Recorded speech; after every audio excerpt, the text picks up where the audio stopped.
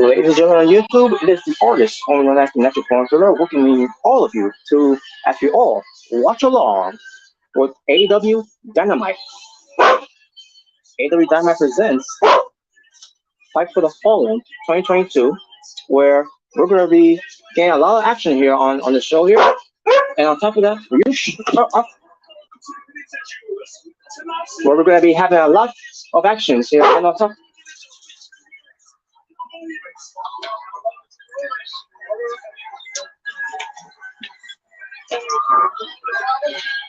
sorry, folks. So, as I'm trying to say, get a lot of action with some topics in hand too, by the way, after the show. So we're gonna get to all that after AW's Dynamite Fight for the Fallen, and it's gonna be legendary. So, that being said, I'm gonna send out the links to everyone. So watch along the show. So here we go. I'm sorry, folks. Sorry. It's rough. I don't know why this over acting so far. All right, give me one moment, folks.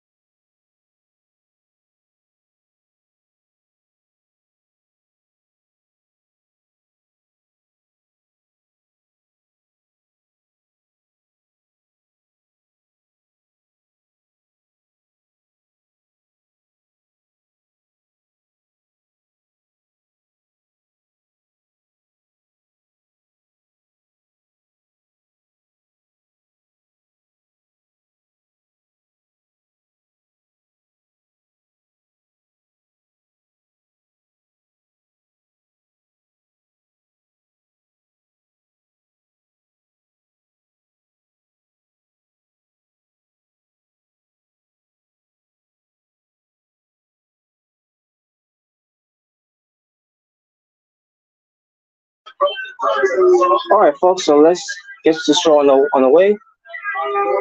I apologize again for this dog acting up for whatever reason. I don't know why this stuff started acting up when I started talking. But anyways, yes, this is your watch along of AW Dynamite Fight for the Fallen for the July 27th, 2022 edition with some topics we're going to have in hand.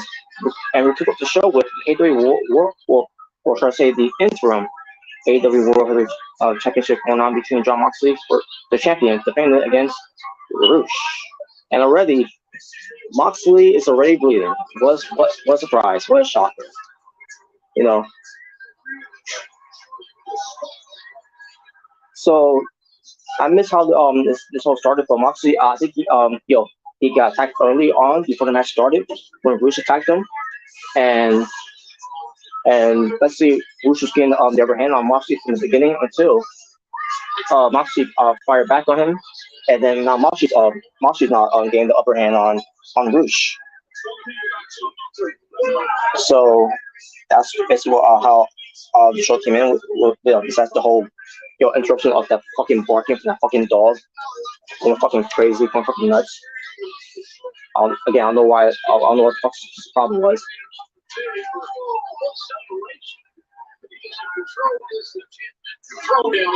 And don't get me wrong, folks. I love dogs and all, but jeez, was that pissing me off? That dog didn't start fucking at me until I started saying something. Like I don't understand what's the problem. Yeah, of all things, the start fucking at me is when I started doing this video, opening up this video of this whole watch along, and already this dog's losing his fucking mind.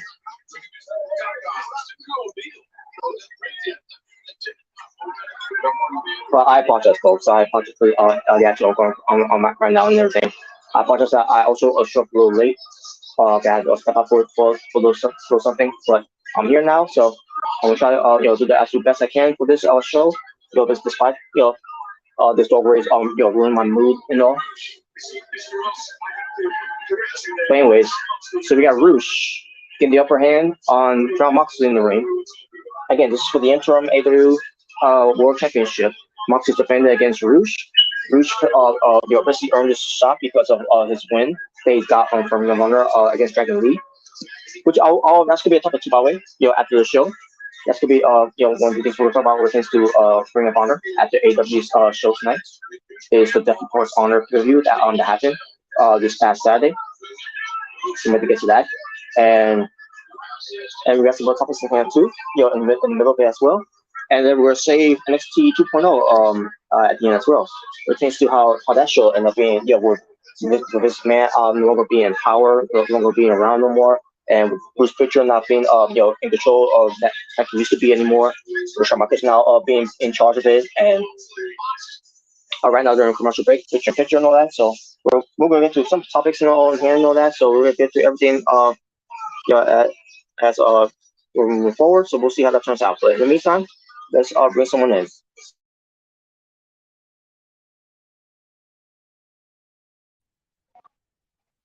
Yeah, what's up? What's up? Hey, what's good? What's good? Oh, I got someone. I think it's from CJ. Let me see. Yeah, I heard you was talking about NXT. We're gonna be talking about that after the show. Yep. Okay, so CJ, I think he's gonna join later because he's doing something right now. But hopefully you'll show up later. But yeah, you're saying? Yeah, because I actually didn't see NXT. I didn't see much of it because I was actually out with my best friend. We went to the movies and we saw the scary movie, The Black Phone. It was dope. That's doing theaters. Robin. That's doing theaters. Yeah, like we actually didn't know where we were gonna hang out because we didn't know where we were gonna hang out, so we just said let's just go to the movies, and that was just one of the movies that we picked. Was that movie out like last year? The Black Phone? Oh, I don't know. I could swear I saw like a billboard of it that from last year or this year. I think myself. I kind of strange that the movie's came out during this time. I don't know. Unless I read it wrong, I don't know. Yeah, it was my first time because I don't think even seen like any commercials for the movie, or maybe I did. I probably just didn't remember. But yeah, we saw the movie and it was scary. You saw it? A clip of it. I saw a clip of it. Well, it was just somewhere like about a month ago, maybe. Yeah, I saw it. It was pretty scary. It got me sometimes. Yeah. And I did recognize the actor because I saw Moon Knight and he was the actor. Yeah. He was in Moon Knight, so I recognize him. It was a fun time, man. I figured yeah. Yeah, I figured there would be some actors that are not known to be in the movie because I kind of figured that. Yeah, it was a fun time, man. I got to hang out with my best friend. It was cool. And he drove around Stone Mountain Park because I've never actually been to Stone Mountain. But we didn't like go. He just drove me around to take a look at it. It was cool, man. It was really fun. Yeah. I didn't get to see much. Huh?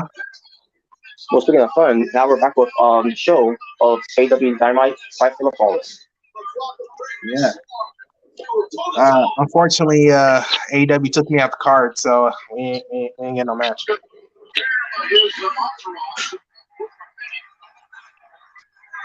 It's conspiracy. People say. And look at that! And look at that! To start the show, already Moxley's bleeding. Yeah. I'm pretty sure that's a meme. Like Moxley, bleeding and stuff. I'm sure that's a meme. And this is something he always wanted to do in WWE. Yeah, it's kind of getting ridiculous though. Like, yeah, like, remember, like he had a match and like he didn't bleed in the match, but then once the match was over, he's automatically bleeding. It was like it's not necessary. It's the same GCW. Yeah, like I don't mind like seeing some blood. I'm not saying that, but like this sometimes was like it wasn't necessary. Like you don't need to bleed every single time, bro. You didn't need Stone Cold Steve Austin bleeding every time on the Attitude Era in every match he was in. Yeah, that's right.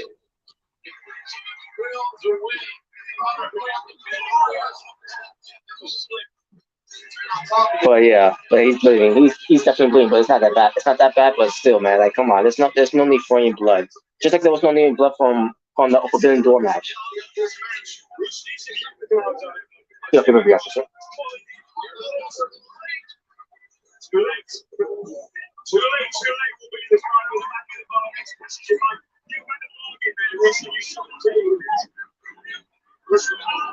Well, yeah, we'll see. Who else will show up here for this show? To watch along. Again, CJ he'll join later. He's with his mom right now.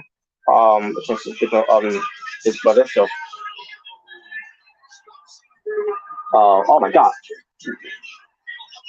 Ruby's just taking the stomps. Holy shit, man! That was brutal.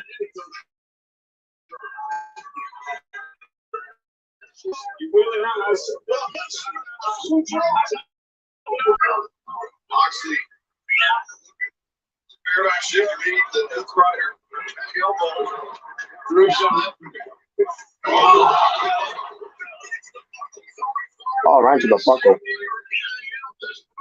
by Roosh to Moxley. Roosh looking to become the interim AEW World Champion, which he's not, by the way.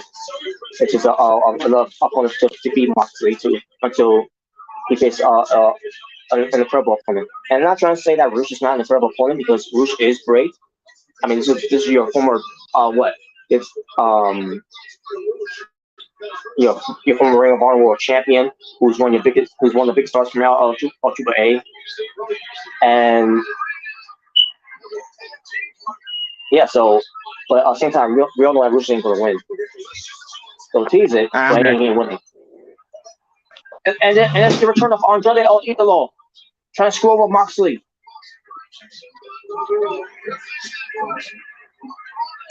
Oh my God, he stole Michael Jackson's red suit from blood on the floor, on the dance floor.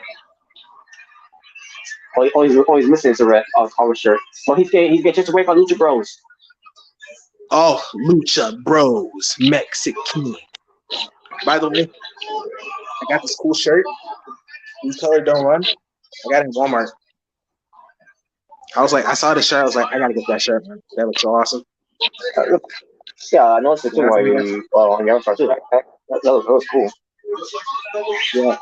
Oh, that's right. That's what my profile picture is. That. Oh.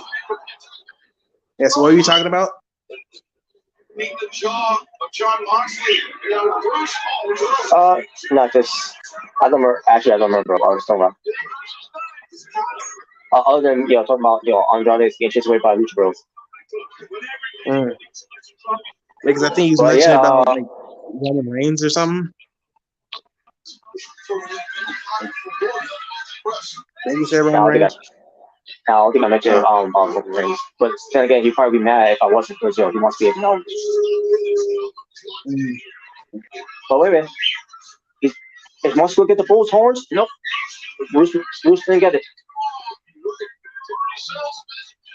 Oh, he missed.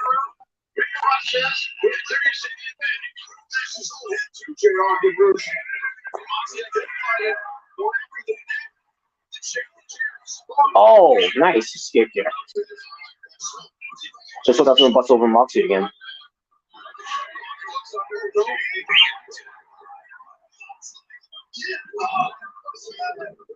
Kick out. You know, rightfully so, because the way Moxie delivers it now, it doesn't look like he's trying his business to the mat. So he's got the bulldog lock on, and that's it for Roosh. He passed out. Right, passed out. And Moxie's still bleeding.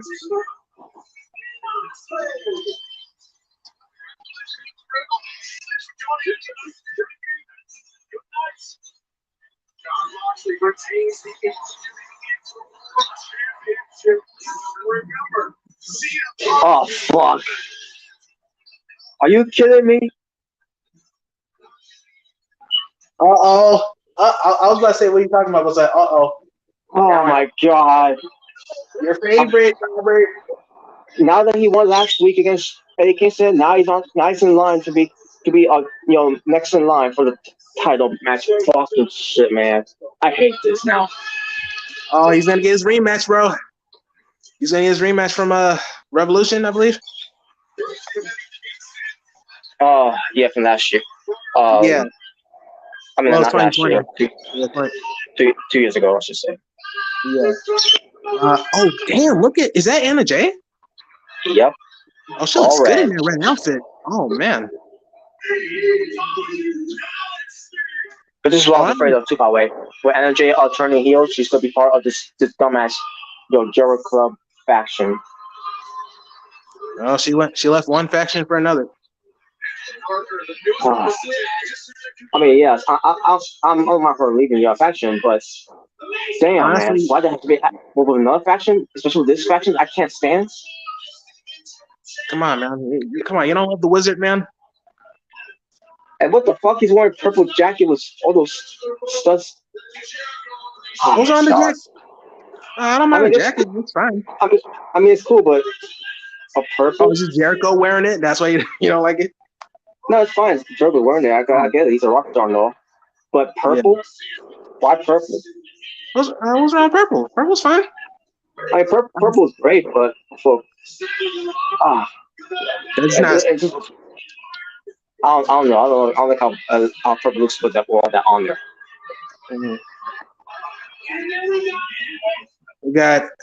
He got Sam looking like that douchey the douchey pretty boy in high school.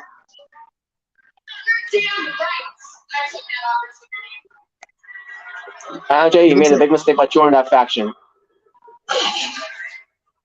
It don't matter. Nick loves it either way.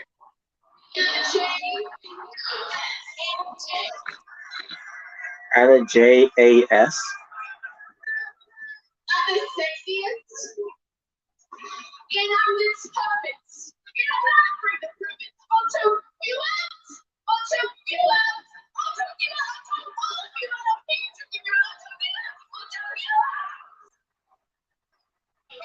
Oh, she can choke me out any day. She can choke me out any day, bro. Yeah, I bet she gets choked out with somebody else in her mouth. Oh, damn! I like their outfits. Anna Jay and Ty Conti. Yeah, I love. Now that's a jacket I love that she's wearing. Yeah, I like that jacket. Jericho, again, purple. When you cook out black or red.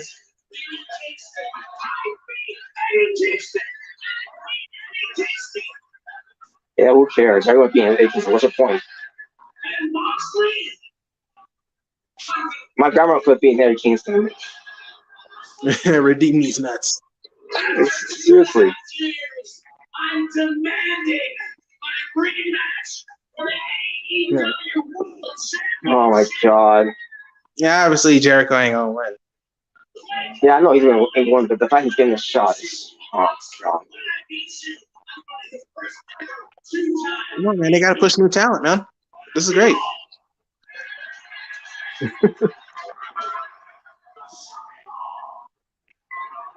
Yeah, low champion ain't coming back. I'm sorry, Jericho. It ain't.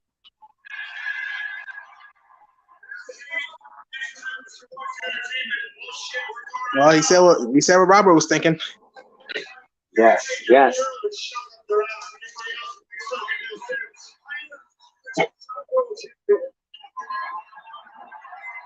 Chris, I used to look up to you. That's why I'm so sad. I actually used to look up to you. And I still believe that in your own way, you are the greatest of all time. In your own way, you are the GOAT. You have done everything. And everything you got going on right now, the inner circle, the JAS, you're the magician, you're the wizard, you're the champion. It's all pathetic. Yeah, especially the wizard thing. The World Sports Entertainment Championship in the Galaxy. That's the championship. The championship.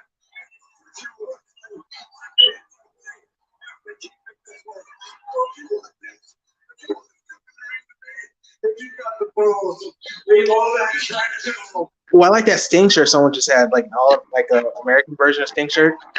Hell yeah, man. That was Reminds me nice. of the old. Reminds me of Sting or that type of colors during the 90s. too many Yeah, hours. that's just something there. One, the wizard, or the champion, or the king of trademarks, or whatever your name is this week. I want the guy to see on the Damn, Ray and Tay look good tonight. Sucky, ducky, quack, quack.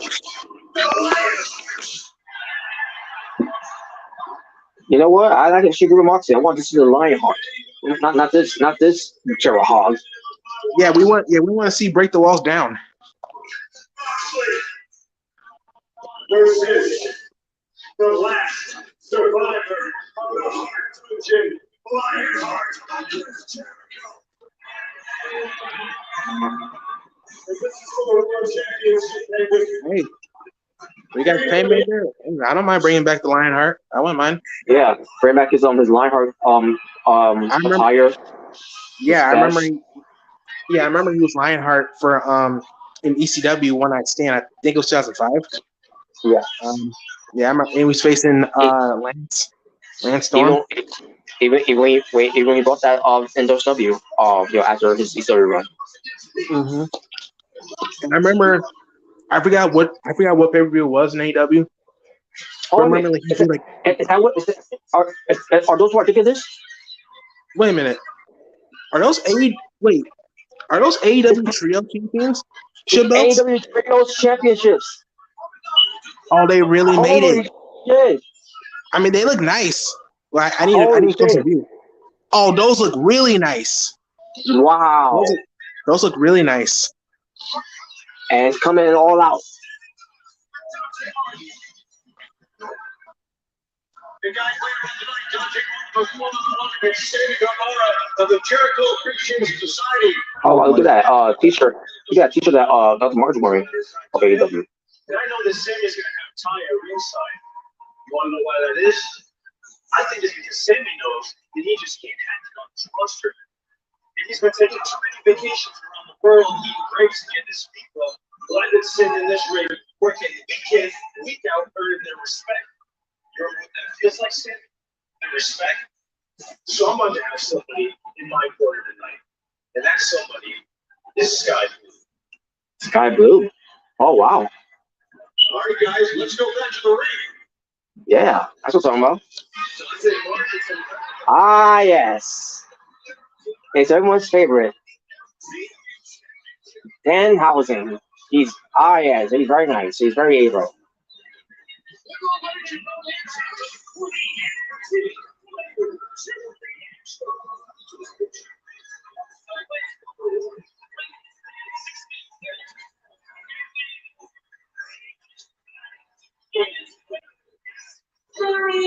Ah yes, very nice. Very able. Very nice, very able. And very fighting.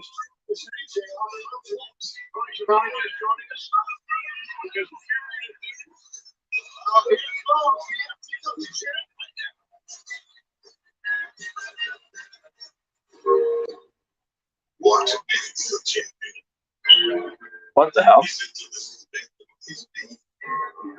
it the commas in his bank account? Is it the phones he's conquered? Maybe what takes a champion is what he's destined to do, and he's destined to be. And this man's destiny isn't written in stone, but in gold. A future this bright, a legacy this heavy, can only belong to one champion, and he is absolute.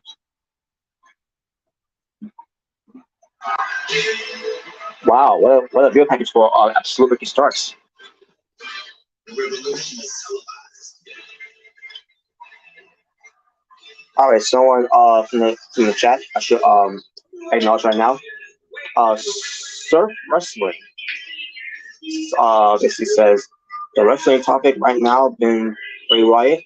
He took the Fiend profile off, let legs me this whole time debuting at All Out. I didn't notice it.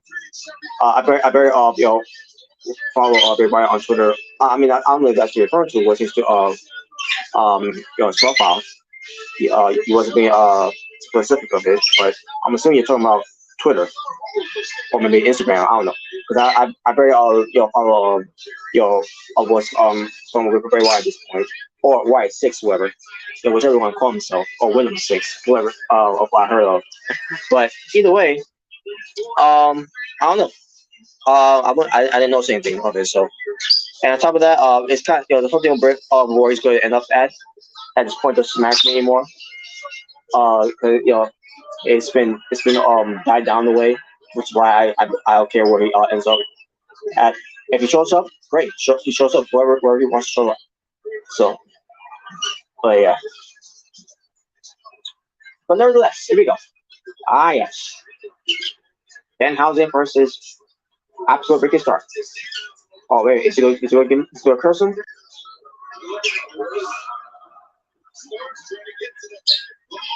Wait a minute, he's mocking Ricky Stark's pose.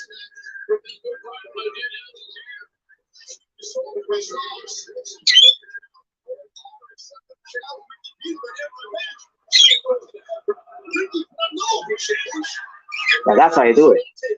Ricky Stark takes how it's done. Oh wait a minute.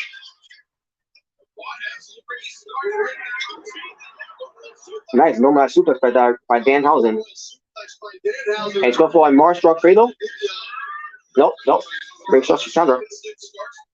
Oh, Kamagiri there. Oh, psych him out. Goes for a roll up. Hold him up. Oh. I'm about to say, wait a minute. There's no way they're gonna do something like that. Goes on, misses. Oh, he killed him with a spear. That's gotta be it. And yes. Oh, spear.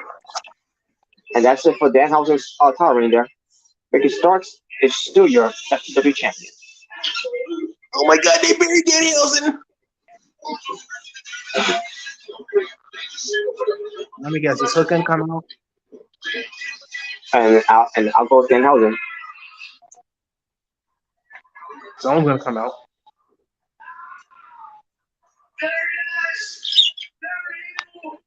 But you're not absolute. And just like last week, oh my God, I still got a little bit left in the tank. So let's bring out another challenger, and I'm for real this time. Yep, someone's coming out. He's gonna be Hook. Right now, who's gonna step up? That's swap, Ricky. No, it's not. It's a little bit of a running game. Don't swear anything, Robert.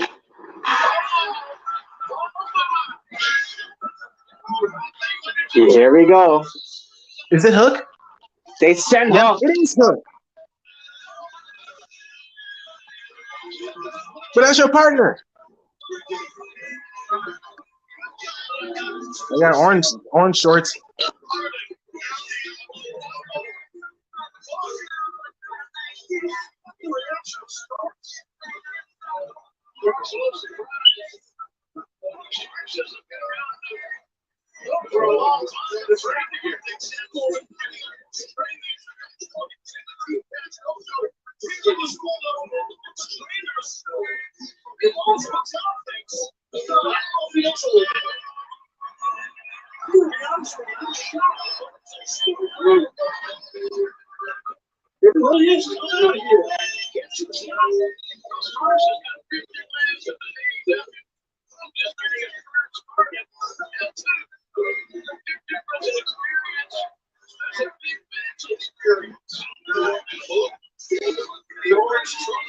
I can't believe this is really happening. Is this really gonna be okay? The bell ring. I thought you'll need to say translates for all out.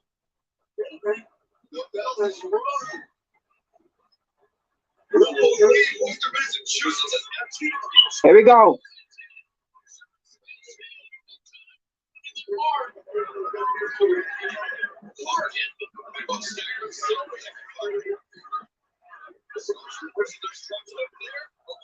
T-bone suplex.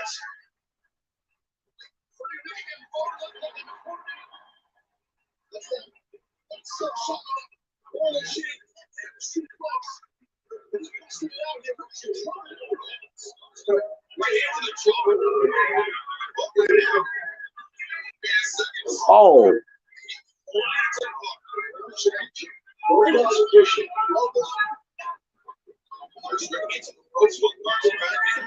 Whoa.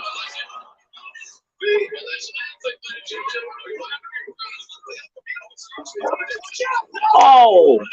A spear. Uh-oh. Oh, spear. And he's going for it. The roll. Sham. Oh, wait a minute. Counter. Into the red rum. He's got locked in. Oh. Ricky starts trying to get out of it. And Ricky starts checks out. Your new FTW World Champion. Wow.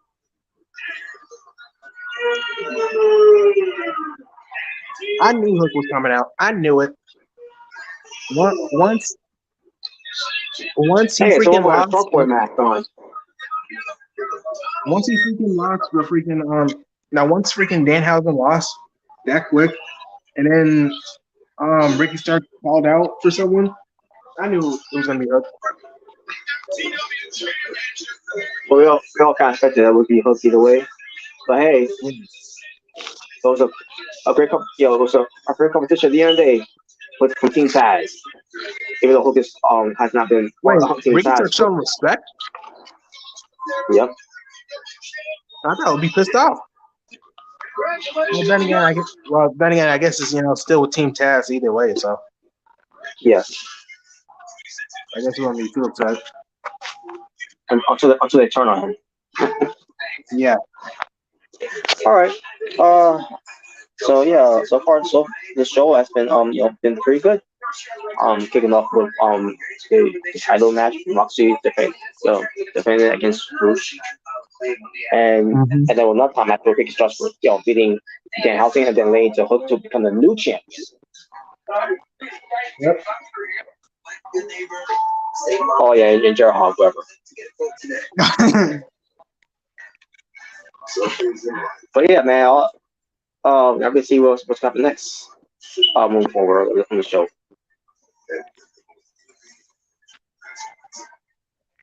All right, I'll be right back. All right.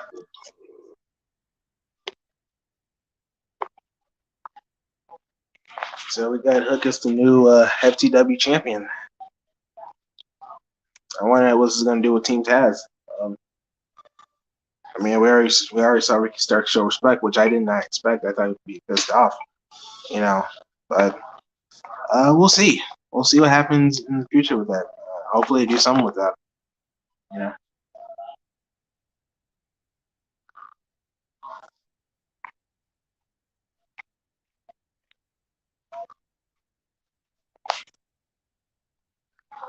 Hopefully, they do something with that.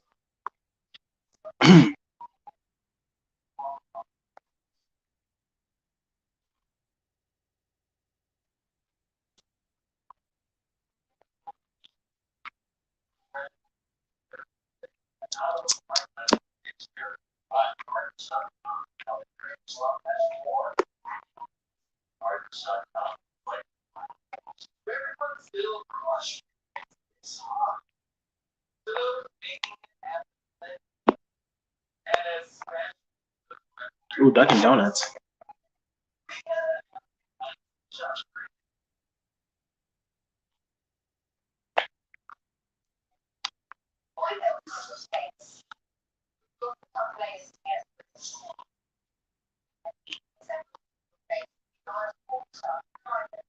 AEW Fight for the Fallen's looking pretty good, man. Looking really good.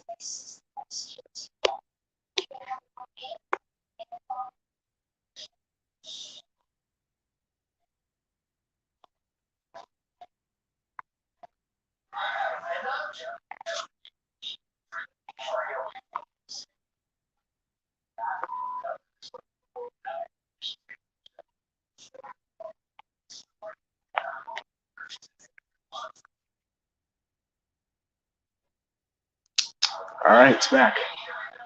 Showing a replay of Hook becoming the new FTW champion. I wonder if they're going to have a backstage segment, most likely.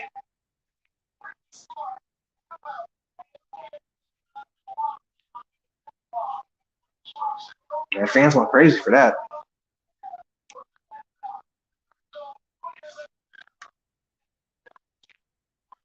Now what is it? Oh, here comes Ricky. Oh, where was Will Hobbs? You're gonna need you, man.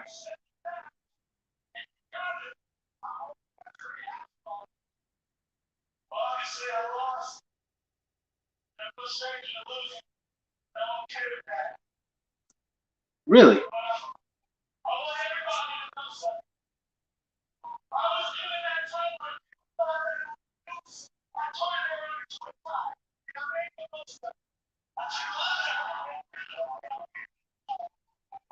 Yeah, AEW didn't really do a good job, making it seem legit. I guess Ricky starts to turn babyface.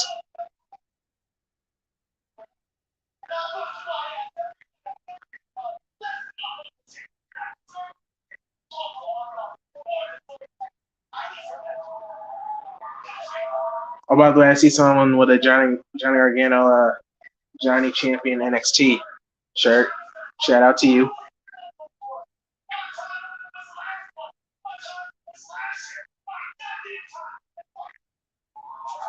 Talk your talk, Ricky Starks. Talk your talk.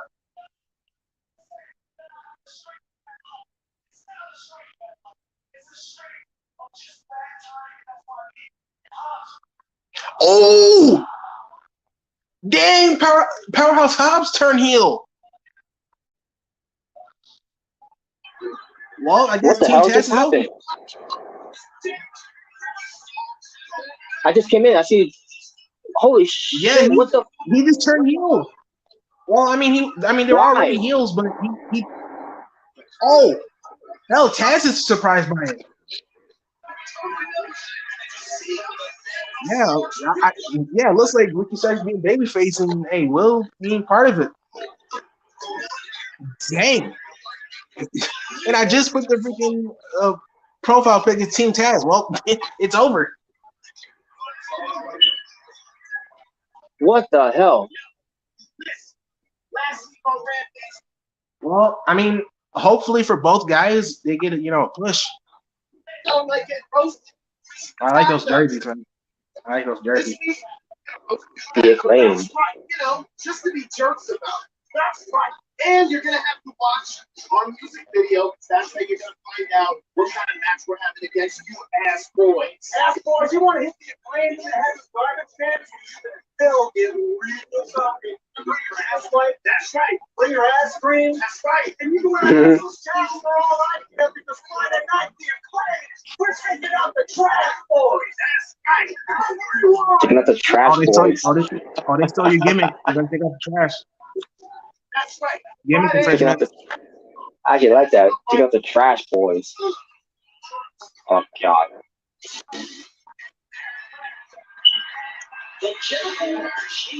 Who could this be? Uh-oh. Oh, Sammy Guevara. Oh, yeah, that's right. Sammy Guevara. He's getting that heat.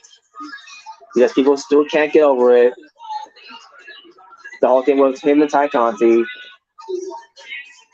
They're Well, jealous. guess what? Well, guess what? Be mad. Yeah. There Yeah, you I know go. she's like, They're doing it. but hey, like I said, I think they're pretty much, you know, the Edge and Lita. You know, they're kind of the Edge and Lita sort of. Ooh. Oh, yep, one guts. I still with someone like I want to see someone go through the cell like on top. I want to see that. Oh God.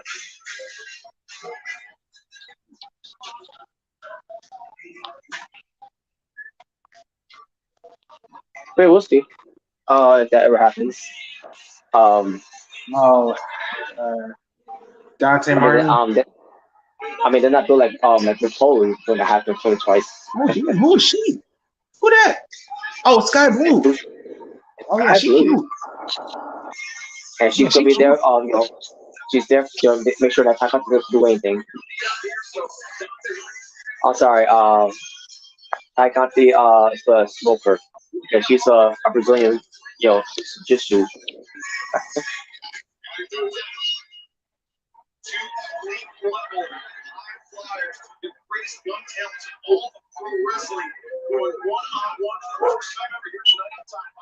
But yeah, look at that. Was this match announced, by the way? I don't remember I if it was. I don't remember.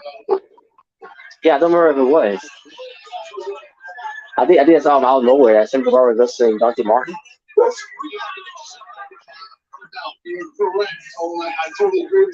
I mean, nothing wrong with that. I like seeing this type of match between these two. I'm pretty sure they were still before on Dark. That's nothing on that. Not think I know that. Probably.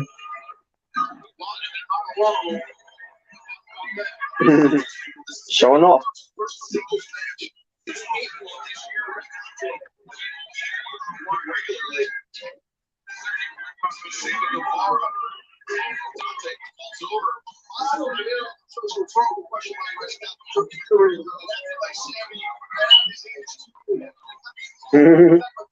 Yeah, things has begun. Oh wow. Well, Dante actually shows personality. That's great. I think it's great too. Yeah, do more of that, More, man. more than Ricochet ever did. Yeah, exactly, man. Yeah, show more personality, and hey, you might have something. What's Sammy gonna do? No. Okay, nice counter. Oh, Dante Martin's gonna try something. Oh, I guess some cards are like just a bit showing off like that.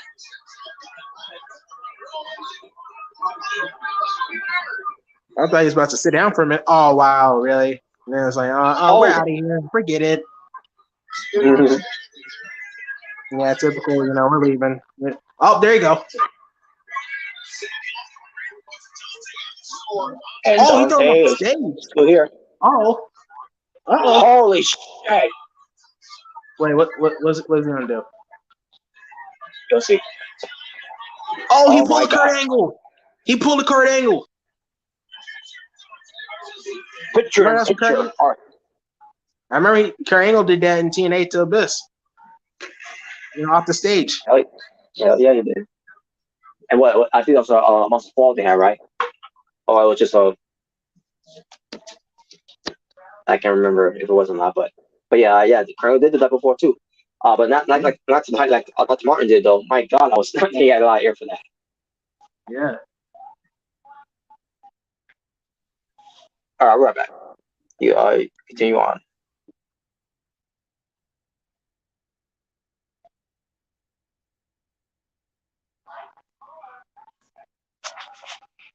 Let me check on my pizza. Let's see. Let's hope it's ready.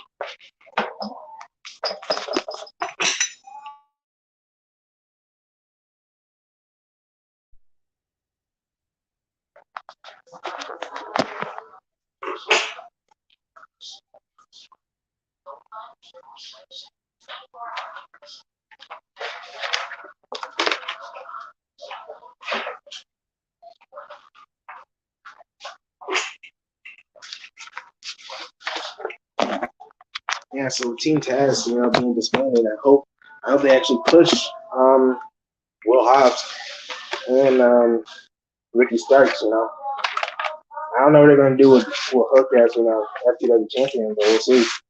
Um, maybe they'll actually use this as a legit championship. Maybe. Who knows? I really do wish. I really hope.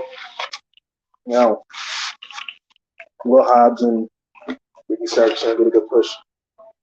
And it looks like they turned Ricky Starks babyface, which is cool. So we'll see.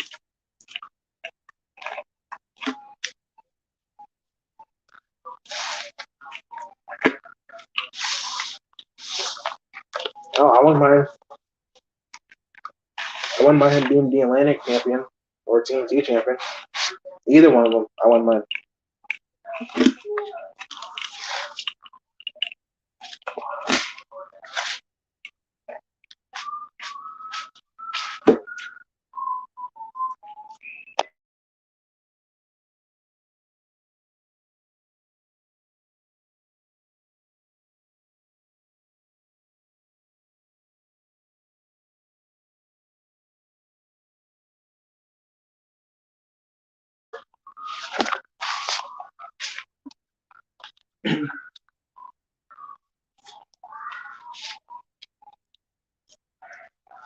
All right, we're back.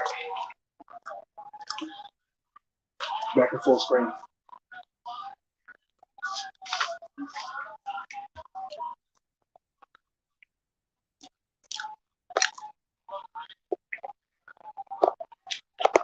Oh, Dante gonna go for another high risk move. Oh no. No. Oh, dang. High knee from Sammy Guevara. Yeah, Dante looks like he's out.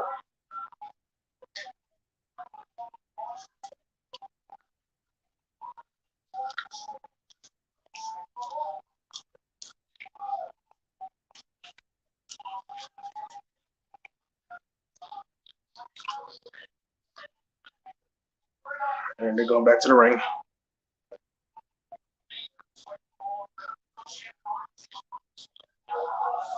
Oh, Spanish Fly.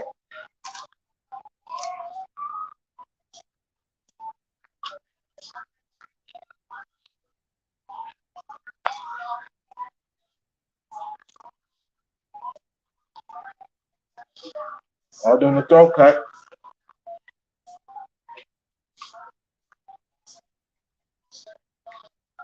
Oh, torture rack?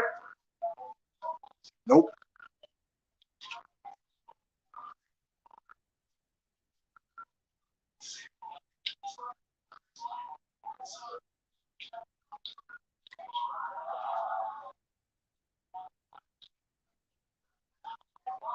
Oh, nice.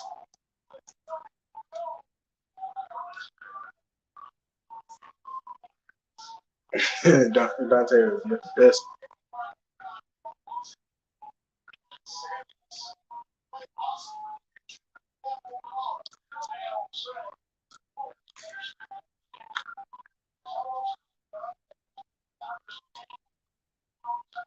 Uh oh. Yeah, I thought it was gonna go bad. Oh!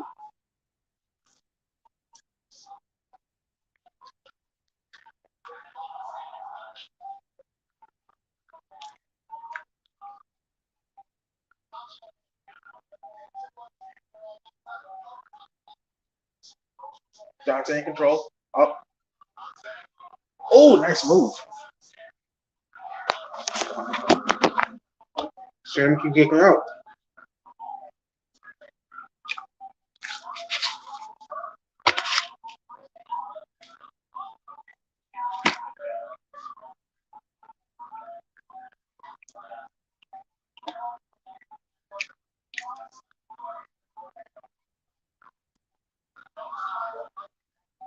Again with the flips. Oh, a cutter.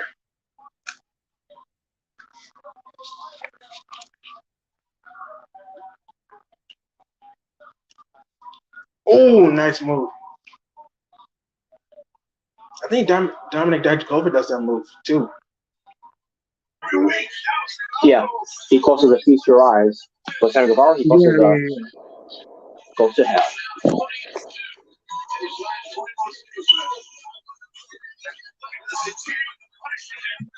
I'm pretty good man.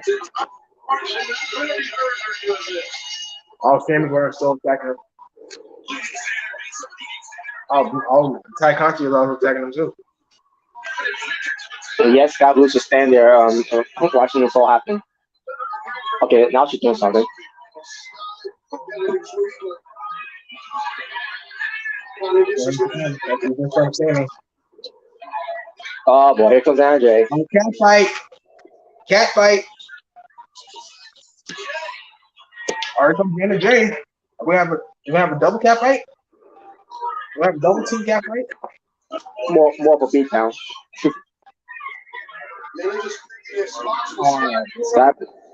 Sky Blue is getting her ass kicked. Wait a minute. Look at this. Really so. Ortiz and Eddie Kingston. Not powerful. Oh no, it's not powerful. Oh yeah. Yes.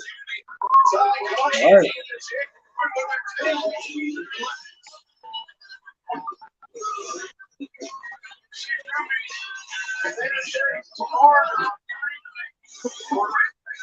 Love that theme song. So yeah.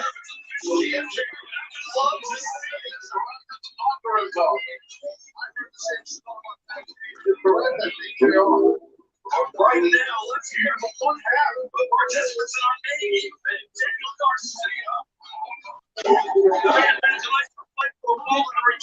Brian Danielson. That's right. Tonight is the return of Brian Danielson. Brian Danielson, I've never oh, Daniel Garcia versus Dan Bryan.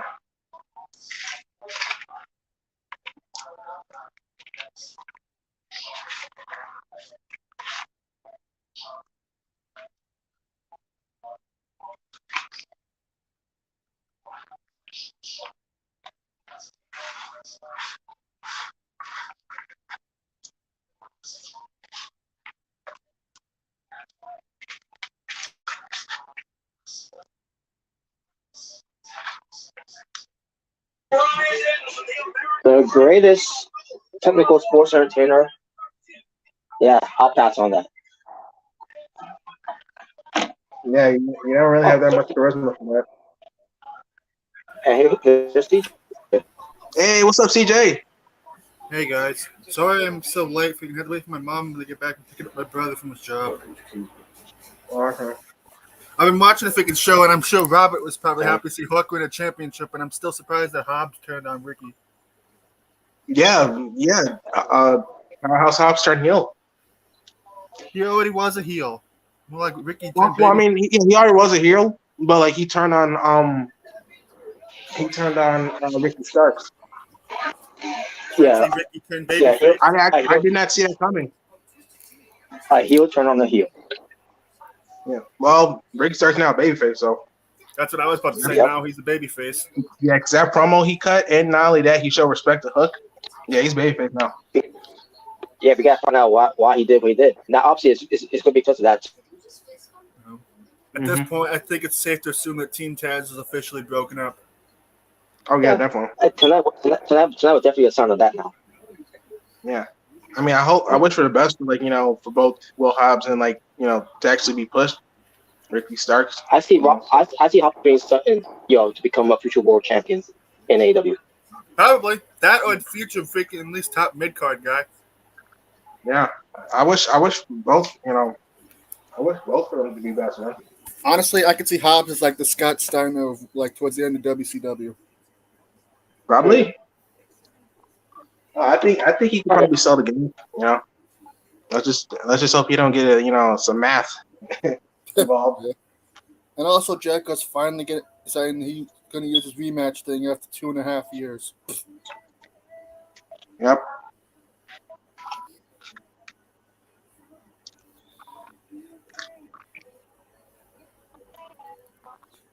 It's about time we finally get this freaking rematch between these guys. It's not like it's been since like the first paper.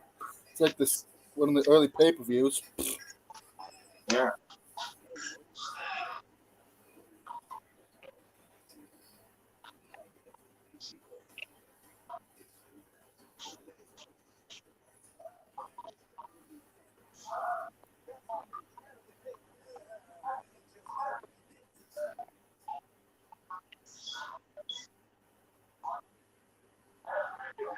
Ooh, Subway. Mm.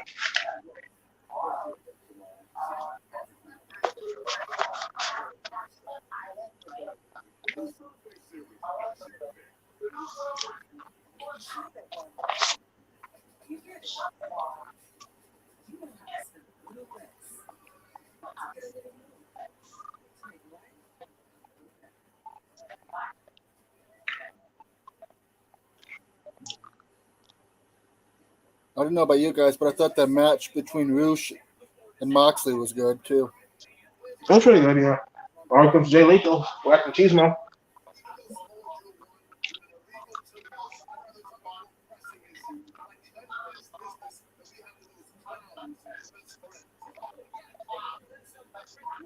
Oh, best friend.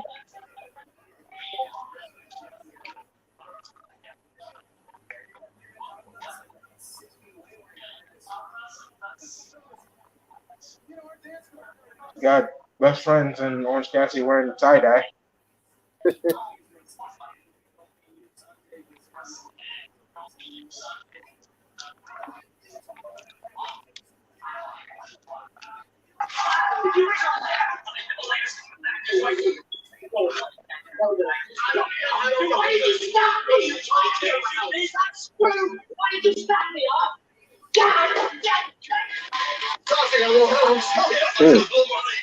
I don't know how was that about.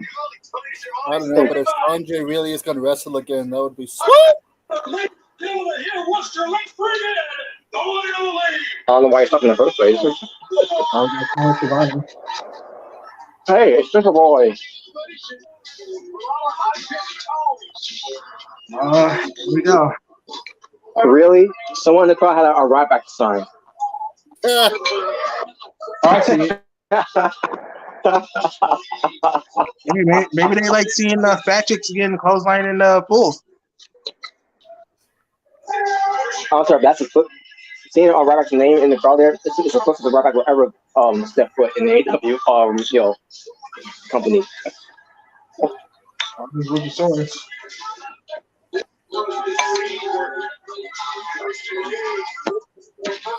Well, good to see that the first still has that color.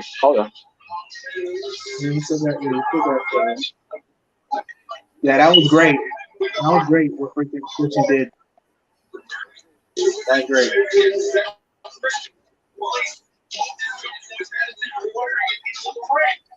Well, I love to hear this explanation of why the show is turned on Christian Cage. I like how Luchasaurus is so watching. Because all that. Sorry. Oh yeah, I love it too. Wish it would be a little more red on there too. Horrible, disparaging remarks from Christian Cage. Finally, got the warrior out here to respond. Obviously, there's one on your mind. Give us a response. All right, Jim Boy, the floor is yours. Christian Cage, you are the leading pussy I have ever been. Whoa! Oh damn! Oh wow! Damn, just flat out. Okay. Yeah, show more aggression. I like that. Show more aggression, bro. I want to see more of that. Tell me how you really feel, man. That's all I want to see, man. Show some aggression.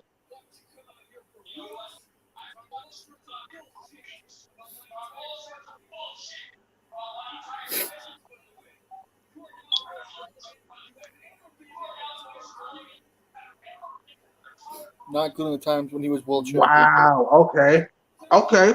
This is looking good so far.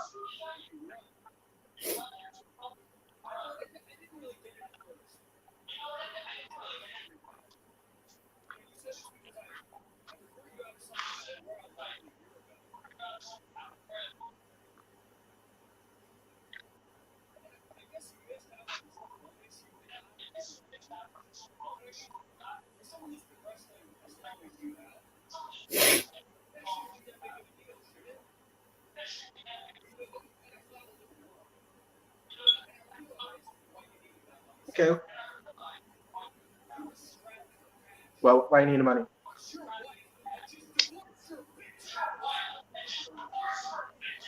Oh, okay. Wow. Okay. Okay. Jungle Boy is showing like he got some heat. Okay. That's exactly what I want to see. This is what I want to see from Jungle Boy. More Ricochet Yeah. every day. This is what I want to see, man. This is good.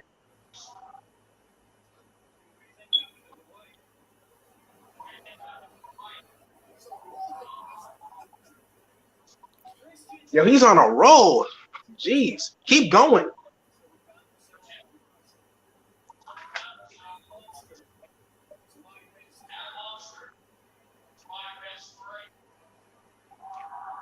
Oh, best friends ain't gonna like that.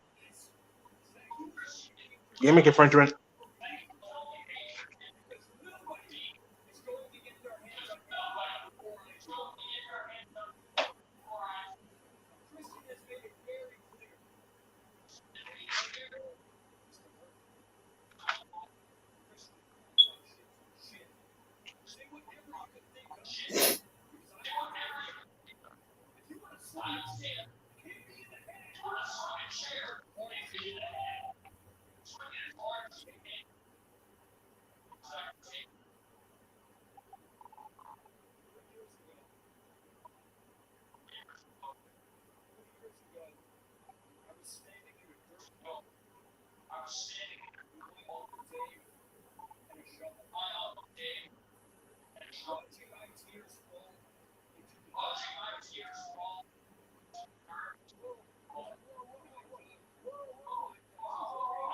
Oh.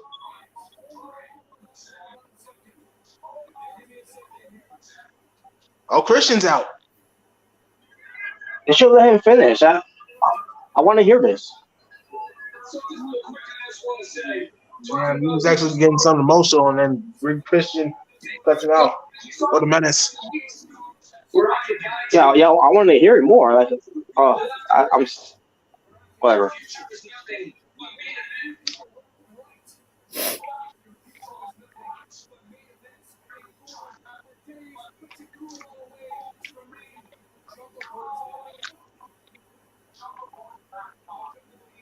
Damn.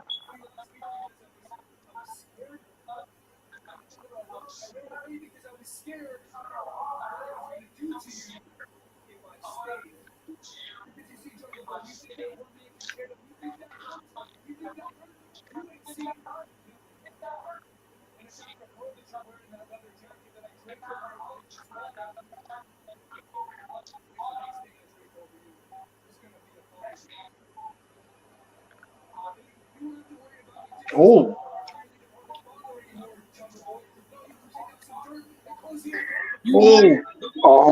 Oh my God.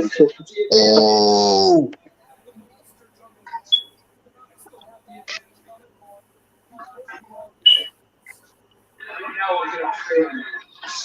Oh. Damn. That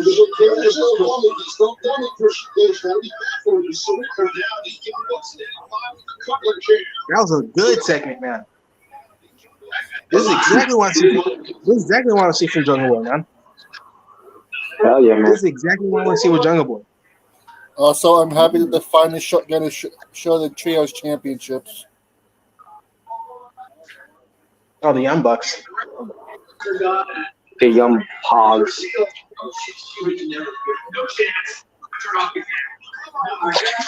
Young Hogs.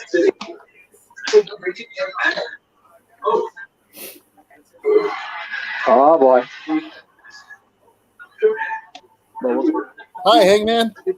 Oh, hey man. Okay, listen, man. For the longest time, I wanted to talk to you, which is why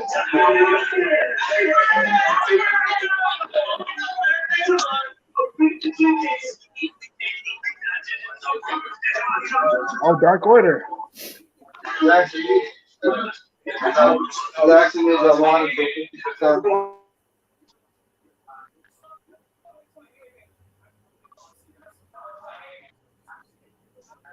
Oh, it's his birthday? Hey man.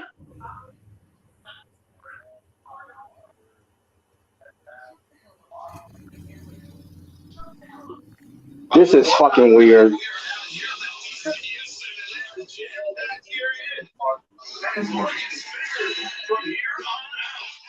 Oh, Chinese. What's this? Who's this? Oh yeah, I forgot Tony Nese was still around. I keep forgetting. Oh yeah, the handicap match thing. Oh, what now?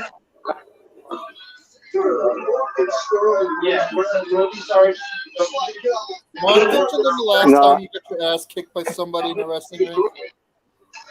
yeah, I think it was what to John Moxley. Yeah. But how long that's been, by the way? Oh yeah, just 2020.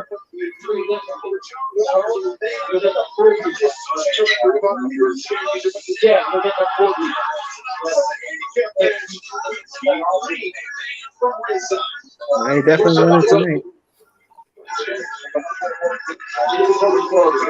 Oh, it's Swerve.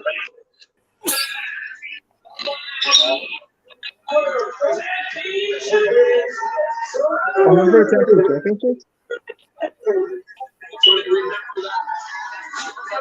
Nah, it's a handicap match. Oh, just with Swerve? Yeah. Well, honestly, it's Okay. mainly going to be a one-on-one match because freaking there's no way Swerve is.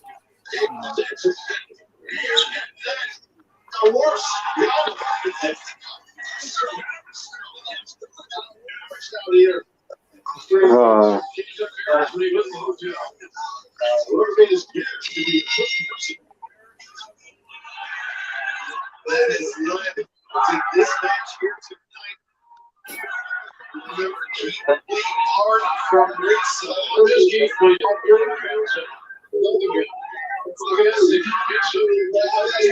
well, that was a dumb move from Swerve.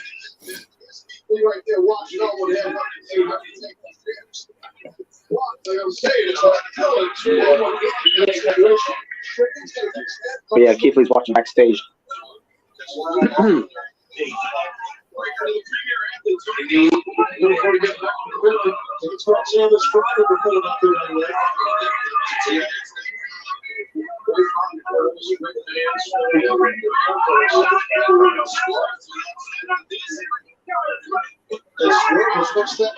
Well, Swerve, this they is look at the guy that's the actual wrestler that you're facing, not the freaking guy.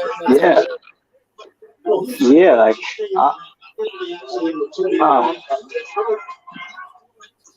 I'm already losing interest.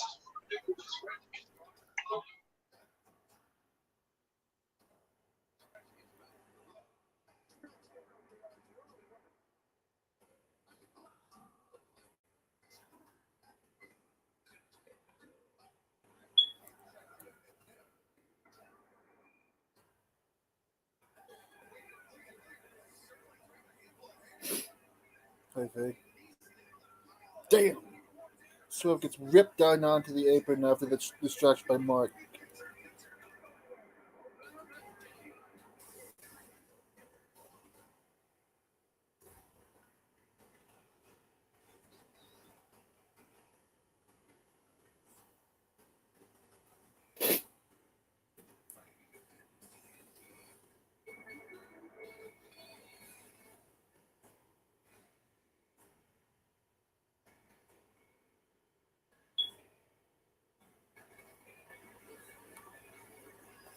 Picture in picture.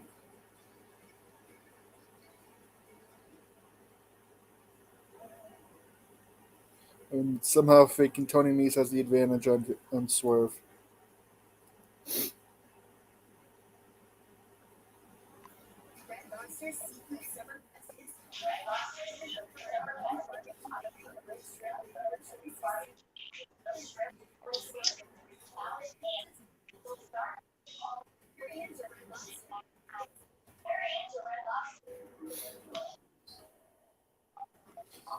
And I'm happy that they're finally showing that they have the trios championships, and the first champions are going to be crowned it all out. Yeah, I saw that. Those belts look really nice. Like, because when I heard like rumors of trios champions, like I was like, I don't know. I mean, I get it. There's a lot of factions, but at first I wasn't really sure. Um, but we'll see. We'll see how they handle it. Yeah. I mean, considering how many freaking factions they got. Wow.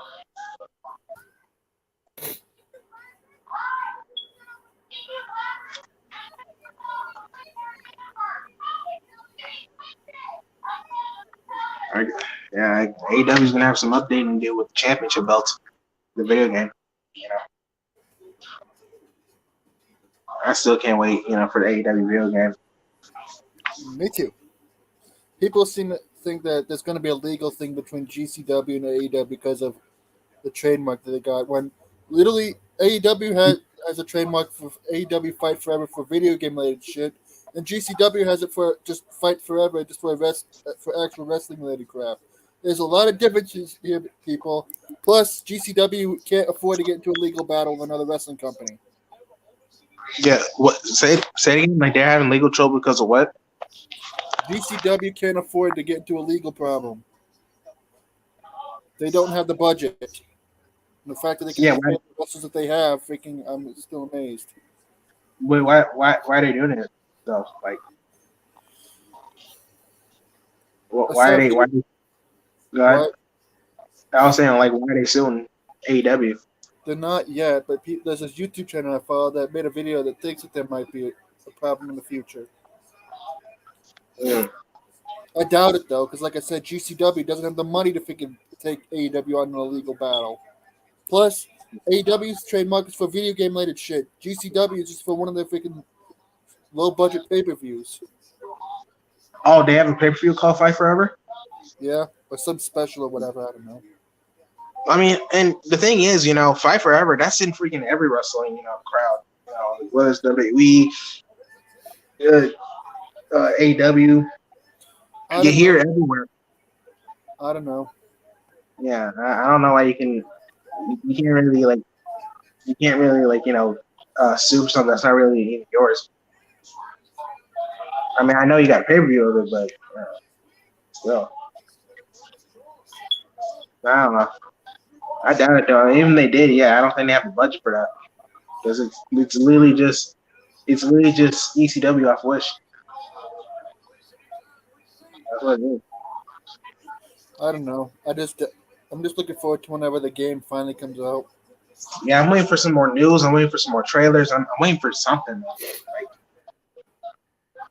The only recent news I can really remember is that Cody Rhodes is still going to be in the game. So they're still going to have Cody Rhodes in the AEW video game. It's going to be so freaking weird. Yeah. But it's going to be weird, but I'm glad they're not taking him out. Yeah. I wonder who else that's not in the roster anymore is going to be in the game. Maybe Brandy Rose. Maybe. We know that Brody's going to be in the game. Oh, yeah, of course, yeah.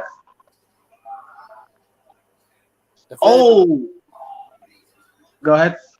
You remember how in like the old SVR games, like especially like 2008 and 2009 and 10, you could have matches where the titles can change hands and everything, and or you can, so you can change who has the titles and everything. Uh-huh. 1 second. Whoa. Keith Lee is out. Who the hell is that? That's Josh Woods, a former ROH Pure champion.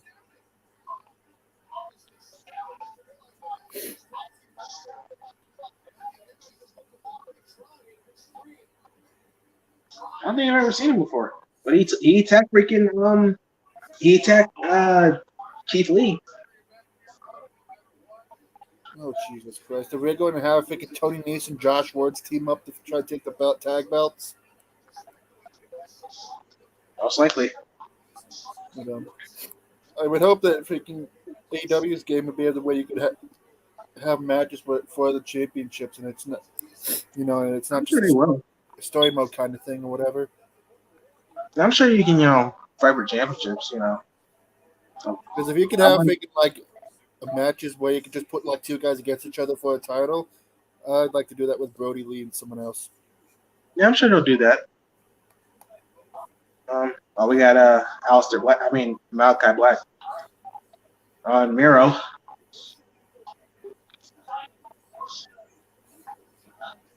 Yeah, I guess that's gonna be a new feud. Miro versus. Oh yeah. Yeah, I guess that's gonna be a new feud. Apparently. Yeah. That should be interesting.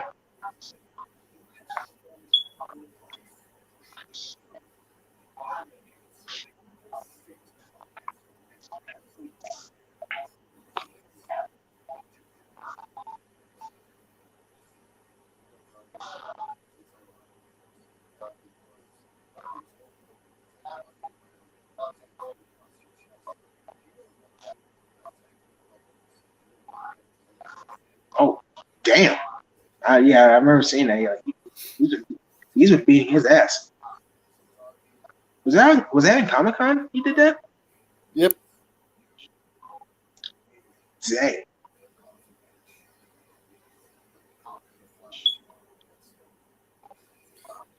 Brody King wants Darby in a coffin match. Yes, coffin match. Yes. Where was Neville? Pac. What was that? Pac was defending his All-Atlantic Championship against somebody in another motion.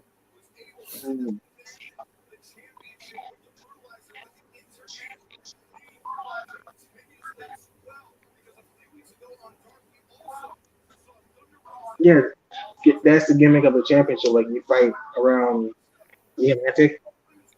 Yep. He's pretty much defending that belt anywhere and everywhere. Which not only brings prestige to their belt, but also brings in some more people to watch these smaller promotions. Because if you have a good relationship with a big promotion like AEW, then you might be able to get somewhere besides being a local joint. Bryan Danielson!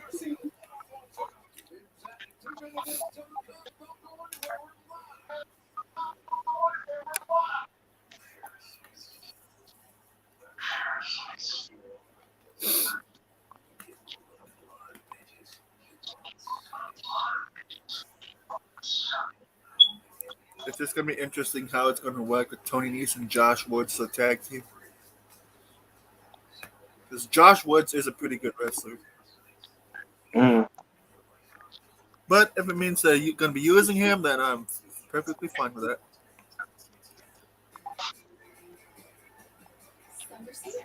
Let me see.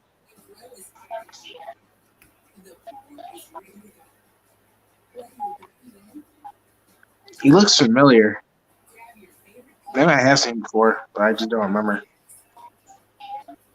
He kind of reminds me. He kind of looks like Matt Morgan a little bit to me. Just a little bit.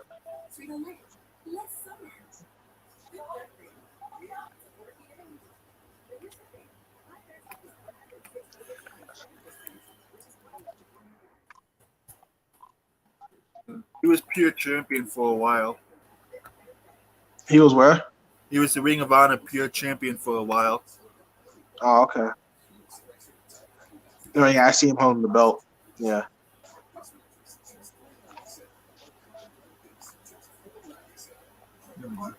This has been a pretty good episode so far. Yeah.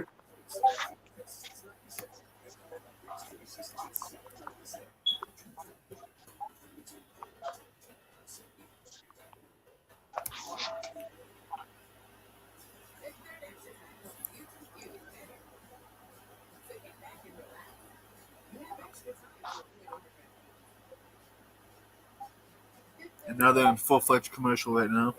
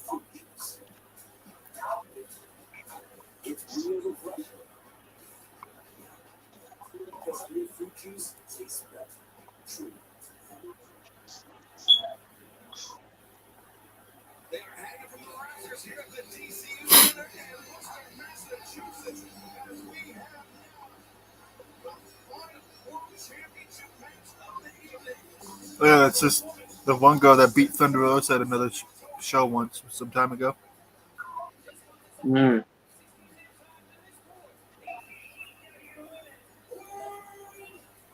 You know, there's probably some people who are probably unhappy at the fact that somebody from another promotion, you know, beat a champion. But, you know.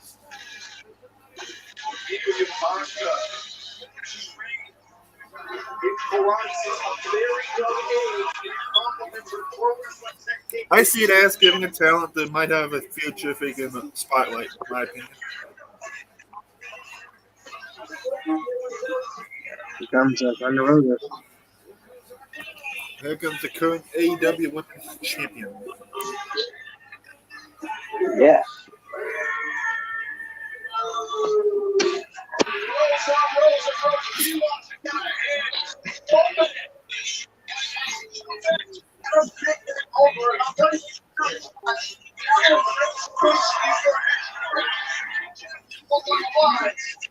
I don't know about you, but I like this trend inside the women's championship, so I hope they keep it longer than they did the other one.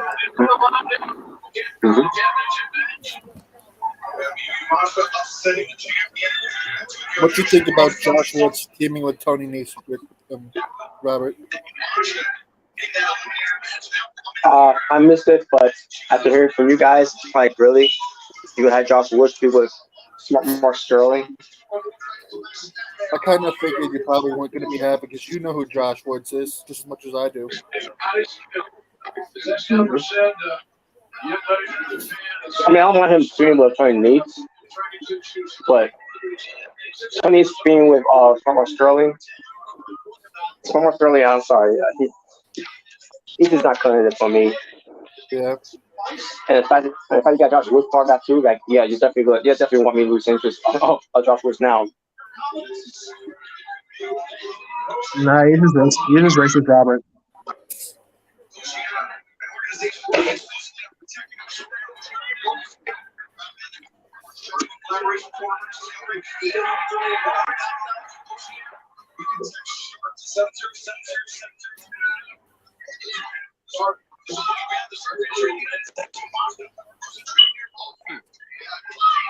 So next week they'll be at Columbus, Ohio, AEW Dynamite. You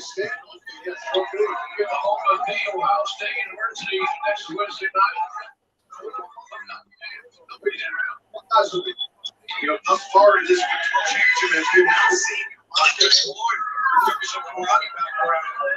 actually accepted it right here.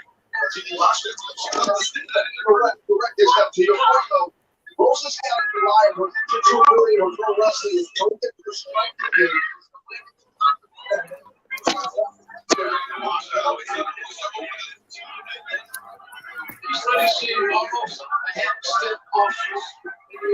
Okay, cool.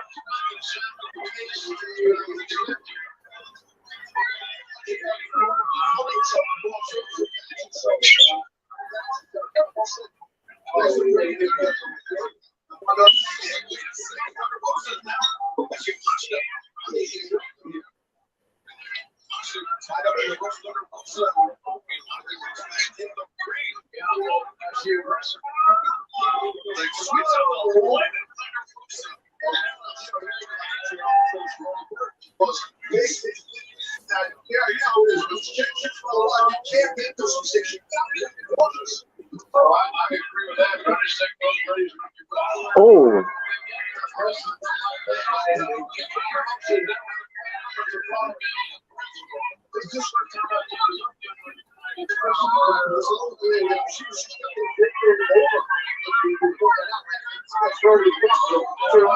woo!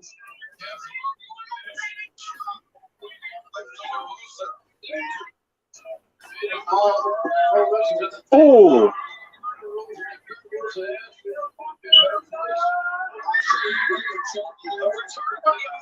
Damn. picture in picture. I'm sick of that too, by the way. Anyways, all right, bye.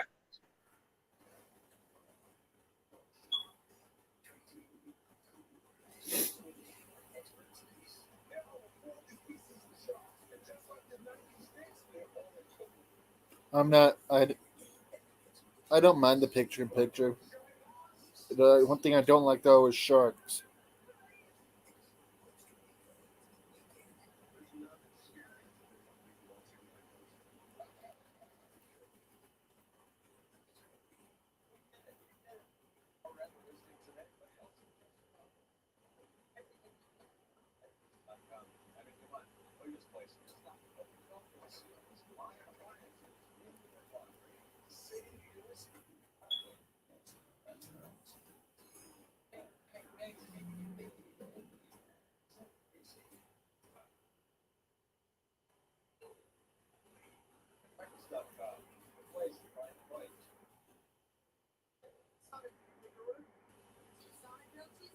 I haven't had Sonic in forever.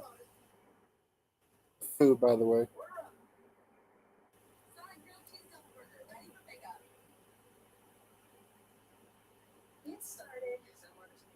Yeah, that Sonic grilled cheeseburger, that was really good. It's delicious.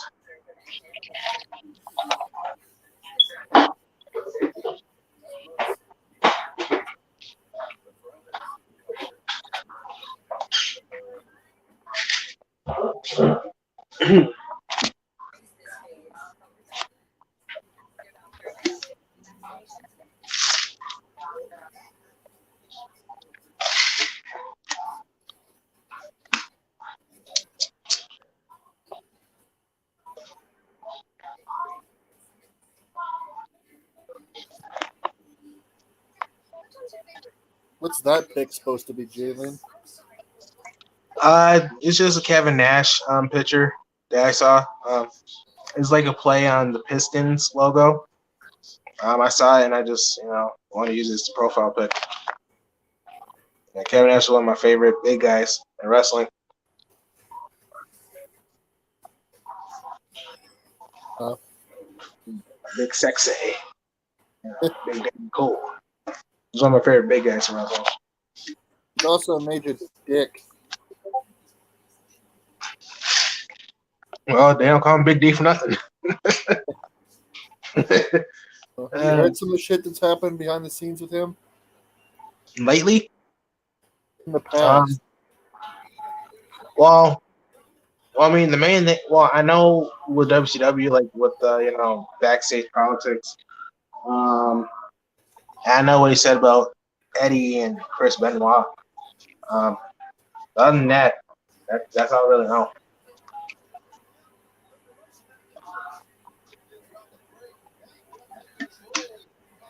When he was booking for WCW, he made it freaking hard for a lot of the guys that he considered vanilla midgets to go, Yeah, I knew that. get anything of themselves. That, and he tried to destroy the X division in TNA.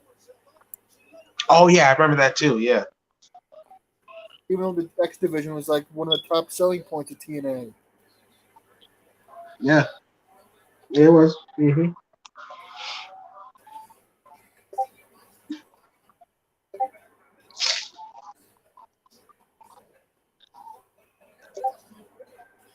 That's why I would never put someone like Nash in charge of anything in a wrestling company because he'd just ruin it.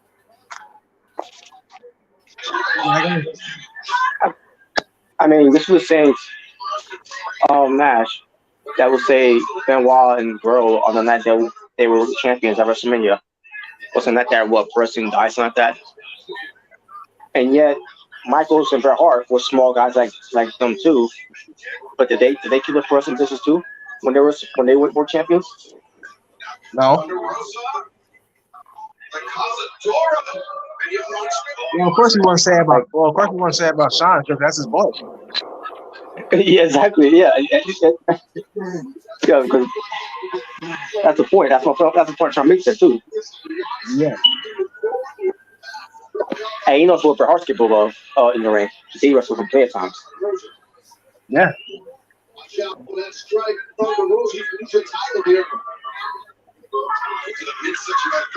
Yeah, so I don't know what was next call at that time, but it's,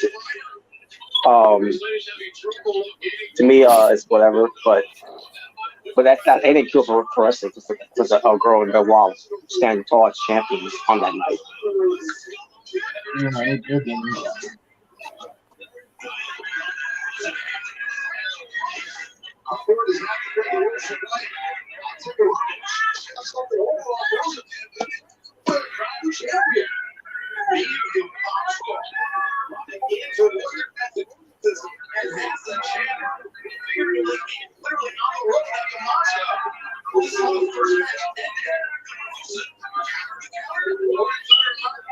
Oh.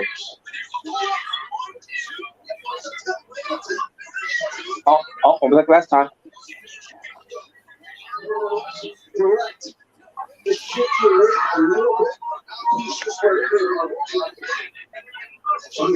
Oh.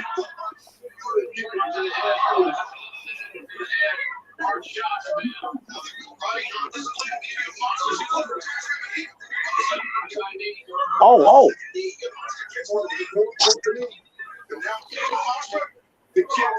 Oh. Thunder Driver.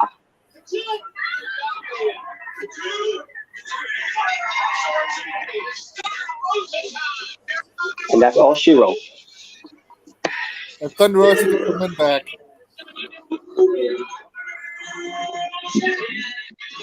She got buried.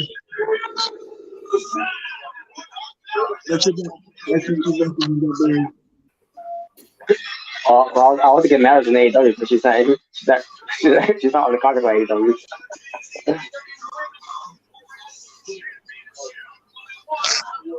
But yeah, they try to recreate the magic that they had from overseas.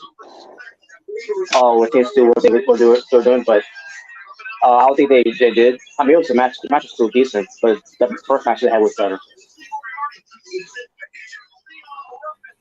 Teacher versus student. Hey, Leon Ruffin. The guy who beat Johnny Gargano. Wait a minute, what'd you say? Oh, Leon Ruffin. The guy who beat Johnny Gargano.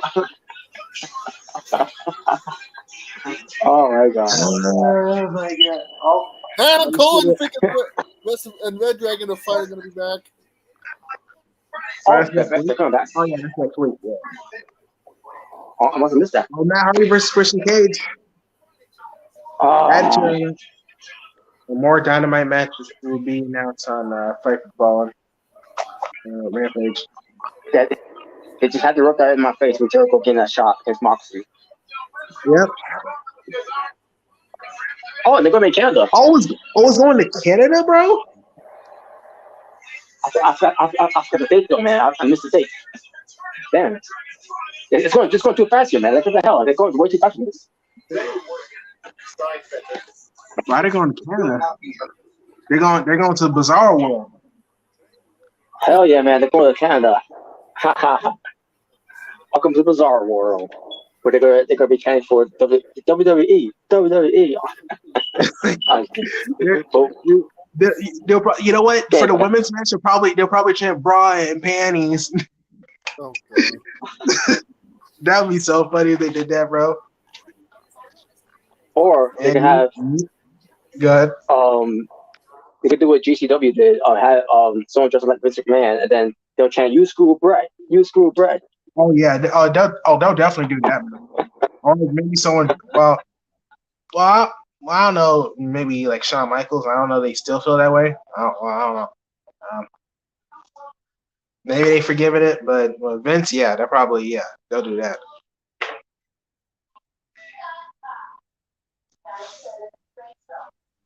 Yeah, but either way, that's great, man. They're going to kind of, so we'll see what happens Or with they go that. to a smart city.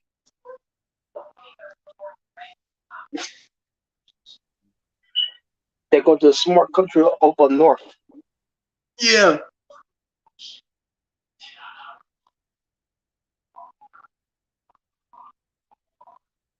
Whoop whoop. That's his on the police. Whoa, damn.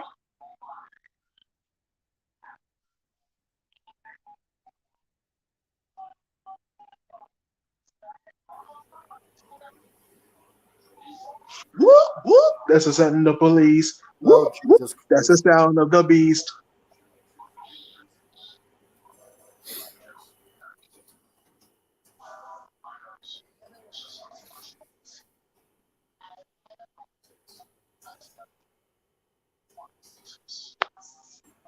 We got a Food Network commercial.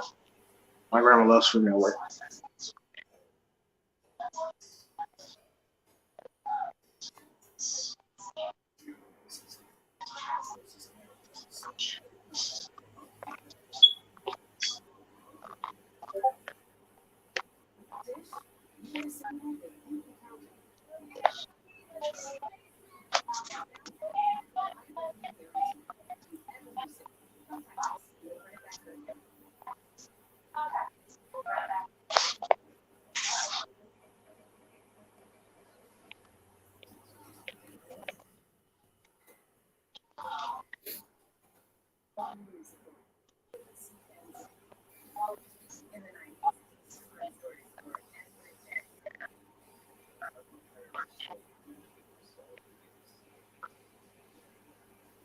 Still on freaking commercials.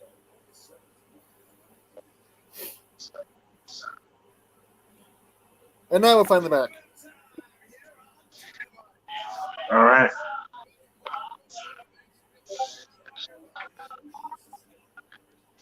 Goddamn, Garcia coming out.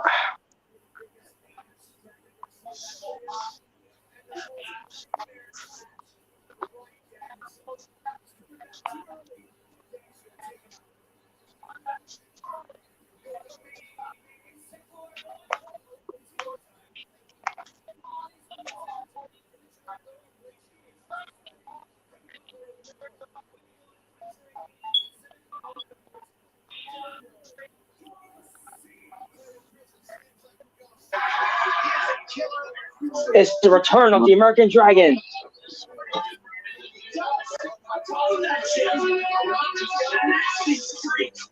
Wait a minute.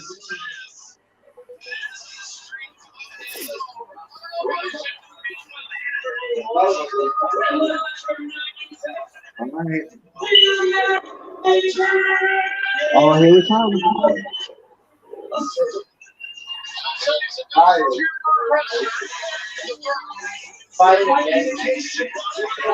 Oh, come on. Why is Joker going to commentary? Oh, Jericho's Did on we get enough commentary? of it earlier tonight? No, you didn't. Holy shit, man. Enough with this Jericho. They know how much you love Jericho, man. That's why they did it. Come. Oh, yeah. Oh, I'm damn. sick of this, man. I did not see Brian that coming. Danielson. His ass Danielson. He's all over on Dan Garcia. Doing the yes kicks. No, I'm not gonna let Jericho ruin this. Yo, hear me on commentary. This is the comeback return of Brian Danielson, the American Dragon. Oh.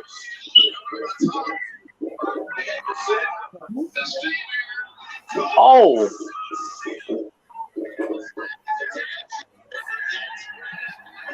Heads up. He's never looked better.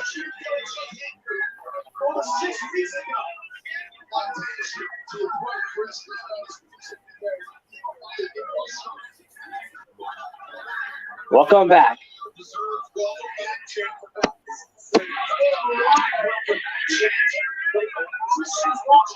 We're good.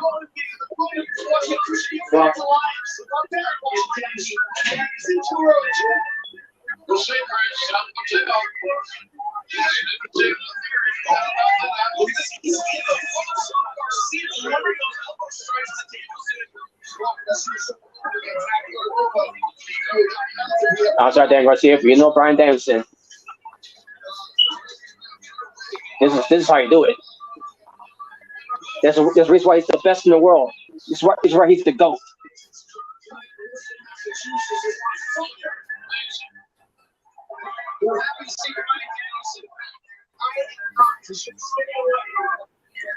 You know, I feel the same way about you, Jerk. I wish you would stay away. Nah, You're a clown. Speaking of Jerk Clown.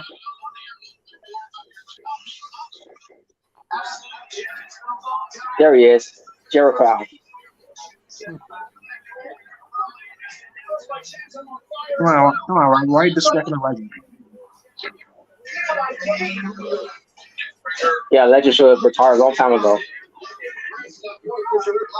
Nah, He should take Vince McMahon's he should take retirement like this retire. nah. We need more of the wizard, man. We need that. Brings in the ratings. Yeah, man. Yeah, he can go back to WWE. He can do all that shit. And take his points along with him. Vince McMahon's not there no more, so he had. But then again, Triple H is not fun enough him either. So yeah, Garcia was tripped. Garcia's pulling What the hell, man? the padding off the floor. Yeah, he almost tripped from doing that too. Oh.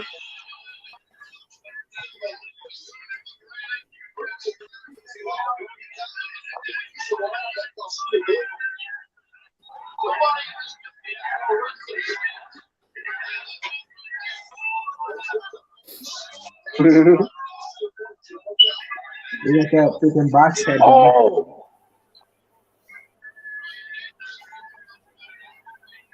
Yeah, when they're gonna reveal him that he skipped Sabian already? I feel like it's long overdue of seeing him in the front row every time. He's just standing there, menacingly. Yeah, he's just standing there, and doing that slow applause, he's not that impressed, but he'll still give him a hand. Maybe this is the gimmick AEW came with. This is just long-term storytelling. He's just been watching. I don't remember when they first debuted this new gimmick that he's doing.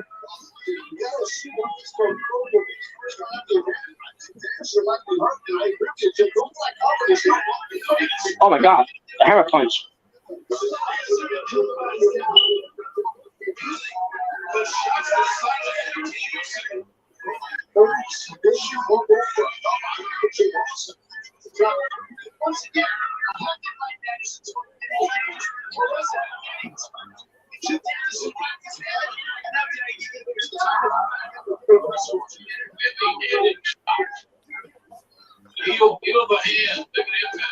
Whoa!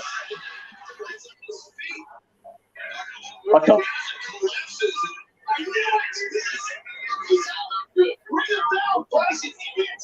Uh-oh.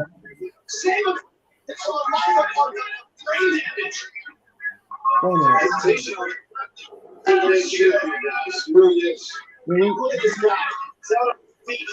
As far as angle, where Frank Anderson, maybe he's not ready to come back yet. I don't think he's really hurt, but I think it's just him selling that. Because the story is that he's been hurt, which was for real. And okay. So it's kind of like with Shawn Michaels, because I remember Shawn Michaels, Randy Orton attacked To the concrete. I remember like Randy Orton attacked Shawn Michaels. I forgot what pay per view it was, and then like he was really selling the injury. Like he was really like concussed. Like he was just out of it.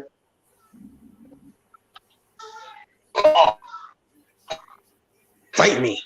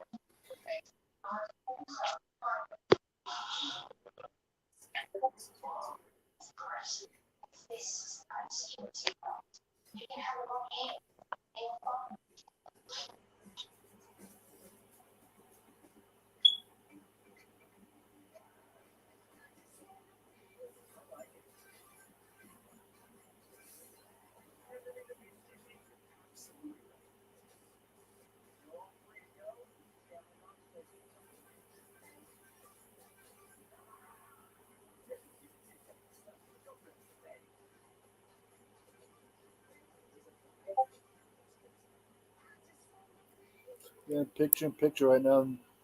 Garcia still has the advantage on Brian Danielson, who apparently still wants to keep going.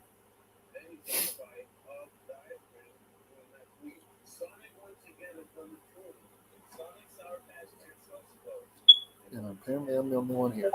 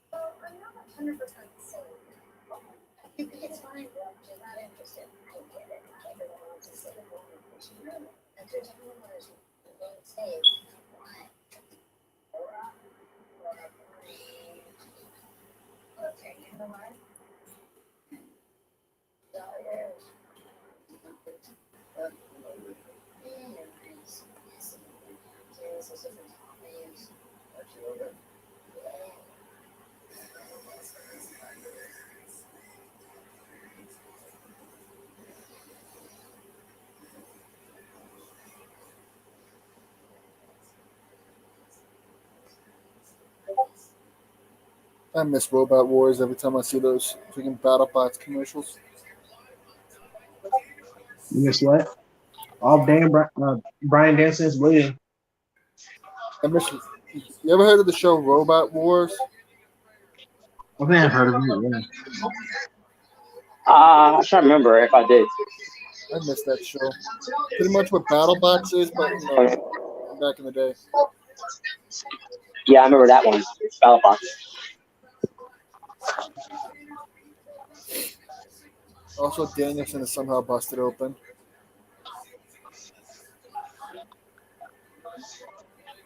That just reminded me that because MCU is gonna have, I think, a show called Armor Wars.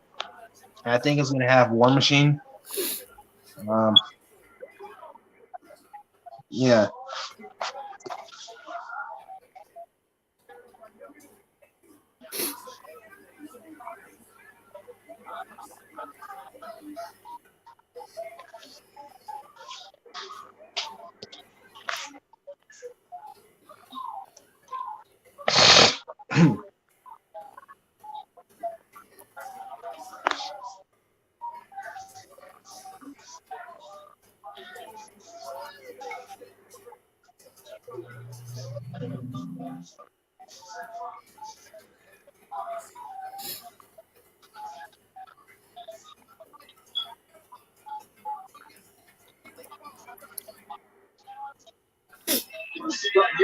Yeah, Brian Jackson. did a blood job after being DDT on the floor before he went to commercial break. And now Dan Garcia is taking advantage of it as he's flying flesh off his forehead. Garcia is biting his head. That's just mad.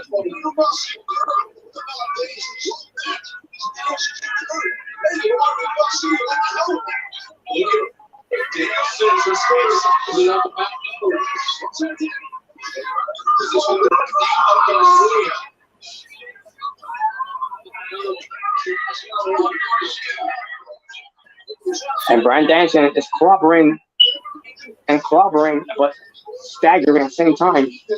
Kick his ass, Brian.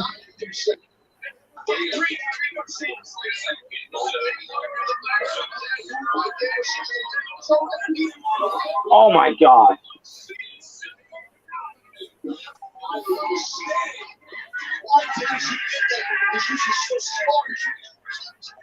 That was crazy.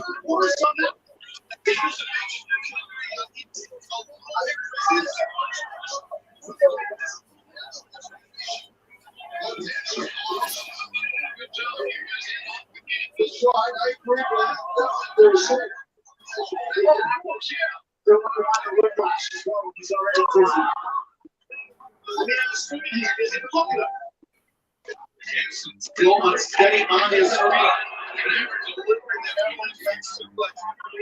See the chop to the chest hits.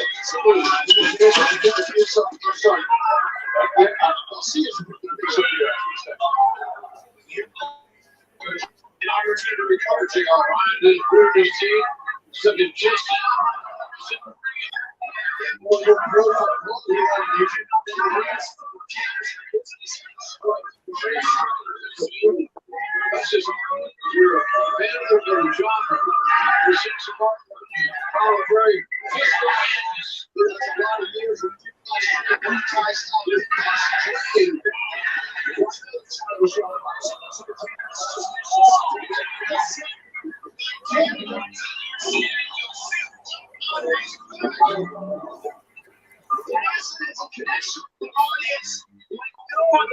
You love this man. He had that momentum, Jericho, where he felt the audience and every drink. Tell you, I hope you're perfect.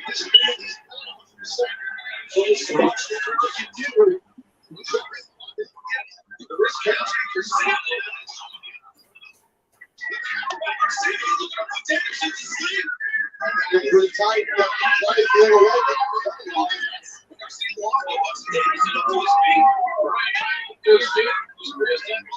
Come on, Danielson.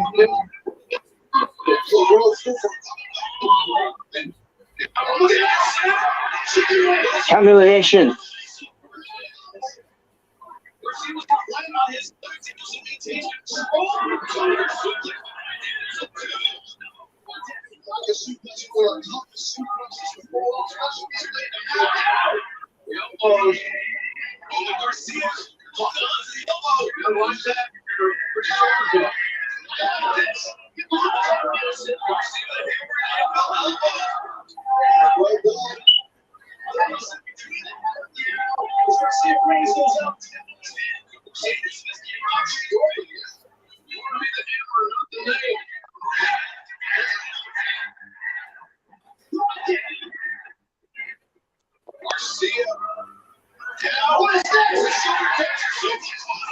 Nice.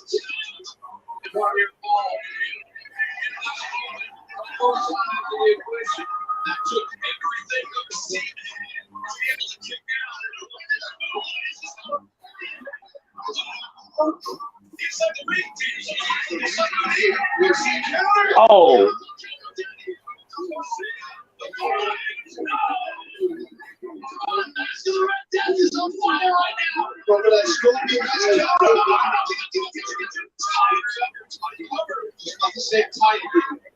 Very much count, setting very deep.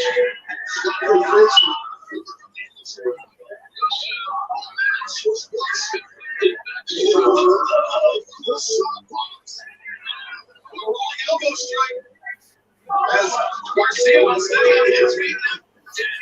Oh, the second knee. Running knee.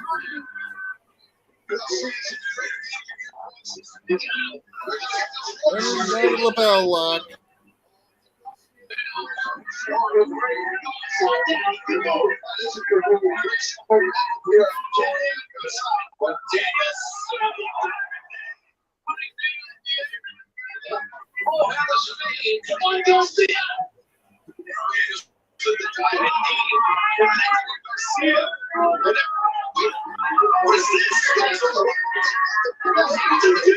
What the hell is this?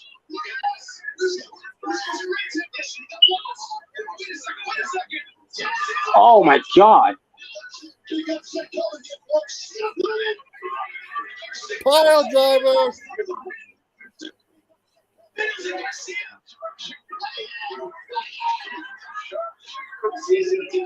Sharpshooter.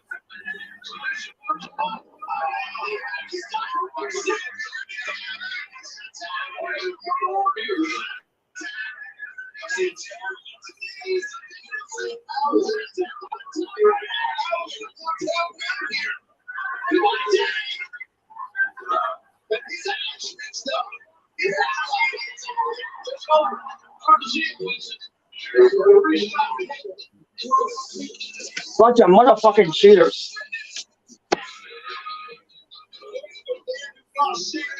I should have fucking known.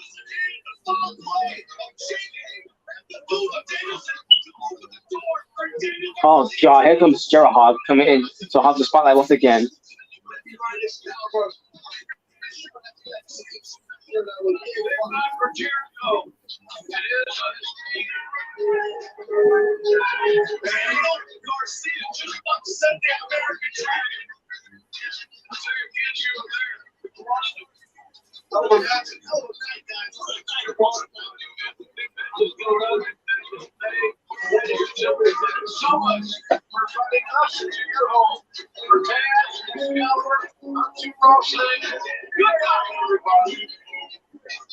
Wow.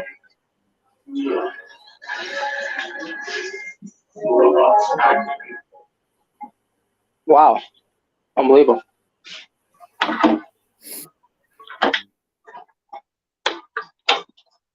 Shira Hawk has to close up the show with Hawking the glory of Dan Garcia winning. Okay, wait.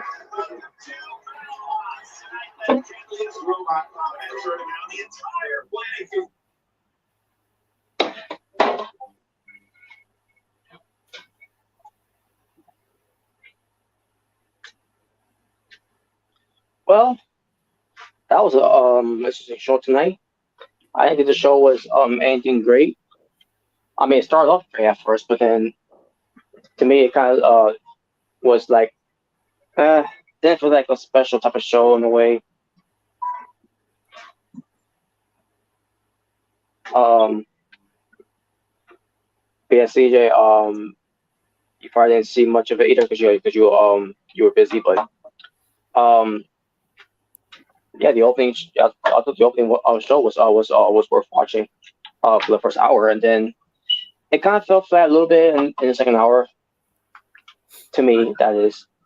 Yeah, I thought it was still all right though. I give it an 8 though. Yeah, I thought it was alright. Um, so for this one, I'll give it a 7.5 out of 10.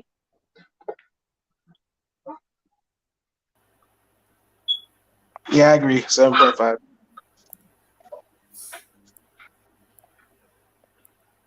There was some like freaking light. I don't know what it's called. Freaking like one of those bugs that have the lights on their butts. Freaking on my TV. I just saw it.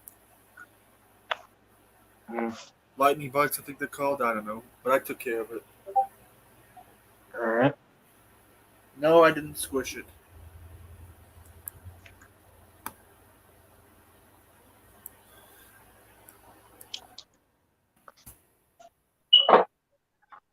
Now, what we're gonna do, we got some topics in hand.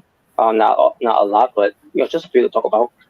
We're gonna get to the start with the first one is all about Death Before Dishonor, and then we'll some a few topics in the middle of it, and then we're going to save for I've on NXT pertains to this week's NXT. Pertains to after this man retiring on Friday a week ago, and Bruce Pritchard, who basically was not much of in charge of NXT anymore, which ends up being head creative. Because Triple H is back being head creative. Thank God. Yeah. So basically we're gonna talk about Ring of Honor first, but before I get to everything that happened on the show, CJ, I noticed that you did the stream, and I didn't get to watch it along with you guys. But thanks to you watching Ring of Honor's for this honor on this from Saturday. From top to bottom, how did you feel about the show overall? I'll let you take. Sorry, Jim. No, you go first. I was just gonna say I honestly enjoyed the show. I thought it was pretty good, and I can't see what happens. I'm still surprised that they had the World Heavyweight Championship match as the first one, but considering the fact of how much of a fit Jonathan Gresham threw before the show, I'm not surprised. Yeah, because I was just about to say, because I remember, because the World Championship match was first, and I thought it was weird. I thought it'd be the main event, but after hearing the stuff, with Jonathan, I can see why. But overall, the show, it was really enjoyable. I really enjoyed it. This is my first, live watching of Ring of Honor. That tag team 2 out of 3 falls match though. Oh yeah, I did. I got to see the highlights because I couldn't watch it because it kept buffering for me, so I couldn't watch it. But I did see the highlights, and yeah, man, that match was honestly that wasn't a match. And I am so happy that the Briscoes was signed to a long-term deal with exclusively with Ring of Honor. Them boys ain't going fucking anywhere, baby. I had a feeling they weren't going anywhere. So.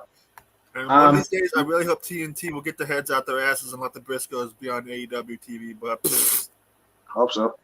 But it was my first watching Ring of Honor pay-per-view live, and it was fun. I really enjoyed it. It was cool.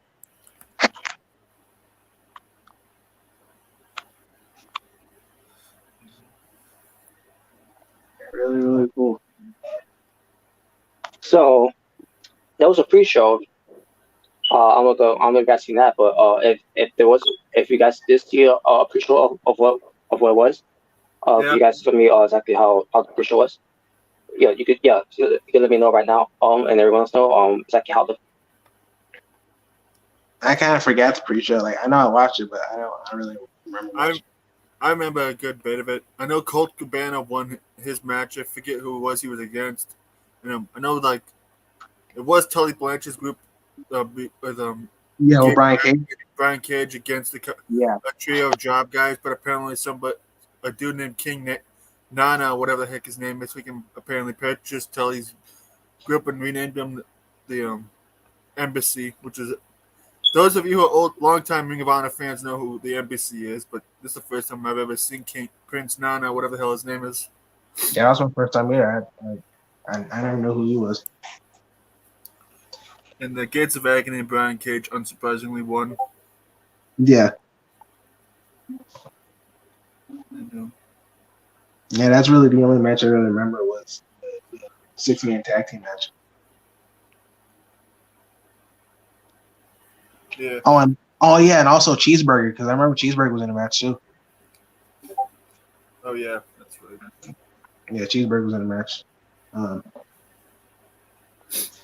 Oh yeah, oh wait, no, that was on the main card. Never mind. I was going to say something. I forget if the Trios Championships in Ring of Honor was on the pre-show or not. Mm-hmm.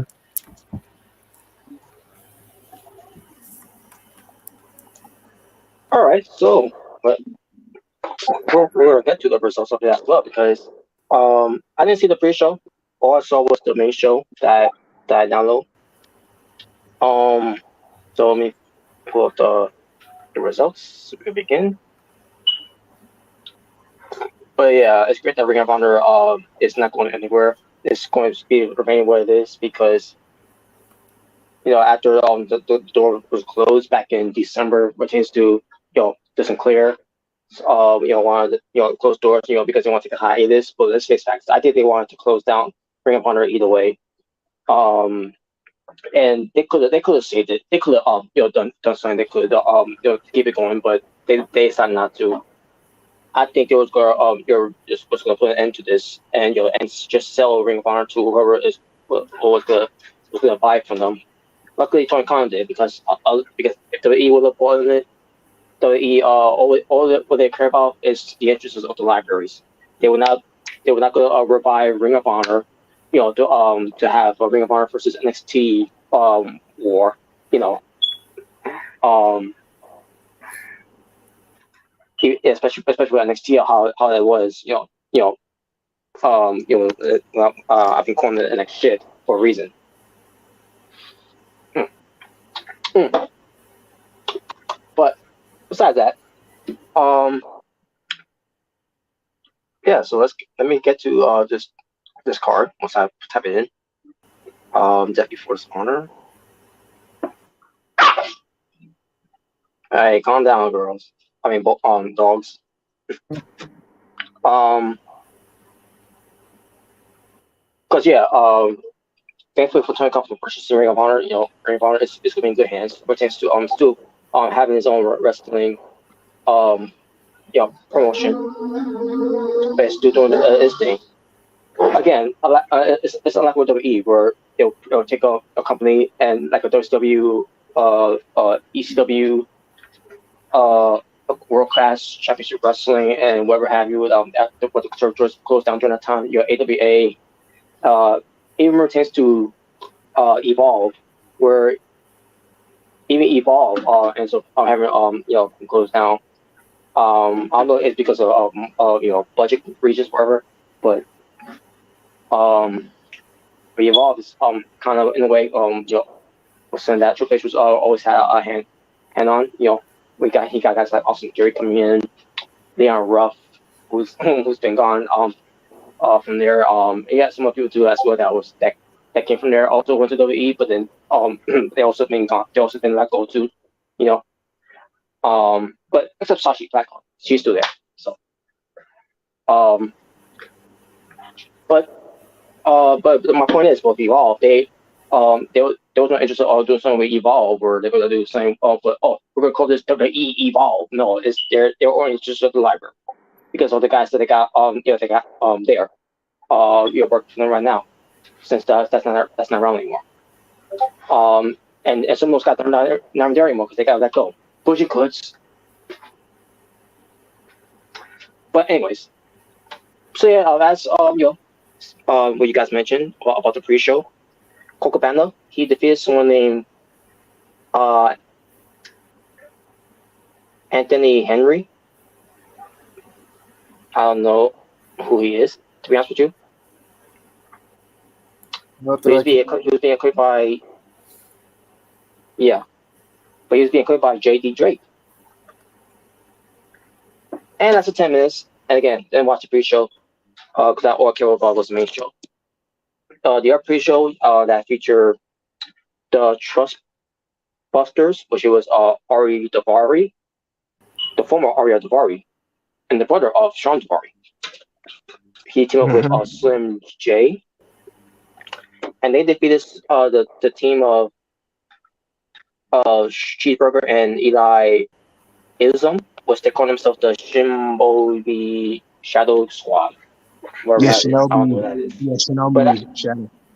Well, this is the most random name I've ever heard of for a pair of guys like Cheeseburger and Eli Isom.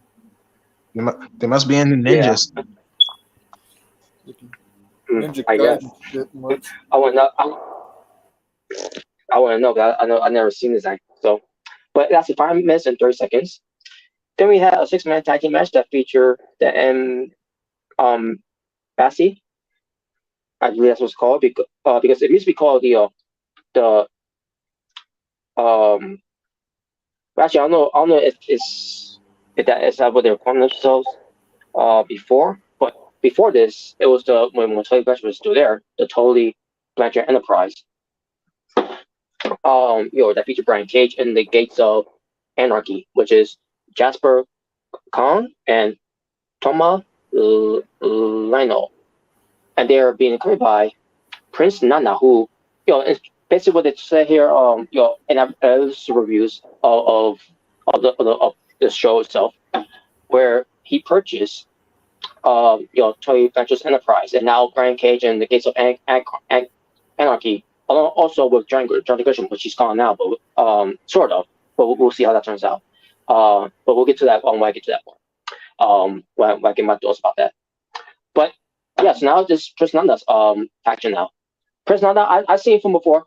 I forgot what was his name was at first. I knew he was Prince something. At the time I was watching, and I said so. It was Prince something like.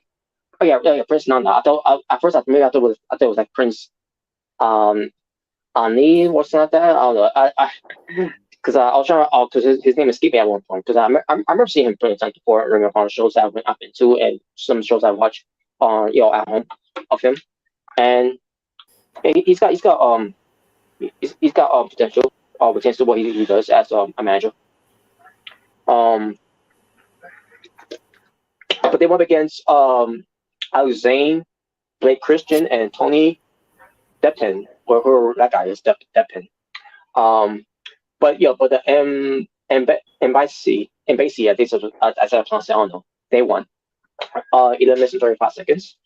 And the main event of the pre-show was Willow Nightingale, and she defeated Allison Kay. And I didn't know that Allison Kay was even on the show. We're just in the pre-show, that is. In fact, let me see if this is the same person. Let me just double check.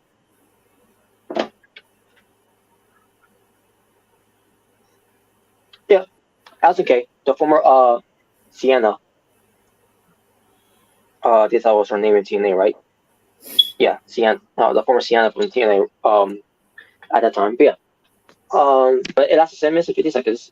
So yeah, that was the pre-show. And then we get to the opening of Ring of Honor's Death Before the Honor's pay-per-view. Shockingly, I didn't think this could be the opening match for the show, I should say.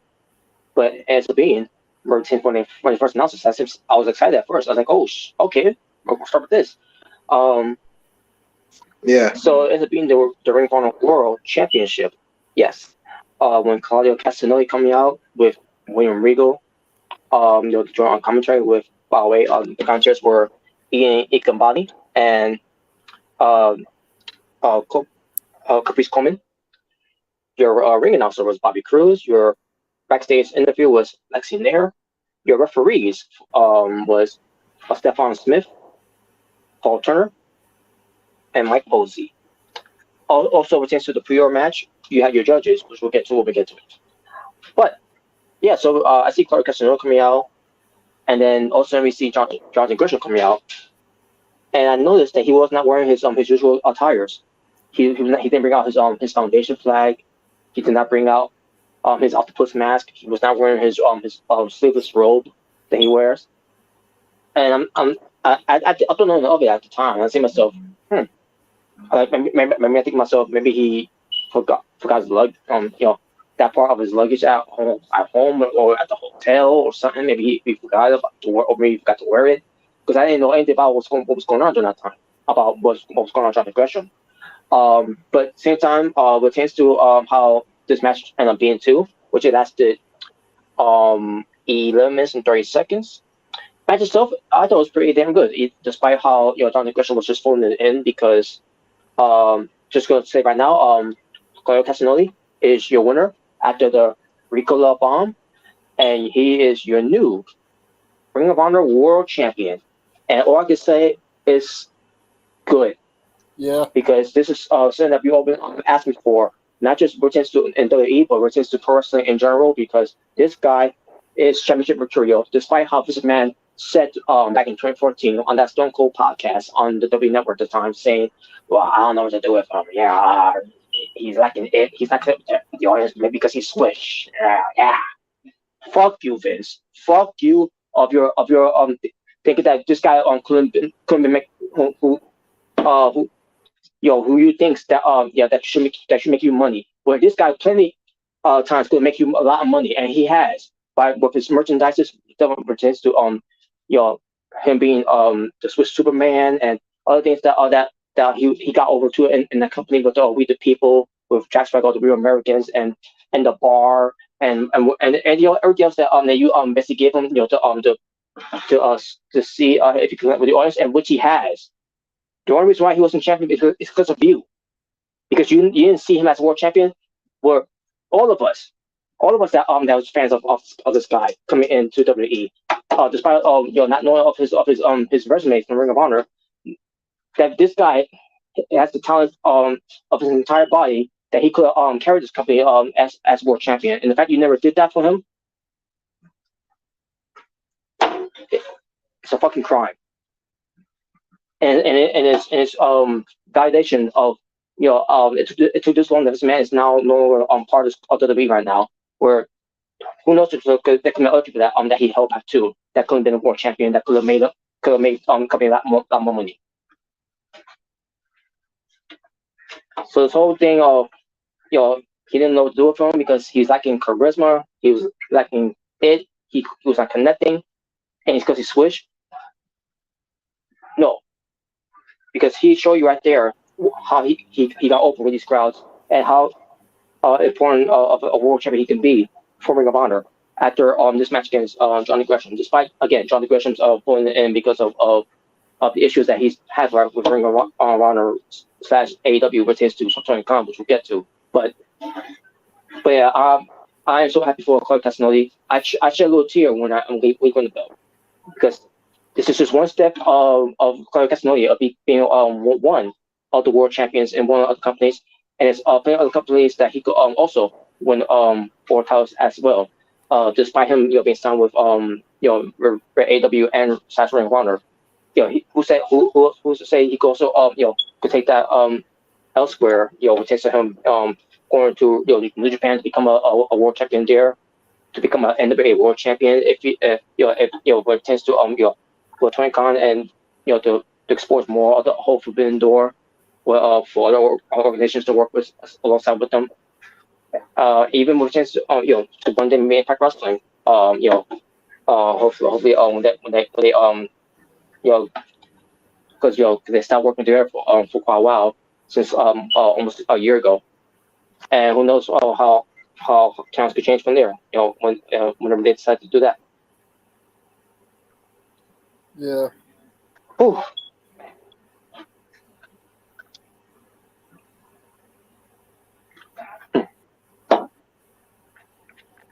Yeah. So yeah. Now, as far as Johnny Gresham goes, I am not gonna rant on him for feeling the way he felt, how he's been treated since you know, Ring of Honor closed his doors back in December, with him being world champion, pertains to him being you know, being part of AEW for the period of time, pertains to, you know, you know, Tony Khan purchasing Ring of Honor.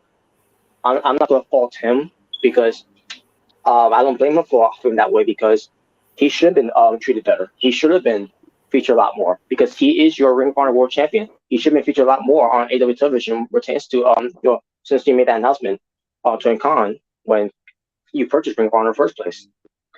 He could have been someone that that you could have helped, you know, done something with someone like John Progression, which is his character. Where you could have helped develop his character. You know, where you know, where you could just feature him more than just of him being a wrestler. And so I'm not going to fault him for the way he felt. I will fault him for the fact that he of the report saying that he cursed out Tony Khan because he was unhappy of the position he was in, especially with the world title match was going to be opening the show. Again, I don't feel I don't feel like the world title should be opening the show, because you'll be seeing a lot of that with AEW doing that with the world title, like for earlier tonight. John Moxley opened on the show, defending his world title against Rush. AEW needs to learn to stop opening matches with your world title match, because at the end of the day, if you want your world title belt to mean something, yeah, don't open it on the opening of the show. Do it like in the middle of the show or maybe the end of the show to make it feel important. Yeah, I don't like that either, man. Like when they have like the world title and opening, like that's why I didn't like because I remember they were doing that with Heyman. You know, when they had Heyman versus Bryan Danielson, I was like, why is this the opening show? Like, this should be the main event. Yeah, I don't like that either. Even if you're world champion, you're not defending the title. I don't like that. Oh, that's opening the show either. I understand why you want to do that. But yeah, but like still, that's the world champion. Like even if it's not for the titles, like that should be like at least either the main event or at least close to the main event. Yeah, like yeah. And you got that right. With Thunder Rosa, being the semi-main event, when she defended her title tonight. I kind of wish they could have done the same with Moxley and Roosh, for this the official on and against Brad Anderson, just the whole thing. But yeah, I had to see how that ended with Gerald Hogg in there. Like, yeah, but that's just me. But for Tate's Ring of Honor, again, I understand the frustration that John G. Cushman is right now, but there's no need to the Cushman Tony Khan for that. You could just talk to him like a normal person, and the workings out and all that instead of doing what you do.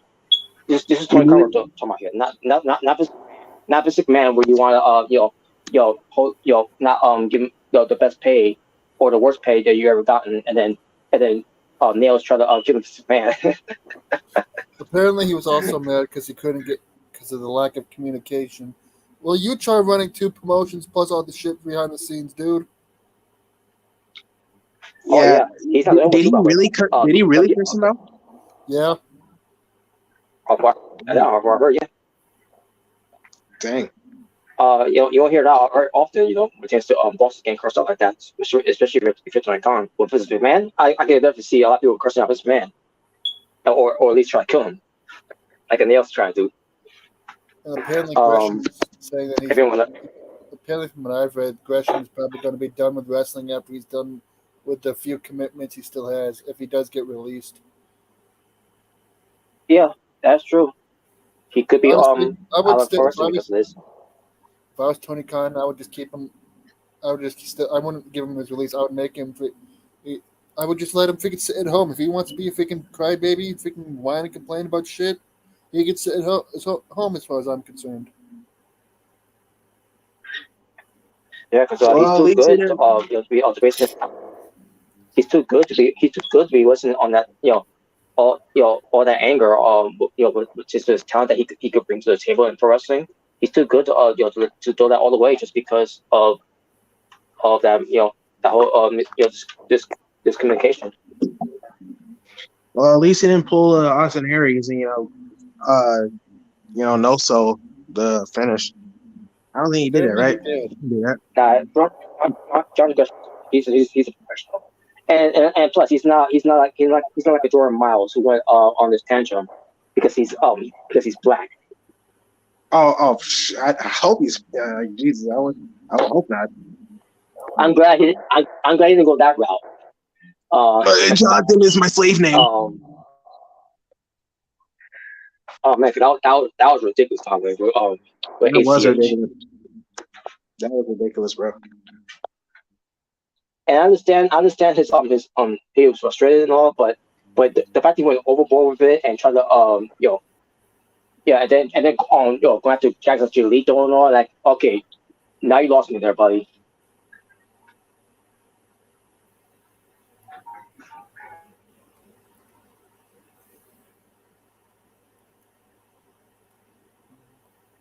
Hopefully he does continue wrestling. It doesn't have to be in AEW. You go go to WWE. Just don't write it there, and make notes like that. But anyways, but you go to WWE, especially with this man not there no more. With this man not there no more, you can go to WWE now. Everyone could be free to go to WWE now. But you could go to Impact Wrestling, NWA. They could appreciate you a lot more than what AEW did. But at the end of the day, Johnny Gresham, at the end of the day, it's That's what best for the business right now. For him to be for Claudio Castagnoli to be the champion, he's gonna be the guy to to look forward to, look at now right now. And again, I understand his frustration of how he's treated as a world champion, especially that he was against the idea of him turning heel, which I agree with him too. There was no reason for him to turn heel in the first place, to be honest with you. Especially how you acting the match against Claudio Castagnoli, he wasn't working as a heel. He was working as like a regular you know a babyface that I've known basically know from of. But there you go. So that with that out of the way, let's get to the next match, and that is a 6-man tag team match for the Ring of Honor World 6-man tag team match, 9 minutes 4 seconds of Dalton Castle and the Boys, which is Brandon and sorry. Yes, again. I was just gonna say, thinking Dalton Castle and his boys, I thinking would have fit so well in Vegas. It worked Vegas too, right? I was saying that even doing my live reaction, thinking like these guys seriously would have been really good Vegas performers. Oh yeah. But yeah, but the Boys were Brandon and Brent. Excuse me, Brent. And yeah, for those who know, they're twins. And yes, and they've been on Don Castle's Boys for a long time. And I think I remember bumping into one of them before. I just never introduced myself to them. But I recognized one of them. And I assumed, so, hey, isn't he one of the Boys? And it's sure, because again, I used to be going to a lot of these Ring of Honor shows at the time, and I'm like, but is that one of the Boys? But anyways, they were against the Righteous, which is Dutch. Which, if you see this guy Dutch, he looks like he could be passed as the Big Boss Man, or some people may say Big Papa Rogers. Because of the size and the way he wrestled, and not to mention he did the Boss Man Slam in the match too. Like so, yep, he's definitely got some influence of the Big Boss Man there. Yeah. But I never see Big Boss Man ever do a dive the way he did. During his time in pro wrestling, but nothing against Boss Man, but the fact that Dutch can do that, like, well, that's impressive. And I'm not just taking with the Big Boss Man. Rest in peace to him, by the way. He's one of the all-time greats that I'll never get tired of talking about his pro wrestling career. Well deserved to be the Hall of Fame too, by the way. Despite how free about the WWE Hall of Fame, but hey, would WWE get rid of Vince McMahon now? Maybe the WWE Hall of Fame could be have more prestigious and could probably have a Hall of Fame building. So, hey Robert, we'll see. I have to hop off. I'll see you later. But anyways, ain't that someone named as far as I see him, he's decent. Oh, okay. I'll see you later. Take care, CJ. Later, CJ. Okay. Take care, CJ. And yeah, so Bateman, didn't see much of him, but of what I've seen of him, he's decent. And then you have the leader of the Righteous, Vincent. Mm-hmm. For this.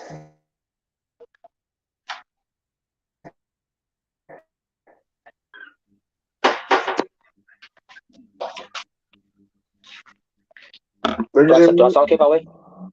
You sound fine. Yeah, do I sound okay? Okay. I thought I was losing connection there. But yeah, I was gonna say Vincent was there, who's part of this faction of the Righteous, who's the leader of the group, by the way.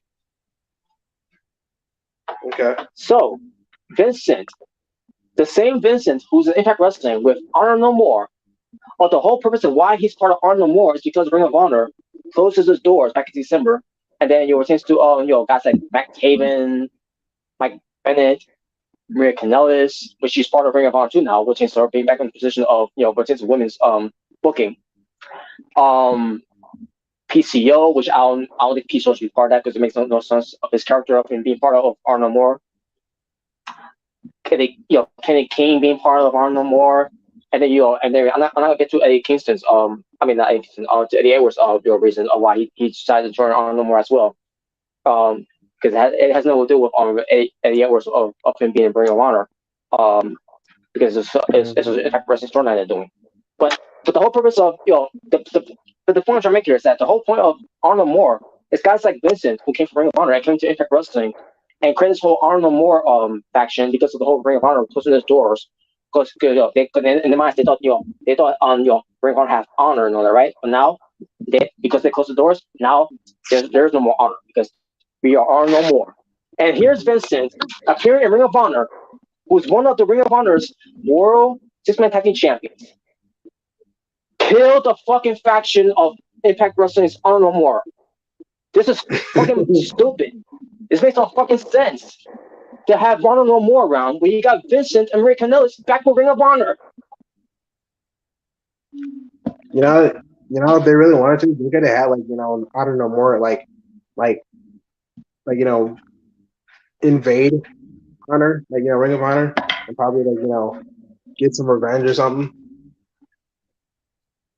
They could have done that, but instead you got Vincent out there. Yeah, but you got Vincent out there with his own factions. Which, by the way, that gave me vibes of Wyatt Family, by the way. Yeah. And also, they had a valet too, by the way, named Vida Von Star.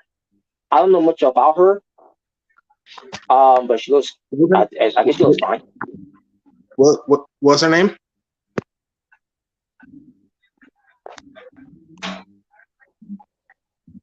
What did you say her name was?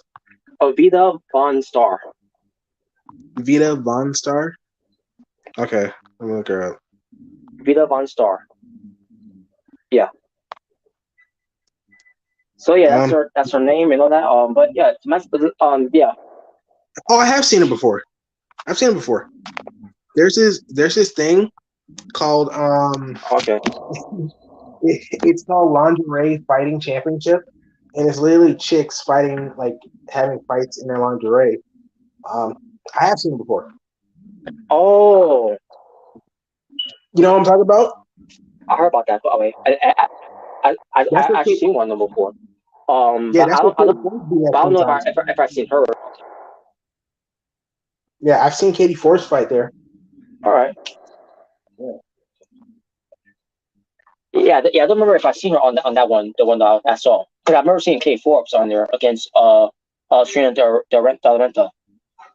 Yeah, and she also faced Selena. What's her name? Selena. Yeah. Yes. I forgot. Selena Renta. Yeah. Yeah. I think I'm having connection. I think I'm having Blake connections here.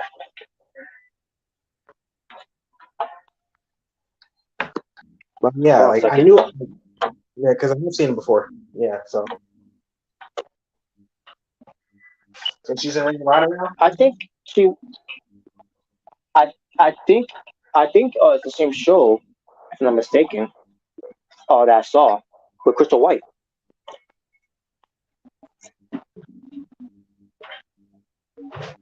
And I think Ross Star Spud's wife also fights there sometimes.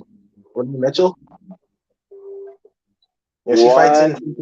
I've seen. She's fighting that event around there. Yeah, she's fighting. Yeah. I will definitely see lingerie with her in there. Oh yeah, definitely, man. Oh my god. Yeah, Drake Madrick, he is one lucky dude, man. I can't believe he got hurt. I know, right? Someone like him got hurt. Wow. You can fire by WWE again, and it doesn't matter. The fact you go home with that. Hey man, she must have saw something in him. Yeah. Yeah, you can But look it yeah, up, man. yeah, She's she's really good. Veda's yeah, but Veda Von Star, yeah, she's in Ring of Honor with Vincent and his henchmen called the Okay. Righteous. So Um, hey, in a way, we can't got what we got that Sunday the week can give us. Sister Abigail. okay. Oh yeah. But yeah, um, but anyways, but the match itself, I thought it was a fun match. They had, and then the boys and the Castle they won. Which is shocking to me, guys. I think it's myself equipment because this faction of the righteous, devastating looking as they are, and they lose. Sorry. That's some shenanigans in the background.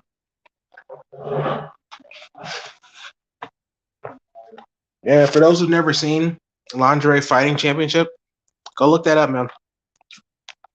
If you like seeing sexy chicks fighting, that's the show for you. And even if they're fighting sucks, no, doesn't matter. Look what they're wearing. Exactly. Like I really don't think anyone cares about that. Yeah, exactly. Anyway, you get your money's worth.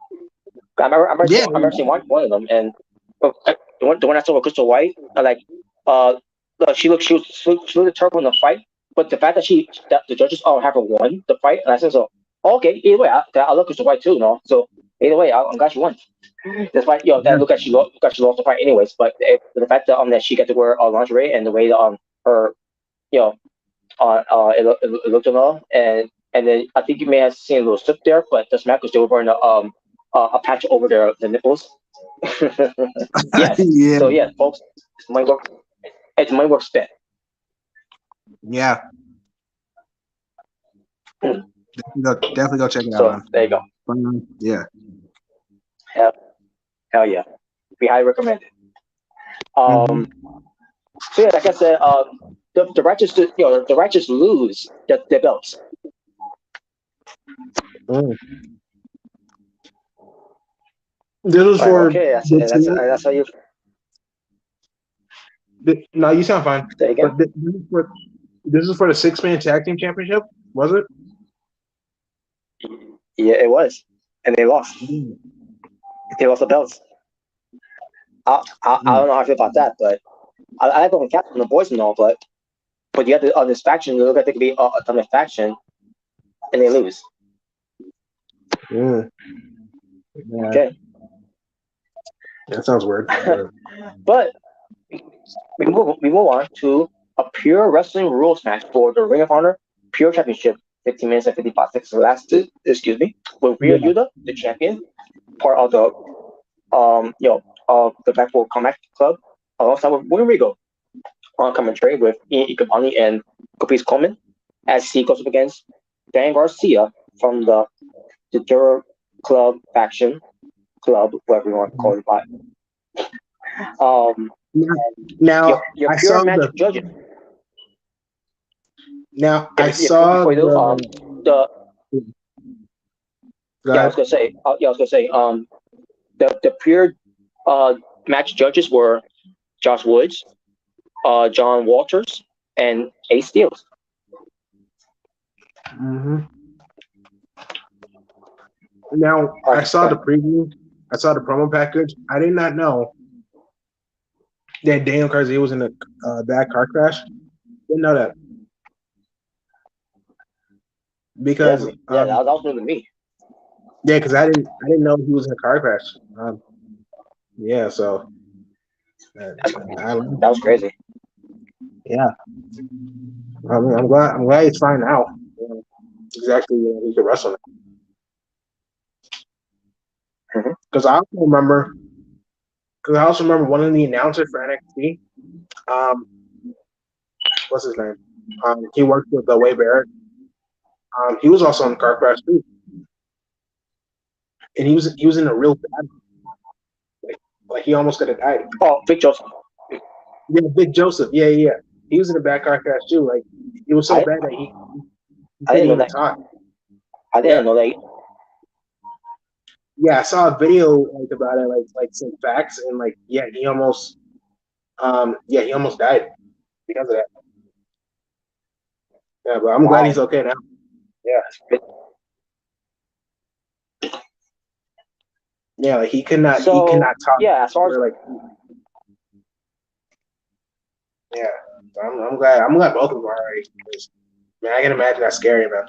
yeah, um, uh, yeah, that's no joke. You know, 'cause, we hear Yeah, a lot, something like that happen. Not anyone will survive that. yeah. But so yeah, Wheeler Yuta and Dan Garcia were tearing up in this match. It was great. I love the match how it was. And in the end, it was Wheeler Yuta that got the win. He beat Dan Garcia.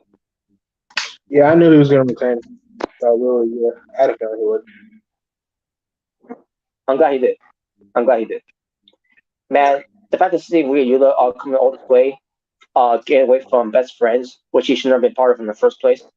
And then hearing stories from Rigo that he tried to get someone like Wheeler Yuta to NXT, and they pass up on him, and to see where he is right now in AEW, getting all this support from the fans and support from everyone else, especially from Tony Khan, and to see all the push he's gained, especially with him being the pure champion in Ring of Honor.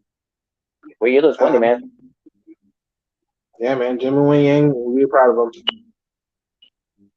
him. Jimmy Wayne guy. But So yeah, then we get to I knew what's match. yeah. So then we get to Roosh being accompanied by Jose the assistant as he goes up against his real life brother, which I don't remember if I knew they were brothers or I just forgot about it. But it was Rouge going up against his brother, Dragon Lee. Yeah. And yes, the same Dragon Lee that I've been harping on since 2018. And this is one step of me, you know, this and this is one step of me, to finally, to let bygones be bygones of not, you know, holding a grudge of them for doing that. To Hiromu Takahashi. So yeah, this is as for the first time I've actually got into a regular league match where it tends to not having a hit of that from 2018. So the match lasted 50 minutes and 50 seconds, and Dragon Lee, my God, he did some crazy dive that led to Roosh and himself go to a table. Like what the how that was a highlight of the night right there. In that match, I think so. This match was great, man. Either way, and Roosh was basically showing his dominance because at the end of the day he's Roosh. The way he carries himself, man. He knows how to show a lot of backbone and a lot of toughness, especially when it comes to his baby brother. Yeah. And again, it was Roosh getting the win. Now Roosh did his finisher, the bulls, you get the bull's horns, that he does. But Dragon Lee kicked out of it. Which and they you really heavily talked about how no one's ever kicked out of that move. No one's ever kicked out of it.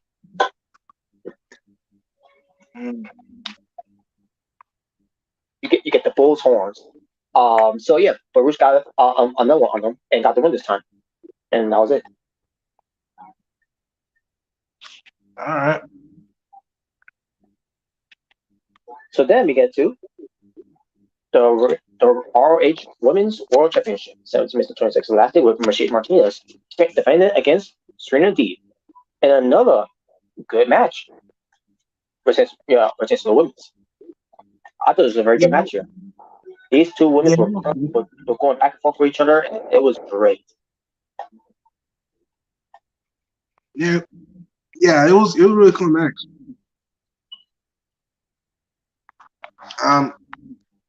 I honestly thought that Surrey might actually win, but no. Mm-hmm. No. Sadie's actually retained. Yeah, that's true. Yeah. I was going for Shane to win, because because the same was Jonathan Gresham, Jason Martinez being the world champion for the women's division of Ring of Honor. They already showcased much of her being the champion, other than her just having tag team matches with Trinity Deep, which was built up to a story between these two, which led to here, the Women's Honor. And I guess they want to to learn their mistakes after Jonathan Gresham on this night, which I'm assuming that's what it was. Michelle Martinez and Trinity Deep, they embraced in the ring, showing sportsmanship, and I thought that was cool. Very cool moment there. Yeah. So then we get the Ring of Honor World Television Championship. 12 minutes and 20 seconds lasted with the champion Samoa Joe returning with a shaved head, sort of. You still see some hair there. Versus Jay Lethal. Man, if only someone hit him in the shoulder, he definitely would have won that match. Just give him a big tap on the shoulder. Oh yeah, like the cheese move.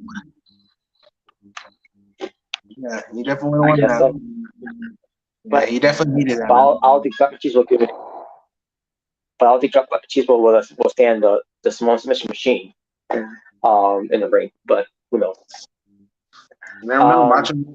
Macho Madness, man, it's a powerful thing. You never know.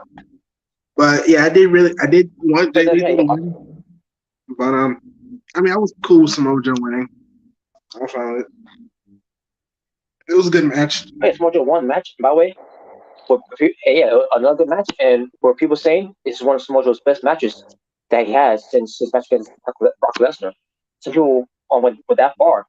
And it seems so. What about him and AJ Styles? I know it's not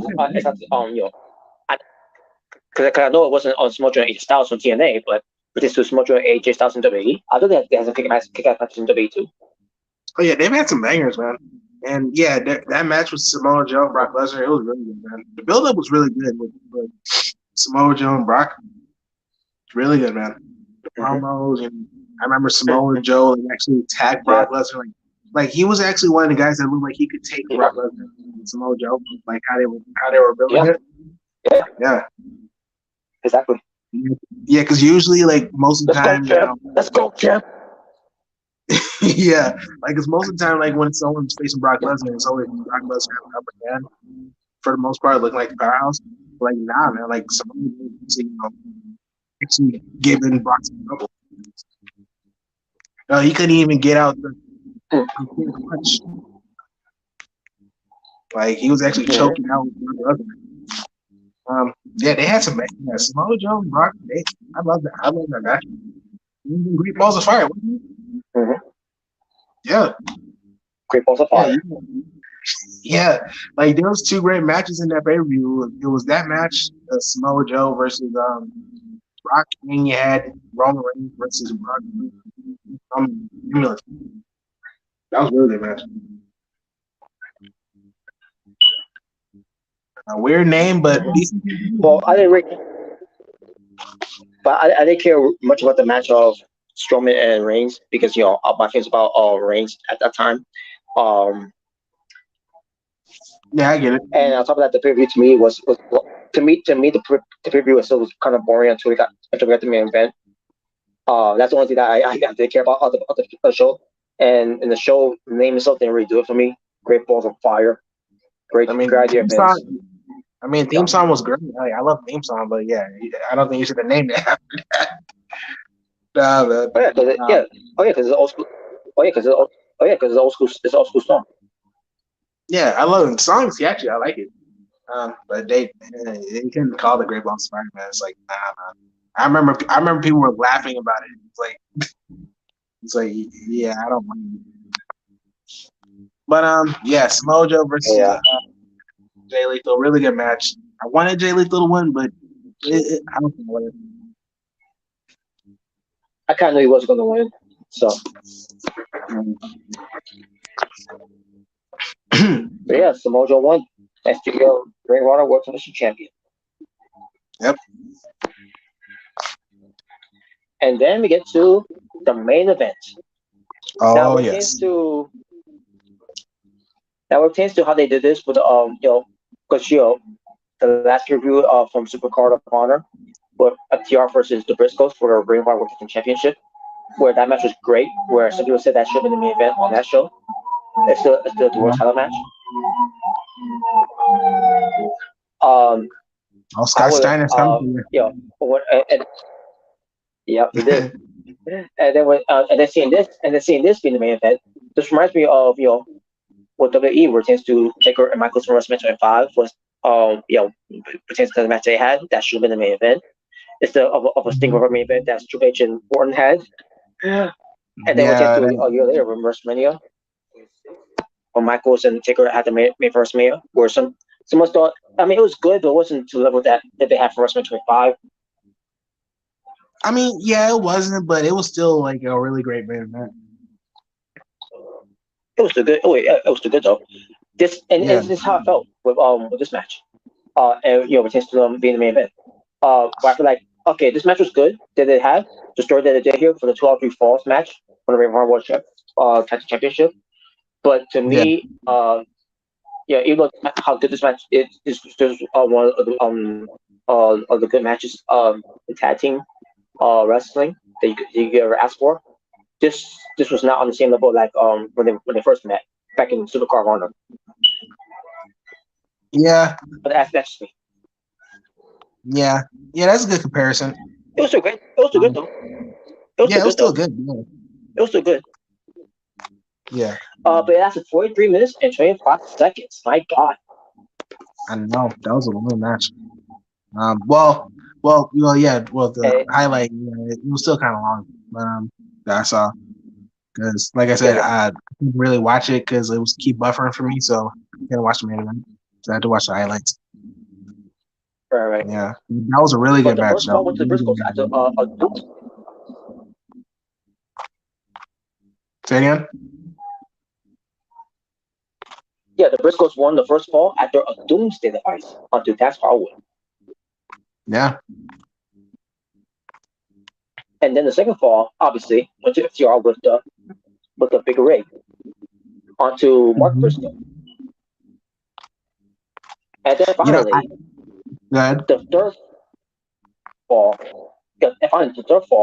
Cash Wheeler, but I think it was Cash Wheeler or it was Dax Harwood with a power driver off the second rope onto Jay Briscoe. Yeah, I think it was Dax Harwood. And then he turned him over, and the way the pin looked like, where he still had him pinned down with his legs, and then he was laying down flat on the mat, and then got the win. FTR wins and still tag champions. I thought that was a very good finish to a match. I didn't think about it until now, but I just realized that FTR, like, this isn't their first time. 2 out of 3 false matches. I remember they had a match with DIY in Toronto. It was 2 out of 3 false matches, and that was a really good match. And that's when DIY actually beat the Revival for the NXT Tag Team Championships. Mm-hmm. Yeah. Mm-hmm.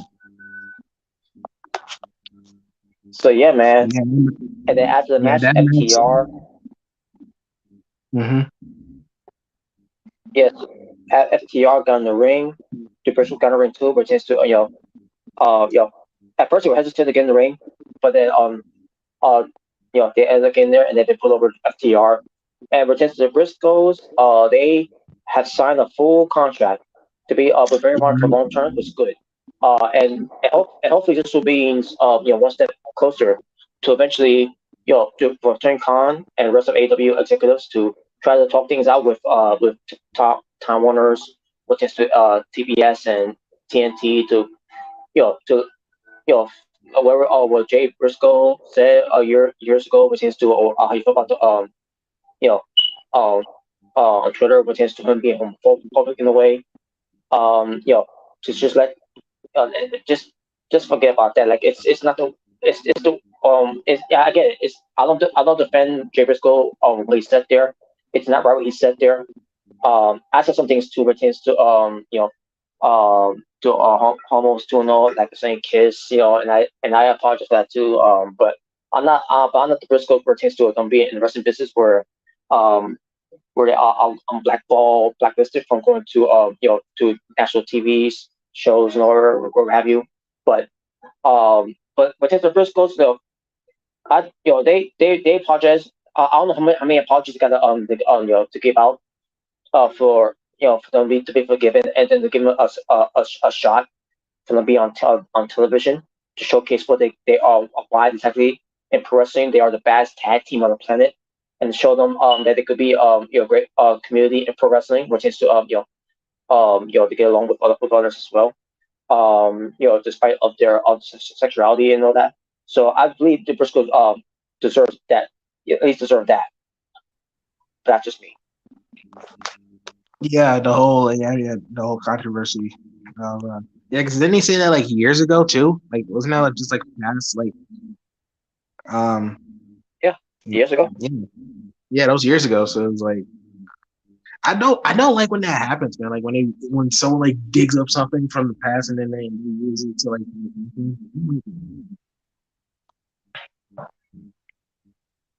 especially because we don't it does take away the yeah.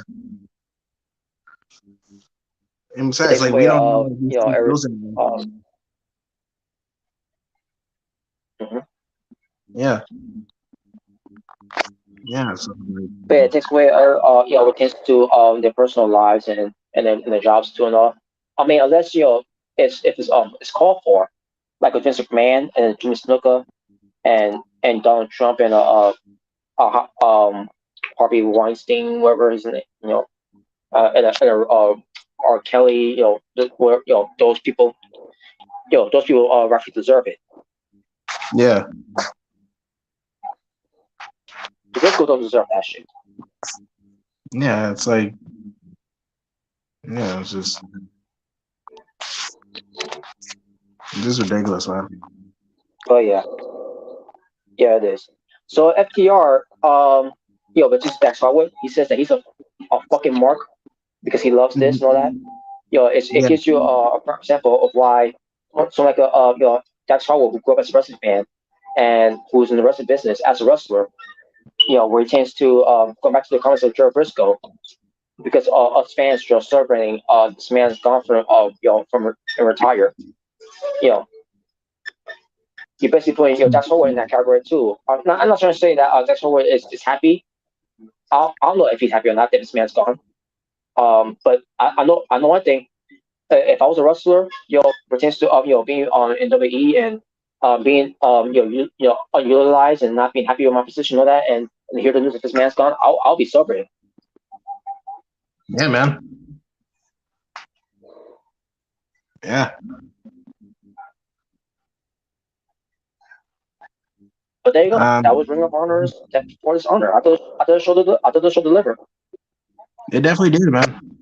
Like I said, this was my first that was my first live reaction of Ring of Honor, like actually watching a full pay review. It was good, man. I really enjoyed it. Mm-hmm. And So now with that out of the way, I gotta bring something up here. Because it's gonna involve some allegations. I mean, obviously, just the allegation of this man, yeah, obviously, yeah. Where it never ends with this guy. Because just I'm pretty sure you probably heard some stories about this man, with of him not remembering names because why the whole name changes happened in the first place because he can't remember names, and then when it comes to booking shows, he doesn't remember the shows of it. It doesn't remember if this match happened or whatever happened and all, and which is why we keep seeing rematches and rematches that was unnecessary and should not be happening. And you get some people validating. You get some validation of that of why that. I mean, obviously we know why because this man he's getting older. He's got dementia.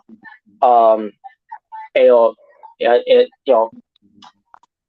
Yeah, it's just the reason, one of the reasons why that he should retire a long time ago in the first place. Because if you're to a point where you can't remember names, you got to change names, and then you got to you don't remember matches that you did and all, and you decided to book that match again, where it's, rematch mania, so that you know, um, Yeah.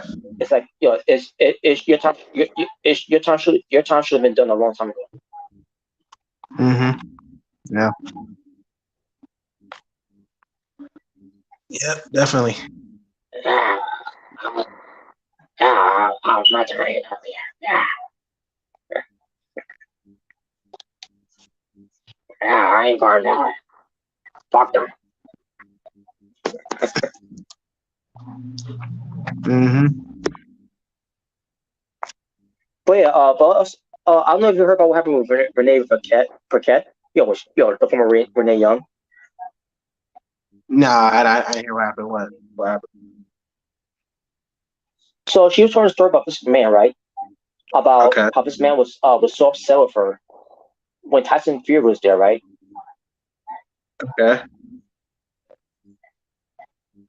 And basically, I don't know, it was a pre-show panel thing that she did. I'm pretty sure that's what it was, or maybe it was on the show where she was on commentary, and then she did. I guess she forgot to mention of him being a champion or something, which is to Tyson Fury.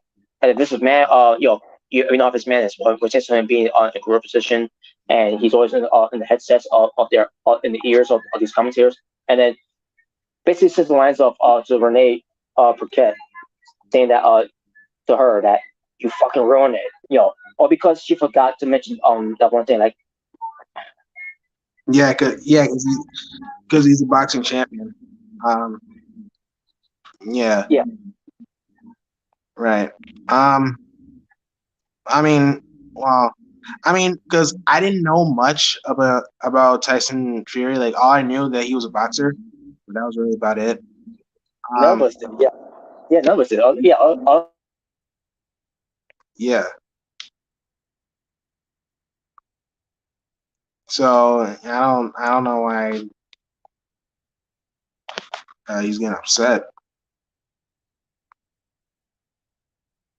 Yeah, I don't know why he's getting upset. It's just, I mean, like I said, I didn't know who he really was. I didn't know who he was. Um, I knew he was a boxer, but that was about it. I didn't know how many. I don't know what championships he won myself. Um,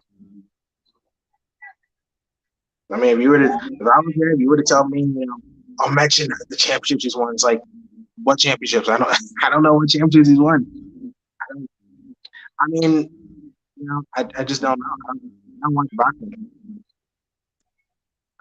so I wouldn't know. yeah. I don't think it was. I don't think it was a thing that she didn't know. It was more of a that she may have forgot or Yeah. didn't bring it up about Tyson Fury being that champion, and that's what this man got upset with to Robert Day. Okay. Okay. But this gives me a vibe of this man. He gets upset of little things. Yeah. And he has to throw a temper tantrum because of it. But also, Yeah. just to be funny, and have fun with this. It's like the whole thing with Austin, interrupting Mike Tyson's time with this man in the ring. The whole Tyson Austin thing where this man said, "You ruined it, damn it! You ruined it." Yeah.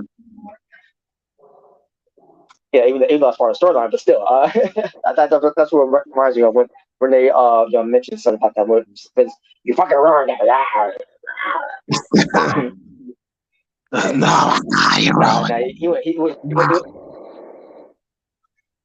well, here's the thing too, by the way. She asked for a release before, and Oh, she I don't did? remember what year it was, but this was way before she ends up being on commentary or whatever.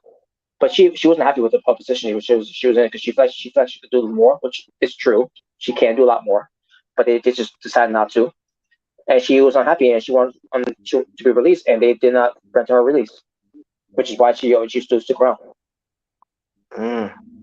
Okay.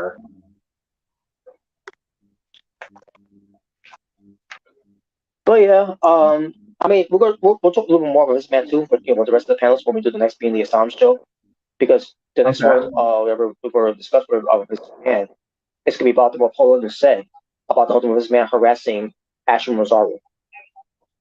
Oh yeah, yeah.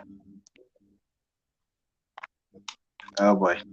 So yeah, so this was just so this one it wasn't really much to talk about, other than this man, he's out of his fucking mind, and he should have been, and the fact that he should have been retired a long time ago. This topic about this man right here, we just did, uh, it was just, a little Right. small sample of about what we're talking more about this man. Just despite, I mean, except the whole thing of, often, using companies' money instead of using his own money, Yeah. pertains to paying off these women. They, you know, to keep things quiet, hush money. Yeah. So those fans that say, what's the big deal of this man doing that? Well, it's a big deal because he's using company's money. It would be one thing if he missed his own money, which is fine. I would have given him a pass for that one, but it was company's money. So you ask your fans wonder, what's the big deal? That's a big deal because he can be in so much trouble to a point where he can go to jail and it could put the company's risk too. Yeah. But yeah, let's pretend, this man that was that he did nothing wrong there. Jared Clown. Yeah. How Come you- on, man. Come on. This man, he didn't do anything, man. He was just joking, man. Yeah, it's a prank, bro. And yes, Jericho probably didn't know, that either. At the same time, like Jericho, before you start talking about how this man did nothing wrong and blah blah blah, you really should thought about saying that before all the entire thing came out, was to what the Wall Street Journal was exposed. You should wait Surely out do before you some, say something like that. yeah, do some research. Yeah.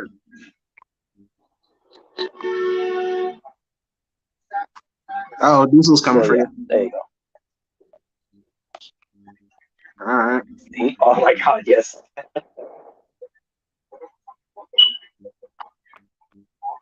All right. What else are you talking about? So yeah, I want to bring up Kiera Hogan. Okay, Kiera Hogan. All right. And I want to use this picture of this avatar picture of Amber Turds, one of the witnesses for prime sample. Okay. All right. Well, what she do? What did Kiera Hogan do? Now, what tends to now Kiera Hogan was on a podcast, but AEW is unrestricted. This was about Okay. what, maybe, I think it was like a month ago. I think it was a month ago. I think, I could be wrong, but but don't comment on that one. But Okay. but after the interview that she gave out, pertains to how she started, how she became from the girl on fire to the hottest flame, and pertains to her her time in TNA, Impact Wrestling, which have you, and how she got to the business and all that, how she started, from being a ring announcer, to a wrestler, and where she first started training and all that, and you know Yeah. and yeah, basically, it was a fun, it was basically a fun interview that she was with Aubrey Edwards and Tony Schiavone, especially pertains to her being part of the baddies, Red Velvet and Jay Cargill, Yeah. and then pertains to her being gay, and being Yeah. a support of the how's it again, the LB. The LGBTQ community. Okay. Yeah. I get that messed up. Yeah, that whole thing. Yeah. So she mentions all that too, no? And it was more too as well. The part I wanted the most was about her time in TNA, Impact Wrestling, whichever one want to say, where it tends to, her time there, and she had a good time there too. And then she mentioned something about when she did have time there, where there were some things that validated of what I thought about her run in TNA. Okay. So give me one moment. But before I do, talk about how you like Kiera Hogan and what you think of her what changes to her in the wrestling and what she's doing right now and your overall thoughts about Kiera Hogan. Yeah, I think Karen Hogan's a really good wrestler. She's definitely hot as hell, thick as hell too. Like, man, those butt cheeks, man. I think she's a really good addition to the baddies.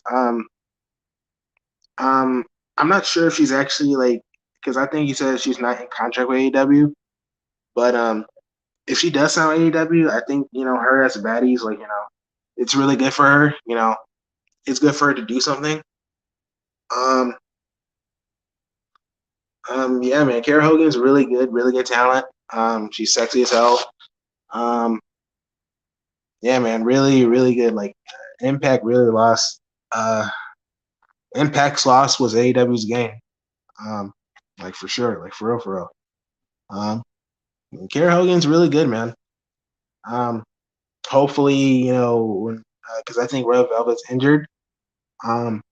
Hopefully when she comes back when she's fully, healthy and healed, the baddies club will be in full effect. And what I've seen of Red Velvet on Impact, I mean on Instagram to say Impact. When it comes to seeing how she's doing, she looks like she's healthy enough to where she could be good to come back whenever she's ready. Now, I don't know what injury that she had or why she was gone in the first place. But then again, you think about what is to why she was gone in the first place with her being injured, where you have this whole interim baddie to replace her in Layla Gray, and she has taken her for that she got hurt. Like, wow, these injury bugs, it's keep ruining everything. For real, yeah. Yeah, they are. But like you said, with Kiera Hogan, and also I also mentioned this too. You tend to her having the name Kiera Hogan. She mentioned that too, no, in the podcast as well. But yeah, so like you said before, what tends to Impact's loss is now AEW's game. Now the thing about that is that she's not really signed with AEW. She's there because for one thing, Diamante is there, which is her girlfriend. But at the same time, and like you said, AEW gave her this opportunity and her time to shine, and she's I think of what I've seen of what Kiera Hogan's been doing, especially on Dark, where sometimes I do watch her matches on Dark, but then sometimes I don't watch her stuff on Dark because I really don't care to watch Dark anymore. Yeah. But she's turning up, man. In Impact, in AEW, more that I could say that she ever did in Impact Wrestling. Yeah, definitely. Definitely. So this brings me to this brings me to the point of about her time in Impact Wrestling, where she talks about for 4 years. Basically, she explained why she left. So she explains for the 4 years being impatient, but by the way, for someone like her, being this impatient for 4 years, but you show a lot of more patience than more impatience than I did, because for the time I watch her Impact Wrestling, I've been anything but impatient because I've been ranting about Impact Wrestling for what the fuck you doing with her? Like, why not pushing her to the her full potential? Yeah, definitely. Man, if only you could have seen those rants of me, during the time, if you were watching during that time, I was going off. I was not happy about her position, and how they were booking her and how they were using her, during her when she first came there. Yeah, I can imagine. Yeah. I was pissed. So she mentioned, 4 years being impatient, but wasn't getting the credit, and I felt the same way. Because she is good. She could bring something good to the table, despite some people that in the chat during that time, that was a supporter of the asylum. Mm-hmm. So I'm not gonna name drop him, but Christian knows what I'm talking about. If you ever watch this part of it, of this video, Christian knows what I'm talking about. Pertains to his thoughts about Kira Hogan, thinking that she's never that good and all that, and thinks that she's green and all that, and like so she's been wrestling for the longest time. Yeah, she's not green. Yeah, she's good. She's not Really green. good. There's Yeah, nothing. she's There was not. nothing that she showed in her person that showed that she was great. Yeah, I agree. No. So when Yeah. she said she wasn't getting the credit, you're thinking, so what she mean by that? Because when she first came in, she was girl on fire. I mean, she's been the girl on fire before she came in Impact Wrestling. The girl on fire with her wearing the white outfit with flames on it, and her hair color was with flames on it. The flaming hair Yeah, colors. That was yeah, I great. remember her. She Yeah. yeah, man. Um, so she changed up her gimmick, and she was feeling confident, and she turned gimmicks too, to feel the total confidence that she got in herself on choosing these gimmicks and all that, right? Which tends to her having blue hair, which Sasha Banks ends up stealing it. Mm-hmm. And that became a big deal with Sasha Stans going to Kira Hogan ever since. And then something pertains to Kira Hogan and Sasha Banks not liking each other for a reason, which I'm pretty sure that Kira Hogan did explain. There's something about Sasha Banks that she's not a nice person of it. That's between those two. I don't know if there's an interaction they had where Kira Hogan said that on her Instagram live. From that time when the Sasha Stans went after her for whatever reason, but then they wanted to go after her because she's feel like she's gonna just they feel for her. In fact, they are for her because they feel like Sasha Banks stole her hair color, which she did. Not trying Yeah, to say she that did. Sasha Banks knew that she got the hair color. And here's the thing, not that Sasha Banks watches her stuff and say, oh, she's got a blue hair color. Like no one no one in World Wrestling is going to see that. So let me do that and showcase that in WWE because WWE is the bigger platform. And that's not what I'm trying to say. I'm not saying that Sasha Banks one day woke up and saw Kira with blue hair and like I could rock that better. I could do it better. No, that's not what I'm trying to say. Um, but um, but But yeah, Kira Hogan actually wants to do some changing of a gimmick. What she did was she ended up getting away from the girl on fire to being the hottest flame, and then she also wrote to bring in Tasha Steelz. They could do something with her. Um, and she Right. talked about that too, by the way, on the show as well. But wasn't in the discussion of why she left. But she said also not getting what she wanted, which was a shot of the knockout title. And I know some people are gonna say, "What are you talking about? She got her title shot against Laura Vaness when she first came in." And I'm like, "Yeah, but do you really count that as giving her a chance because she got in her first match against Laura Vaness in a non-top match, and she was getting her ass kicked in the match, and it wasn't really sure she won because Ali interfered, a distraction." Yeah. And then a week later, Joe got the shot of the title. And she looked incredible in the match. Even again, not showing much of any offense in there. Other than against being no contender against a champion. And she lost by the way. And the match was not that good anyway. Anyway, I'm not saying it was because there was some sloppiness and all that. It's just that I feel like it wasn't really a good showcase of a match. And the finish was ridiculous too, by the way. The way Laura Vaness delivered on pretty. It looked ridiculous. Mm-hmm. But she had her her title shot. Yeah, I agree. She did have a title shot, but was that really something to we talk about which is to her being built up to that point. No, she first came in. They barely promoted her by the way, Impact Wrestling when she first came in. When I first heard she signed to Impact Wrestling, I was excited. I was like, oh my god, Kyogo's coming to Impact Wrestling. Oh, God, this is great. Like, when they gonna do a video package? Never did it. They just had her show up there, like, as a jobber entrance. Like, what?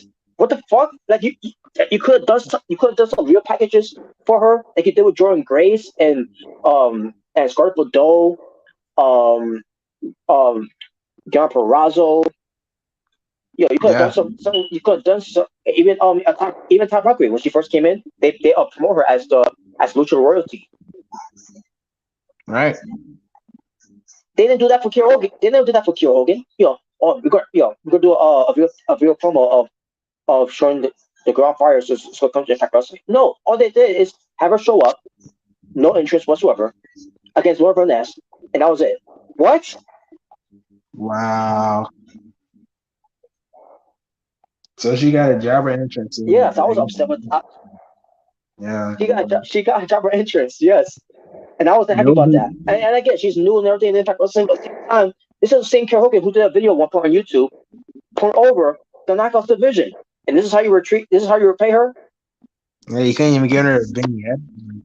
Wow. Dang.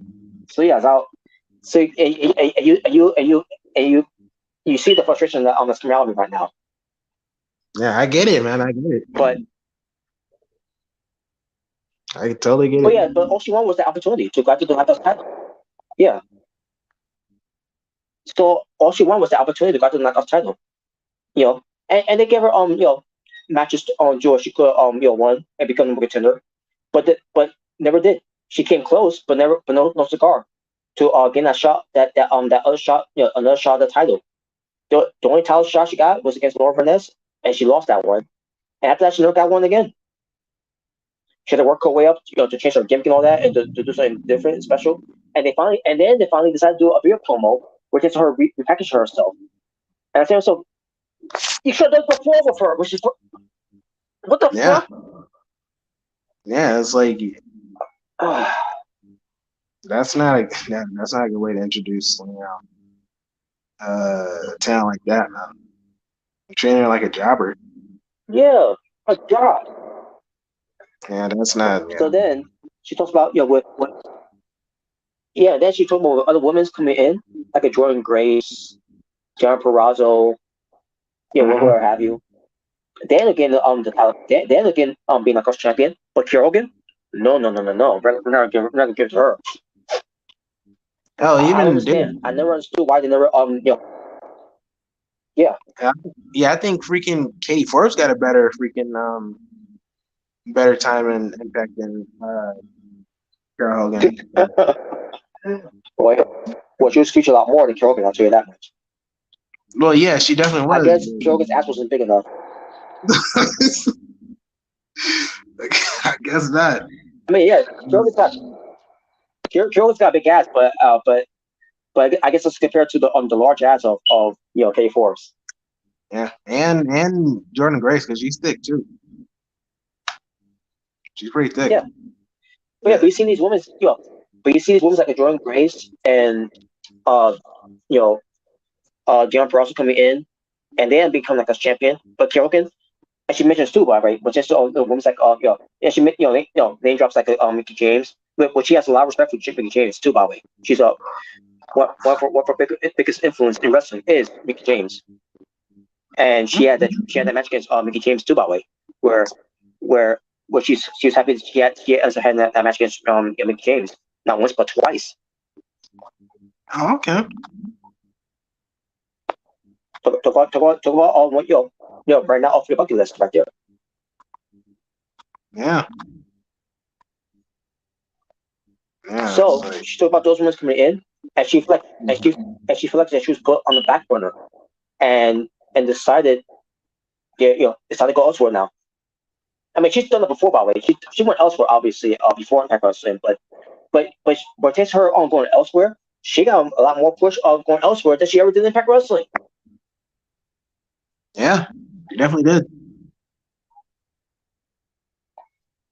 And this is not, and she's saying this, it's not knock on John Perrazzo or Jordan Grace or Mickie James or whoever have you. It's because they earned it. They've been there longer. They've been more established But the fact that Kurt Hogan, who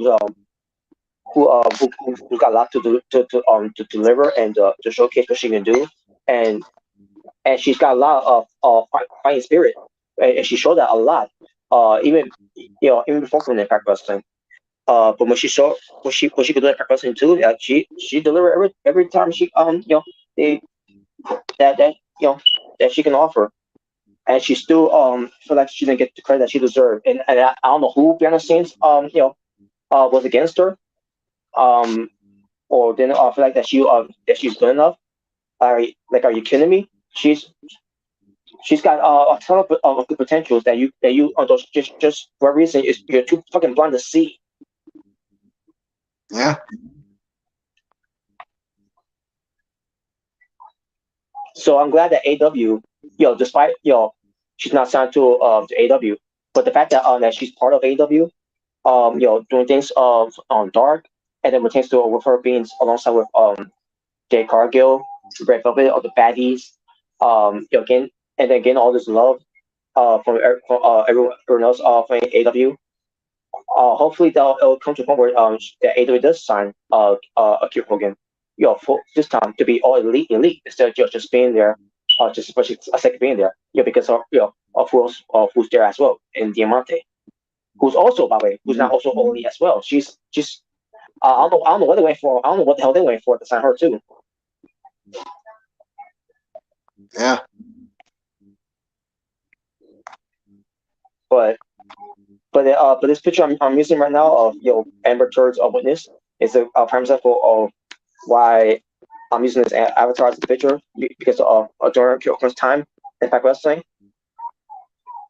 For not pushing Kyogen, um, was an idiotic move for all you Impact management for not seeing the potential that Kyogen brought to the table in Impact Wrestling with all the gimmick changes and all that, where she's a girl on fire to now she's a grown woman of being the hottest flame. Yeah. You guys are all idiots. Yeah, because And this is why I'm using Avatar. yeah, man. It's definitely unfortunate. Her time in Impact was very lackluster. It's pretty much nothing. But hopefully, I mean, like I said, lost with PW's baddie, and best way to in case Kara Hogan.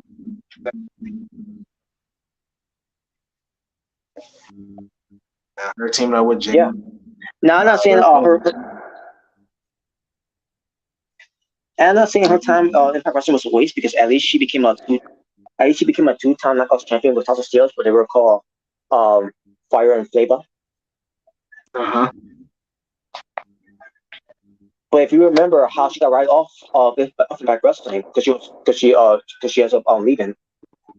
If you remember her time her last time in Impact Wrestling, she was taken away by Sue Young and her undead bride, in Kimberly. And I think also you had it was just Kimberly before they recruited another member to be part of that, where they killed her off. Isn't that what they did with Allie too? The bunny? Yeah. Yeah, because she was leaving. But let's face it, Allie was still stronger than Kira Hogan ever was.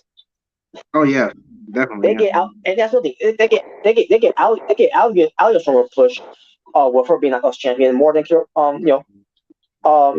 But then again, Kira Hogan was never Knockouts champion. Allie was 2 times. Mm-hmm. Yeah. But yeah, with the Allie getting killed off, they treat her better than Kira Hogan. Yeah. At least they showed Allie getting killed. They didn't show Kira Hogan getting killed. What they showed is her hair was her or her weed, whatever what you want to say there. Yeah, they show what was left of her. And I seems so really they killed off Kira Hogan, and fucking pissed me off to a point like that's how I always felt about how they felt about Kira Hogan. It's ridiculous. Yeah, this is Yeah. Idiots.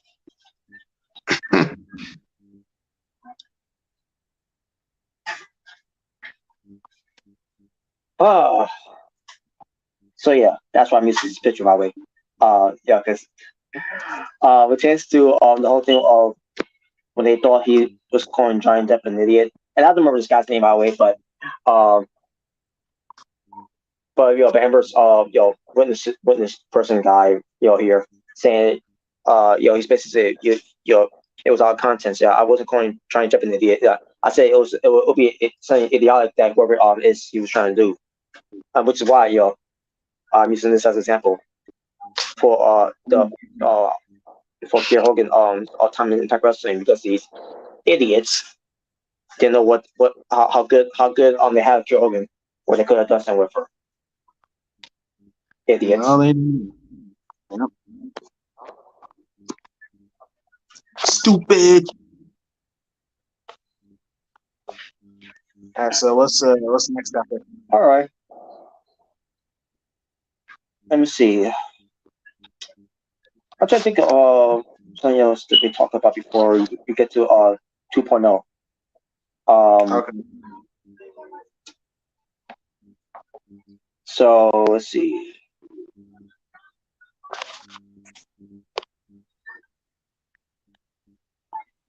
I guess that's it. With those topics. I guess we can talk about NXT for 2.0 now. And we got the results.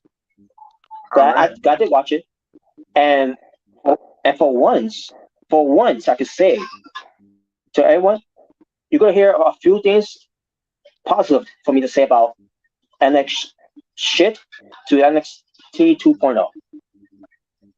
Next, Bruce Prichard was in there. That's why. Yeah. What are the odds, huh? I mean, All right, when Bruce Prichard was in there. Let me pull it right now.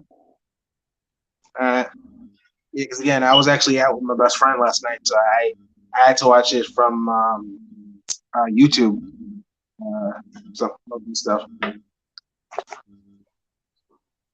right, let me see. Let me see if this is the right one here.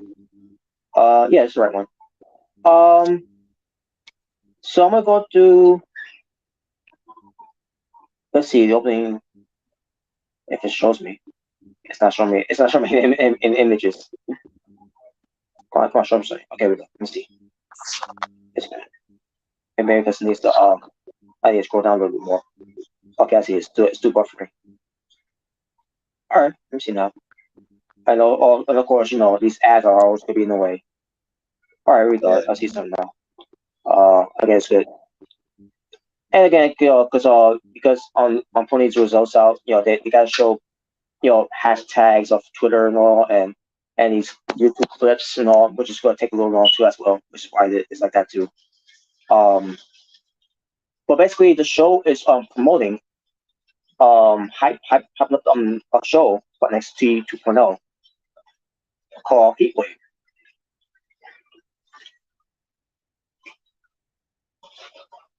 Oh yeah, I'm sorry. Mention this picture now. Let me. That's a good meme by the way. A picture of it too, though. Idiot. Oh man, but anyways. Hold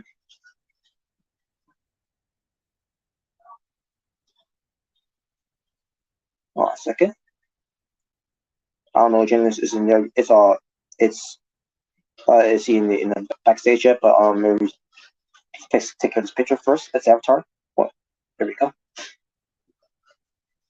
Okay, no, not yet. He's not there yet. Oh wait, yes he is. Okay, I see now.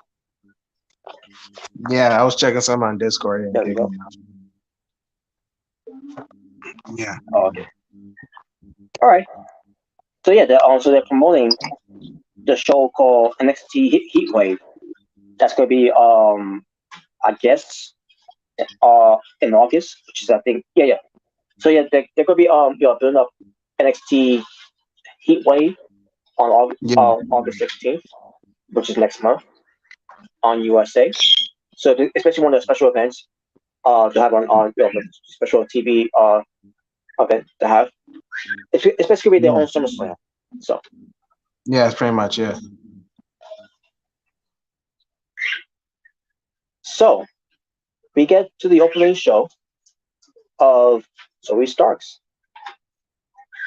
or Zoe Stark, I should say, because there's no S at the end. So Zoe Stark comes out and she goes a promo about it feels good to be back and all that. She was intense. She was excited. And you know what? I'm glad she's back too, by the way, because and I know you were thinking that Sophie Stratton should have won, and I just understand that too. I believe she should have won too. But when it pertains to how the story they're doing here with Zoe Stark getting hurt and then ended up coming back quickly, where she couldn't be gone for a year because of the MCL or ACL something like that she torn. Yeah. Yeah, that was one of them. I think this is a great story for her to come back.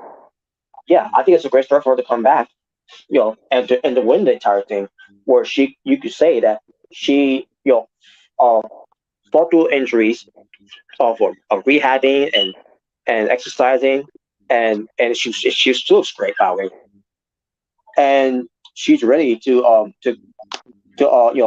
move one step closer, become the next NXT Women's Champion. By the way, did they change the straps recently to from black to white for the women's title, or because I haven't watched it for that long, I didn't realize they changed it before the next 2.0 debut. Yeah, they changed it to white, the strap, the X Women's Championship. And I don't know if you noticed, but like with the NXT logo and the belt, it actually has like the sharp N and the T, like with the NXT 2.0 logo. Yeah, so it's not really a drastic change, but it changed the stuff and changed the N and T and Women's Championship and NXT. Yeah. Yeah, it's pretty much the same thing. It's just, All right. Yeah. I definitely see the difference. I definitely see the same. But honestly, I like the white strap for the Women's Championship. Yeah, me too. Yeah. So Zoe Stark said, saying all that, and she gets interrupted by Cora Jade, who was on the balcony. Yeah, she was on the balcony. She was on the balcony, where they're on the balcony. And she basically, talk about. I don't remember what she said really. I don't remember what she said. Well, she pretty much said, and said, yeah, she pretty much said, Roxanne took her moment, and Zoe Stark took her moment. Pretty much her moment's being taken. Oh yeah. Yeah. And then that's when Toxic Attraction came out. And then Zoe Stark. But yeah, and then also Zoe Stark cut her off and said, you what you showed was disrespect to the NXT Women's Championship. I threw it in the trash. And then Cora Jade trying to say something like I made that title relevant more than you ever did. Whatever, like who cares about the women's tag team titles? But apparently, we'll get to that later, by the way.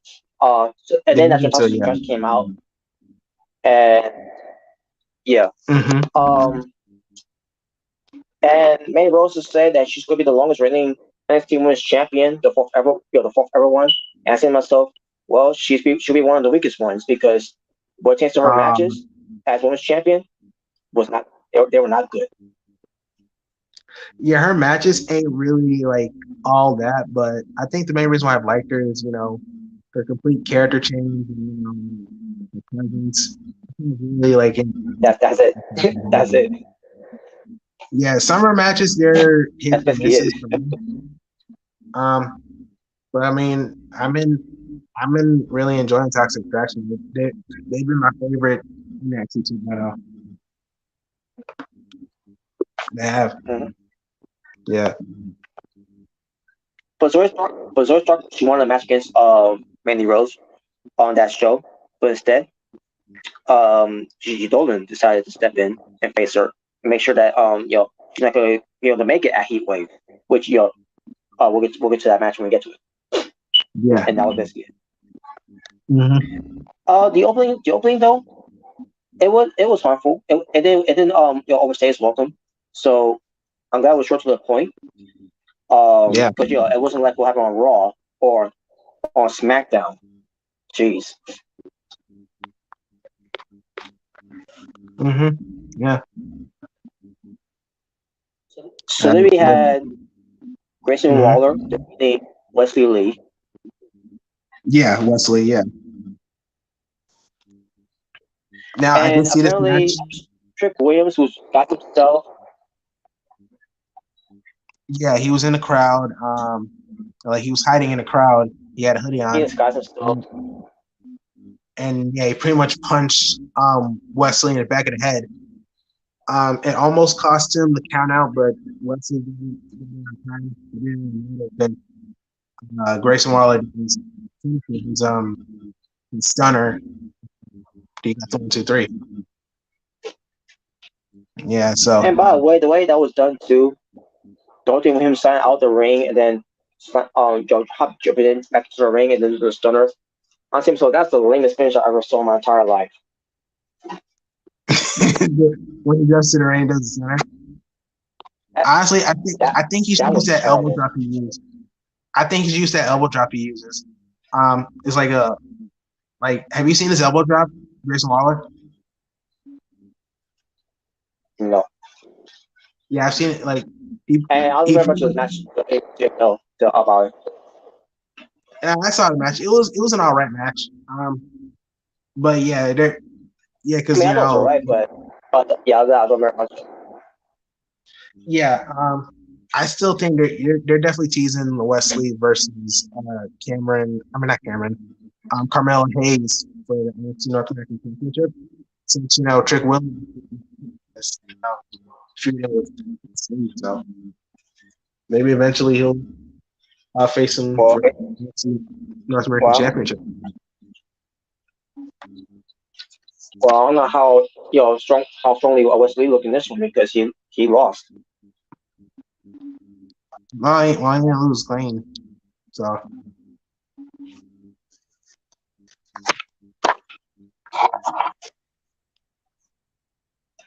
All right. What's the next one? Match. The next match was Apollo Crews defeating Oxon Onyx. Wait, Oxon Quinn? Oxy Quinn? That's how I say. Xeon, I think it's Xeon Quinn. They said. Yeah. Okay, Xeon Quinn. Match itself, I wasn't into the match that much. But Apollo Crews won the match. I'm about to say, I don't know how you felt the match, but yeah, it was all right. I mean, it wasn't bad. Just it wasn't bad. Yeah, I like. Yeah, it was just all right. What's the next one? Not the right home. Not into right home. But also we get to Zoe Stark versus Gigi Dolan, and Zoe Stark looking great.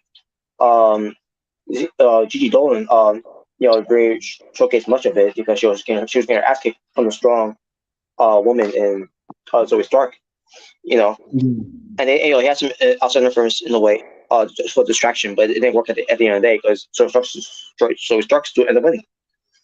Yeah.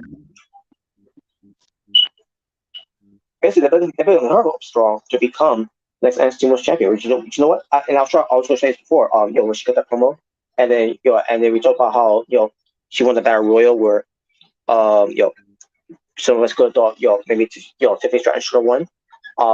But I really want she will eventually become NXT Women's Champion. But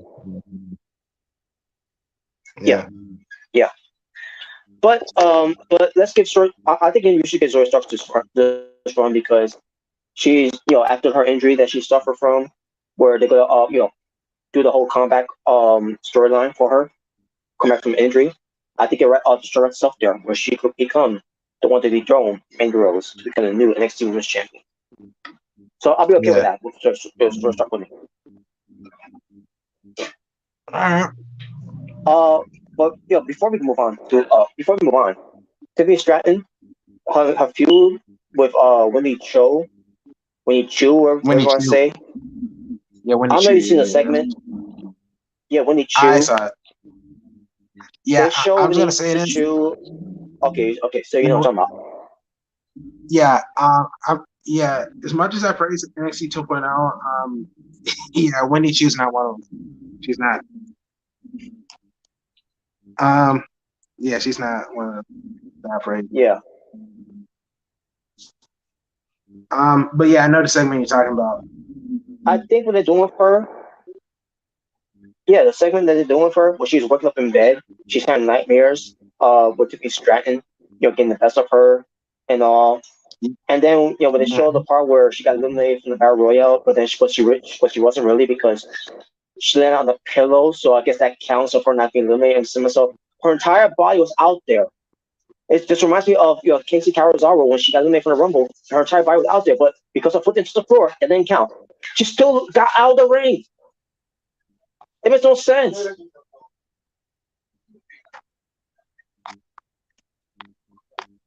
That was Bruce Pritchard. That was Bruce Pritchard for you.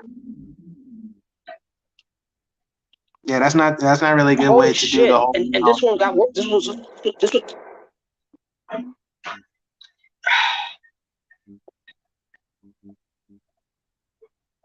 Yeah, that's not really a good way to do the whole. She's not really eliminated thing. And it also reminds me of the New Day when New Day got Kofi Kingston got eliminated, and he tried to lay out there after he got eliminated, but he wasn't eliminated because because the whole thing with his foot, one foot touching the floor, and all of a sudden Big E put a plate of pancakes on the floor and then step on that same. So this is so stupid. And then Kofi Kingston just hopping 1 foot outside the ring. So he's out. What the? He got out of the ring. He's out of the ring. This is so stupid. Yeah, they were doing the whole, because the whole one. They only got 1 foot in. That's what they're pretty much doing. Pretty much all Shawn Michaels. Yeah, except for one thing, he was not holding the ropes afterwards because he was hopping up 1 foot after that. How you go like this? They just keep changing the rules as they go along with it. And then after seeing this with when you chew, a fucking pillow.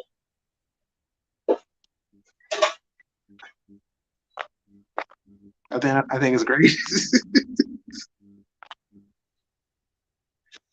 Oh my god! Well, I think that's what he thought was, Bruce Pritchard thought was great. No. She should have stand. She should have stand on a cookbook. That would have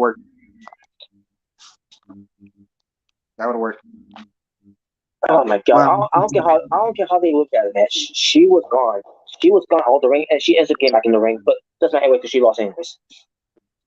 Yeah. But anyway, she was having this nightmare, and also she wakes up, and it was weird how they're doing this to her and all. I think myself, okay, where is this going? Are they going to change her gimmick now? That's what I was thinking too. Sorry. That's what I thought first. I'm thinking, so wait a minute, is this going to be a change of her gimmick? Yeah, because she was a little more serious. She wasn't playing around. Hopefully it does.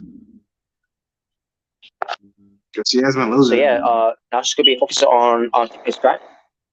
Yeah, that's right. She's going to be focused on Tiffany Stratton now because, Tiffany Stratton has been a donor up in her ass, in a way. So that's going to be this. I guess that's going to be actually going to be for Heatwave. Yeah, probably. Yeah. Yeah, we'll see. What's the next one? Oh, by the way, I forgot to mention this. After the match was over with Zoe Stark, that's when Cora Jade attacked Zoe Stark from behind. Because at that point, the distraction was still after that. Yeah. And then you get the return of Roxanne Perez. Oh yeah, she is back. Yeah, she's back. Yeah, and then Corey J ran up like a skull dog. Yep. She sure escaped on her way out of the ring. Ran like a bitch. Yeah. But you have Roxanne Perez with the one half of the women's tag team titles. And I see myself, oh god. And then you talking about the segment? Okay, and then we can talk about the segment where Roxanne Perez she had won the belt, and then all of a sudden, Alundra Blaze, Alundra Blaze, whichever you want to say, she shows up with a trash can. The same trash can that apparently this is the same trash can that Cora J used to throw one of the belts in the trash. So I guess they never changed the trash back. What the fuck? Well, they knew you were watching the show, so it's like, you know what, we're gonna tribute Robert. So. Oh god. But then, Alundra Blaze have Roxanne Perez going in there to dig into the trash can. Someone said, what are you doing? Don't do that. Yeah, get some gloves, man. Like, come on. At least get some gloves, yeah. But I mean, I get it. She dig her hands in there with her bare. I mean, she definitely knows about throwing in the trash. I mean, yeah, she definitely knows about throwing towels in the trash.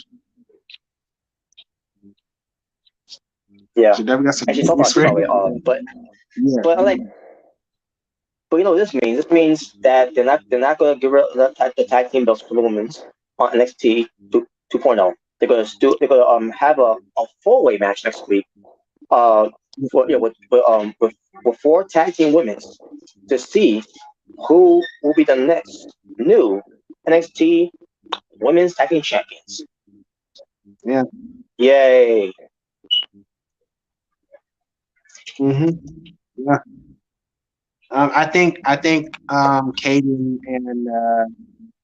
and Casey's gonna win. I most likely they're gonna win. Which is I'm cool with. I give him something. Wait, I forgot who's in the match again. I know Kaden and Katana is gonna be in it. Ivy Nile, from Dynamite. That chick's name? I don't know who the other one is. Who else is in the match? I know there's like these 2 Puerto Rican chicks. I believe they're Puerto Rican. They're Hispanic. They're gonna be in the match. Yeah. I think they're Puerto Ricans. I don't know who they were. I didn't know who they were, to be honest with you. They're Hispanic, yeah. But who else is in the match? I think Trash is probably in it. I gotta look back at it, but those are the only 3 I really know. I think so too. Also, because they were in the pawn segment to end the show where Alundra Blaze had the women's belts, and they tried to let's talk about the women's 4-way match. Just give the belts, right? And she's like, nope. Yeah, so they're probably gonna be in the match. So yeah. I think they're in the match too. We'll see. Yeah. What's next segment? What's next? Oh yeah, yes. Yeah, in fact, I want to bring out a lot of segments before we because you had also someone talking about Nakia Lyons. I don't know who this woman was, but basically she was doing some type of study about Nakia Lyons, about how she carried herself and all that. Yeah, you know what I'm talking about? Yeah, Kiana J. I think it's James and Jones. I know what you're talking about. She looks like a teacher. I know what you're talking about. Yeah, I know what you're talking about. Yeah, I saw the segment. Well, it kind of reminded me, like, this is definitely something I would see Molly Holly or Ivory doing, because remember Molly Holly had a Karen gimmick, like, so with the divas, and obviously Ivory would write the censor, so that kind of brought me those lines. He was talking about how like how she wears, the clothes she wears or lack thereof, pretty much. That's definitely it's a new King Lions. Yeah, I think the gimmick kind of. Yeah, Go I ahead. think the gimmick that she's doing is kind of ridiculous.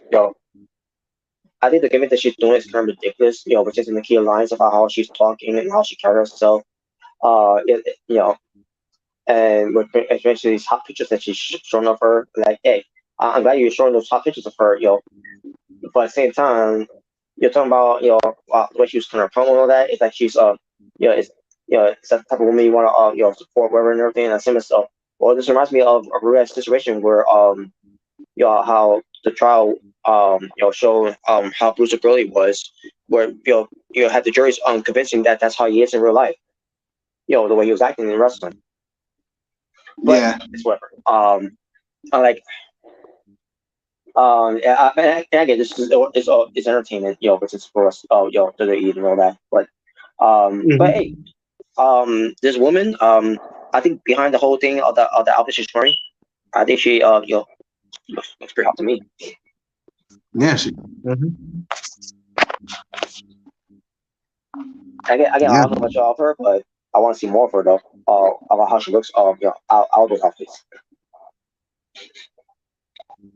Nikki Lyons, you said, or Diana? Oh no, the Oh, yeah, okay. Yeah. All right. Yeah. I'll be seeing the key lines with that. Right? But, yeah. Let's see. I'm trying to remember what else happened. Oh yeah, Von Wagner is gonna have a match with Solo. Solo Can I Sokoa. say his name again? Solo Sokoa. That's his name. Solo Takola. Yeah. Solo Takola is going to be having a match against Von Wagner in a street fight next week.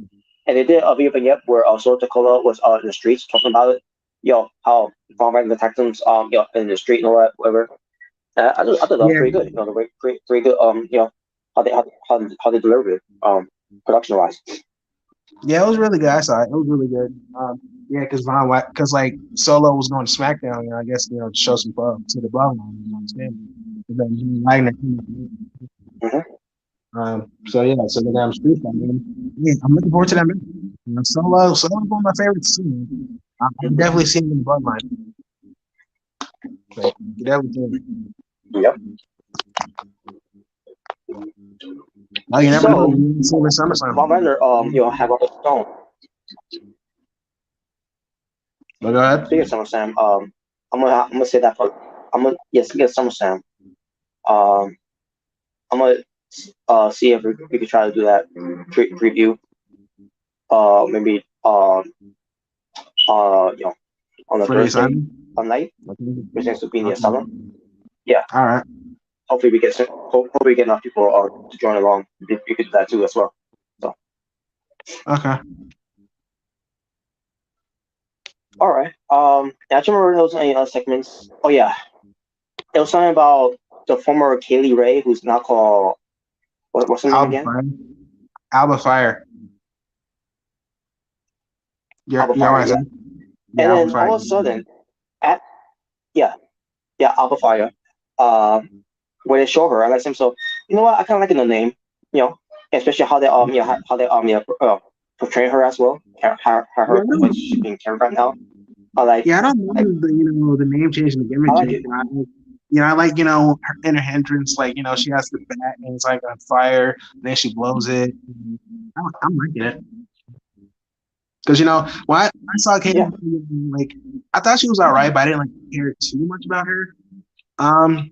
But I'm liking this gimmick, the baseball bat, the new attire, it's cool. I dig it. Yeah, the baseball bat. The baseball bat came out of nowhere for me, and I said, "Oh my god, what's with the baseball bat?" Yeah, because I saw her vignettes too. Because I saw the vignettes and I was like, okay, I'm liking she debuted, and I've been digging her. Mm-hmm. Yeah, and she might have a shot now. That this is Bruce Pitcher no longer in control. Oh yeah, most likely, yeah. I'll tell you one thing. I feel also bad for her too because as soon as I saw her vignette, all of a sudden they transfer right to Lash Legend. Yo, girl. Yo, girl. Are you fucking kidding me? That's gonna be her. That's gonna be her feud. Well, they have been feuding for a little bit right now. They've been Oh feuding my for a little god, bit. you gotta be kidding me. Last Legend is garbage. Come on, come on, Robert. Come on, come Holy, on. That's girl, man. holy shit, man. That's the best you got for Abby Fire. Come on, man. Come on, don't be a lemon, be a Jeez, legend. give give her give Last Legend Indy Hartwell, someone that I don't care about either. Damn. Which probably I'll get to her. I'll get to her too, by the way. But Yeah, I know what you're talking about. Yeah, I saw it. last last last Legend. I know she great. Jeez. No. But anyways, now I don't remember any other segments on the show other than they show Diamond Mine, doing some training backstage for the main event. Yeah. Oh yeah. Also, because Hey, and also Richard I Sparks also is remember. strong. Yeah, I also remember because you were talking about the NXT when Roxanne, when Albert Fire, Alundra take the NXT. I remember Ivy Nile came, and then freaking Electra Lopez came. Since the whole thing of mine D'Angelo, and then they started brawl. Mm-hmm. Yeah, and then I mind they're doing usual training, they do. And then yeah. I thought the brawls are right too, by the way. So Yeah. All right, so what's the next one?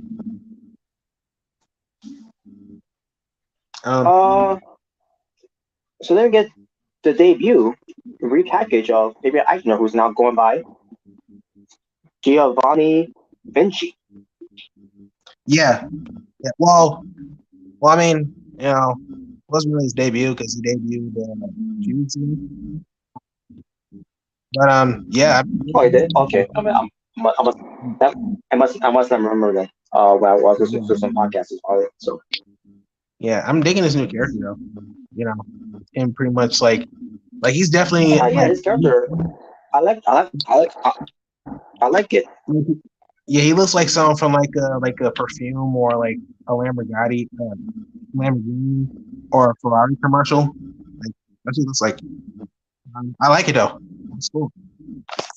And the way they did they snap a picture of him, and then also they move on to the next thing where from his entrance, and then after he wants a match too. Like holy shit, it's pretty cool. Yeah, I like his entrance. That's what he's been using. Like they use snapshot, take a picture of him, and then his victory. I like that. I like the reaction so far. Mm-hmm. So as far as the match with him against Andre Chase, I don't care for Andre Chase. Not saying he's a bad wrestler, but the gimmick sucks. The whole thing that he's doing, the Chase University sucks. I hate it. That's trash. I actually like it. I like it on the whole Chase University. Like when I first saw it, I thought I wouldn't like it either. But the segments, that he's been doing, like I like it. I really like it. But it's funny. And I guess those are his students. Those are his students. Are those his students, by the way? Basically, I wish the students were would take off that sweater uniform, whatever that's that whole U thing, and then they all do the rest and had all done throwing in the fucking trash instead. That's just how I Wow. see it. I don't like this shit. I personally like it. I personally like it. But you know what? He kind of looks like doesn't he look like Johnny Gargano a little bit? He looks like a mix of Johnny Gargano and Doctor A Strange. tall Johnny Gargano and Yeah, a he got tall Johnny Gargano, and yes, and I'll think that too, but now think about it. yeah, he got the Doctor Strange goatee going. Like, yeah, Yeah, I thought about the Gargano look that he had when I first saw this guy. But I never speaking of thought about the Gargano, Doctor Strange until okay, I see that too. yeah, speaking of Gargano, I've heard. Now I don't know if it's true, but I have heard that he's probably thinking about going back to the That could be All right. true if he's up for it. Yeah, because he ain't with any company right now. So, But but we'll see. yeah, but we'll see though. But the match itself, I didn't get into the match that much. All I care about was how Vinci was performing the match, and he Yeah, I like. finished the match by doing a last ride, but see the bomb combination pin that he did. Especially with how I see it. Yeah, that sounds sad too. Like his power bomb, it's like the last ride. Move. Good. Yeah, it's cool. Yeah, I'm digging his new game. I like it. Then after the match, yeah, me too. I like it. What you were saying? But then after the match, you start beating down on Chase, and I said, so yeah, beat him down, and give her that gimmick of his. Oh my god! And then some guy, came in. Some guy came in. I don't know who he was. I didn't care. I actually forgot. Whatever. I forgot about that. Anyone who saves this guy, Chase. Chase is a enemy of mine now. Oh my god, Robert. I'm sorry, I can't get into this guy, man. Even with this man, Bruce Pritchard's not is not running things anymore. Where if you're telling me to continue to tune in over the next T 2.0 and see, I have to watch this guy. I don't see anything special with this guy other than his promo, where he could be intense. Yeah, he's definitely a good promo. He definitely is. That's one of my favorite things about him. Yeah. That's not saying that's a bad thing, but I don't know. So maybe there's some other seconds for me to talk about too before we move on. Joe Gacy and his two henchmen. What are the names again? I know one of them was Jagged. I forgot the other one's name. I forgot the other one's new name. But let me tell you something. Before we talk about this, let me tell you about the vignette that I saw because since with the whole when they had those hooded guys, I was wondering who could that possibly be. I was wondering who could these guys be, right? I thought it'd be either new wrestlers or some old wrestlers we haven't seen in a while. And I remember I saw the vignette, and then they unhooded themselves. I was like, wait a minute, is that Zach Gibson and James Drake? And it was like, oh yeah, that's the Grizzly Young Veterans. And then when I saw them, freaking Zach Gibson looks like Kane's son, and freaking James Drake looks like Stevie Richards, right to center. I was like, whoa.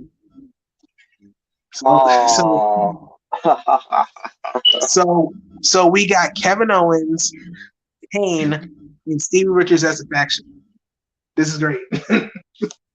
You can't tell me freaking Zach Gibson doesn't look like Kane now. Like, look at him. He looks like Kane. I'm not saying it's a bad thing. I do see that a little bit. Yeah, he's of course not. Yeah. I see that a little bit, yeah. Wait, the outfits still they look funny with those outfits too, Alex. Yeah, because that's the outfits that Joe Gacy wears. It's pretty much similar to that. I've said it before because I've been praising Joe Gacy.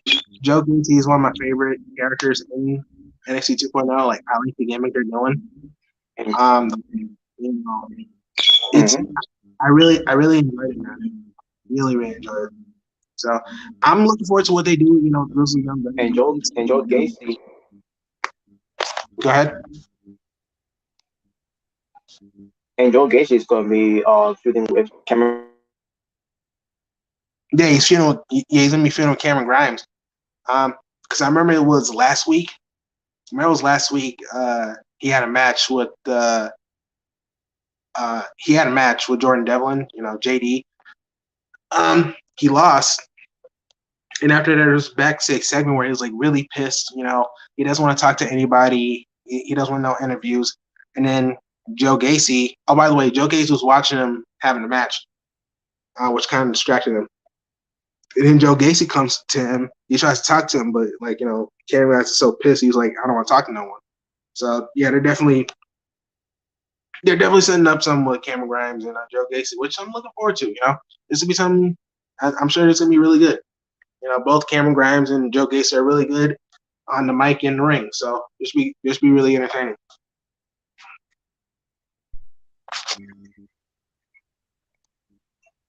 Well, speaking of JD McDowell. Yeah, JD McDowell. Yeah. That's how I pronounce Jordan Devlin's name. Yeah. Mm-hmm. Yeah, I know. So he arrived to the building. Yeah, so he arrived in the building, and then he looked great. He got into the building. Also, he was in the crowd, and he starts talking, right? And he starts talking to one of the crowds who was eating popcorn. He talked about he's basically saying to this poor guy, you're eating on your popcorn that could kill you. You're like, what the fuck? He's fat shaming. They cancel him. Yo, like he's basically you could choke on one. You could choke on one day, and then you'll die. Like what? What the fuck is this? He was giving some advice. And then go ahead. But that was very eerie in a way. Like what the? I mean, I don't know. Eerie is the right word, but it was definitely creepy. It was, yeah, I guess so. But then all of a sudden he starts going to the timekeeper, and he starts saying, to the timekeeper, on the timer they use for the rainbow, if it ends up being in the wrong hands, that seems so. What the fuck are you trying to say? What the fuck? What is character is? And then I believe he goes to Vic Joseph. He's pretty much squeezing his shoulder, pretty much hurting him. Yeah, because obviously him the commentator, so yeah, like he was squishing, squeezing the shoulder, like pretty much threatening him. But he walks away. Yeah, and he's pretty much and also in the way he was dressed, he also the way dressed way better too. Yeah. And then he goes to the ring, he says, because like he say he like to introduce himself, he's the, and I think that's when he called him Breaker, I believe. Did you call him Breaker? Mm-hmm. Yeah, he did. Yeah, so I know they're definitely setting up a match for NXT. That's me interesting because when he debuted, he actually attacked Braun Breaker. I expect that because he freaking attacked. He attacked Braun Breaker at the end of the show, like because it was a Great American Bash. He did that. Yeah, so already I knew. They're setting up for the NXT Championship for the NXT Championship match with him, with Braun Breaker and JD. So that's be an interesting match.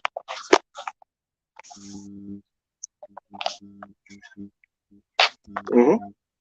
Yeah. So yeah, I enjoyed the segment. Despite JD McDonough was saying all these things. My He's God. pretty, he's pretty much threatening. And I took a dark side turn of saying things I said on being asylum. Yeah. Damn. I was waiting for him to say, "Life Um, sucks, and then you die." Oh man. and that's pretty much the gist of it. Of how his character was being portrayed. Like Yeah. holy shit. Life sucks, and then you die. Yeah. I remember. I think I saw Damn. Oh yeah. Yeah. But yeah. What's the next? What's the next? So then we had Indy Hartwell defeating Ariana Grace. The major say by Ariana Grace of her new gimmick is that she's basically what I can't remember exactly what it was. Like she's a pretty girl, who's entitled in a way, and Yeah. I don't know. I mean, I'm pretty sure you've seen a lot of her on the show. How do you just describe her gimmick, her character? Well, because she's been mainly she's been mainly on NXT Level Up, the 205 Live replacement. So this is like because this is the most TV. She finally got some TV time because she's been mostly in pre-shows. NXT Level Up. So yeah, I guess So this is her new character, I guess. Being like spoiled, like pretty girl, pretty much. The entitled pretty girl. I mean, I'm interested to see more of her because I've been wanting to see more of Ariana Grace, since she debuted. So if this means more TV time for her, and I'm down for it. Hell yeah, man! Look at her. I mean, yeah, man, that was pretty. Have you seen her model pictures? Dude, I have actually. Pretty damn yeah, her good. pictures are freaking. Yeah, they're amazing. Like, and it makes you think that's Santino's daughter. That's Santino's daughter, bro. Yep. Hey, yo, man, thanks, Santino. Like, who's he married to? Now I'm interested. Now I'm wondering who's the mom. Well, they divorced a long time ago. During, I don't know if they divorced during the time when when they still had her Oh, when she was growing up, but they did of what I read they divorced a long time ago. okay. So but anyway, but yeah, man. As far as this match was, I thought it was alright for what it was. For once, Indy Hartwell, I thought she was decent in the match. Just by how I felt about her in the past, but we'll see what happens. With the new direction, moving forward. Yeah. Maybe I'll go to like her. Yeah. What's the next one? And the next was the main event match was the Angelo family defeating Dynamite. And the match I Yeah. thought was pretty good. Yeah, man. Diamond Mine, and also Tony D'Angelo. Really great. Really liked him in NXT. Yeah, when I saw the vignettes for Tony D'Angelo, like I really like this character. It's pretty much Goodfellas or Godfather type character. I mean, I like it, man. I dig it. I know it's the stereotypical Italian guy, but he really sells it. He really sells it well. Um, he's really convincing, with his character. He's really really good with it. So that's why I've been really liking him. And yeah, Diamond Mine too. I like Diamond Mine. The Creed brothers are great. I like Ivy Nile. Um, Rock Strong is still doing good, and Damon Kemp is really really good addition to Diamond Mine. I like it, man. Nah, it's really good. Really good, man. And with Roger Strong was actually released because when Bruce Pritchard and Vince McMahon, Kevin Dunn, John Laurinaitis were leading the charge of NXT, he did this new version of NXT where he wanted his release. Maybe things will be different now where he doesn't want his release anymore and he's gonna be happy where in the position after everything is now it's gonna change for the better. Maybe, yeah. Maybe he wants to stay. Yeah, because they definitely have been teasing that they might break up because you know how Rod Strong has been treating Diamond Mine. They definitely been showing some signs. You know, I don't know if it's still gonna happen. Maybe if Rod Strong still wants to stay in NXT, maybe it'll still be a thing, or maybe they'll still break up, but he'll still be in WWE. Um, who knows?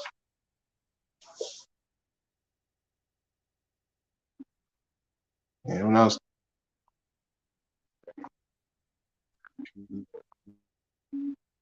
But all I know is that the show NXT 2.0, based on me watching the show, but minus Lash Legend and Chase, Andrew Andre, Chase. Andre Chase.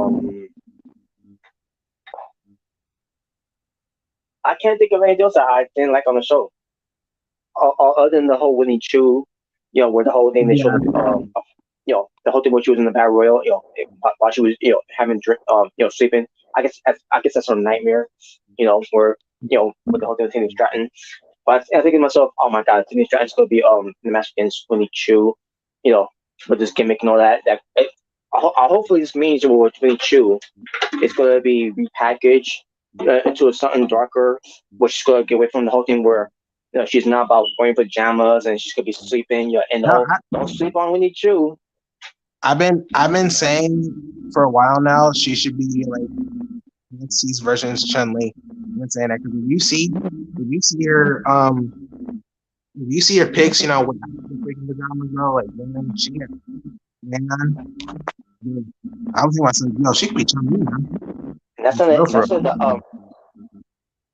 that WWE on the main roster should have done with Xia Li instead of not doing anything with her, and then doing other things with her where something makes no sense. To the point where we're gonna keep him catering because we don't know what to do with you. Because we don't know where to go with your character. Because of course you don't, Bruce Pritchard. Yeah, man. It's like, oh, yeah. They should definitely repackage him, man. This is what we say about Bruce Pritchard all the time, This. Yeah, because like if you see freaking Winnie Chu and her biting, man, it's like, man, you have her covering up in pajamas, man. Like, nah, man. Let her show everything. Yeah, she got it, man. It's not even a sexy pajama. It really ain't. No. It's not even a sexy pajama for the wear. No. At least have her wear lingerie. Oh yeah. Yeah, especially how Yeah, if you could have her do sex. Yeah. I mean, you're bringing in sex pill with Bettina Ryan, Tiffany, and Sex Attraction, which is great. Brain winning. Jesus, man, it really is. You got a nice body, but hopefully she. Yeah, you do something with her, where she sleeps around, in her pajamas. And I think so. Lingerie are considered pajamas for women too when they go to sleep. Yeah. Do that, man. But yeah, do something. But yeah, You can have a red robe. You can have a red robe. All that, all that. Yeah, but yeah. From what I saw, YouTube, this is solid, but for the most part. I'm still not. Of what I saw on the show. Go ahead. Of what I saw on the show, for the first time I could say this about NXT 2.0, it was not NXT shit. and some things didn't insult my intelligence. But yeah, my name's still Last Legend and Andrew Chase. And then we need to, with the whole thing with her getting away from the battle royal and then land on the pillow when chance to show that in her dreams, whatever, or nightmare. But not saying that was trash. I just didn't care for it, but especially Last Legend. But it's whatever. At least she didn't wrestle. I'll say that. At least she didn't wrestle. Um, but besides that show, and it seems so. I guess I can finally say something positive about NXT 2.0, where I think they're going back to the to where what the black and gold where it used to be, where it ends up being. It could be getting back to once again, showcasing a better show. Yeah, I do hope because with Triple H creative, I do hope I mean, yeah, some things do need to be changed in NXT 2.0, but he should bring more fresh new talent. I don't mind bringing in some indie stars, but I think he shouldn't bring no offense, but guys like let's say Christopher Daniels or whatever. You know what I'm saying? Bring in young, fresh talent. And keep the sex pill, because please keep the sex pill. Don't get rid of that. Oh yeah, definitely. Yeah, and yeah, especially that you're part of, especially in moving back to TV14. Keep the sex appeal. Yeah.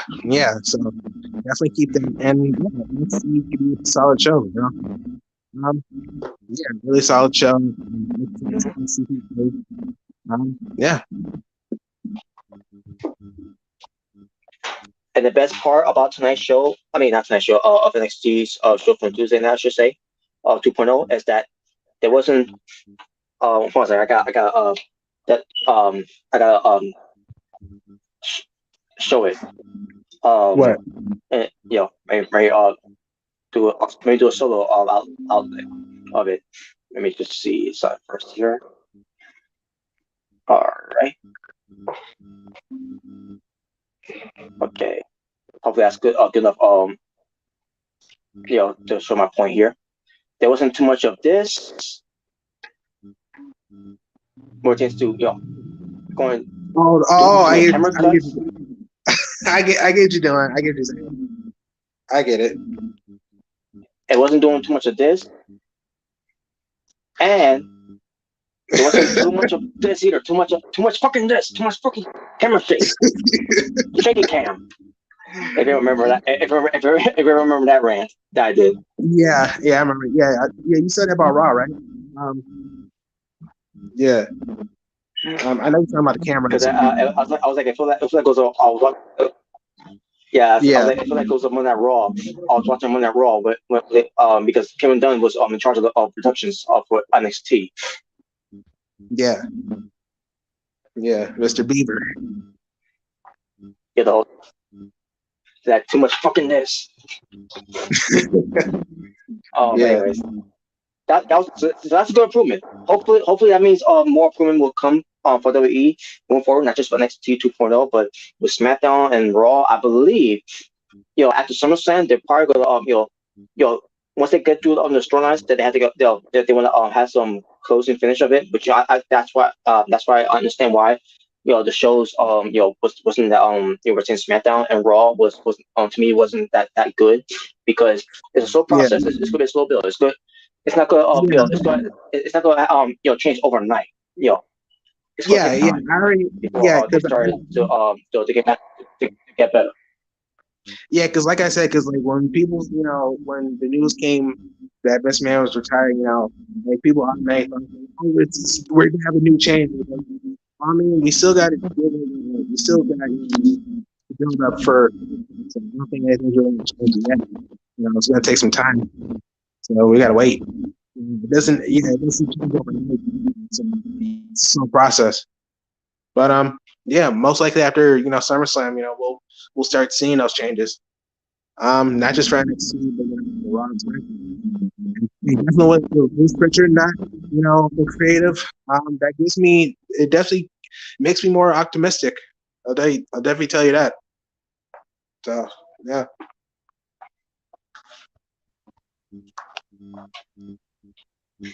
Yeah, and the first step so far for SmackDown was the fact that we have Max Dupree has been written off, where Yeah. maybe we could just see LA Knight return as if they still want him to come back because he rubbed people the wrong way because of the this gimmick that they have been doing.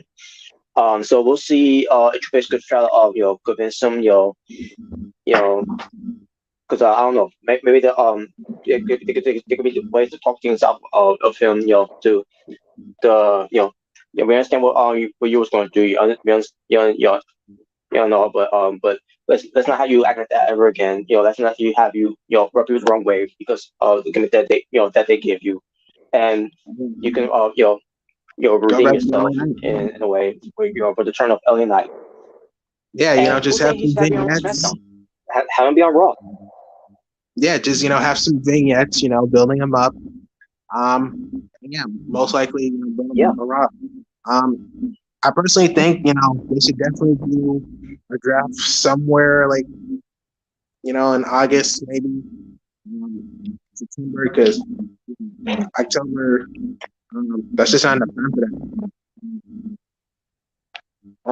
If they hey, do the draft, that's coming of the draft. yeah, if they do the draft, but I don't know. We'll see. We'll see. Yeah, We shall see. yeah, Well, yeah, that was one step of pertains to the whole thing of of make some changes is that there's no more Max Dupree because he'll become Max Dupree eventually and yeah. we're just swapping on Raw, which is to having longer matches on Raw. Which I should at least give credit for that where credit's due. At least they did longer matches on the show instead of doing short matches and then doing some other things to to waste time for a 3 hour show.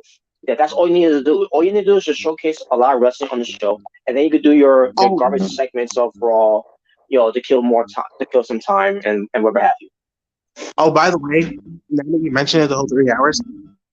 I heard that Triple H said if there is anything he really changed is that he'll make Raw 2 hours.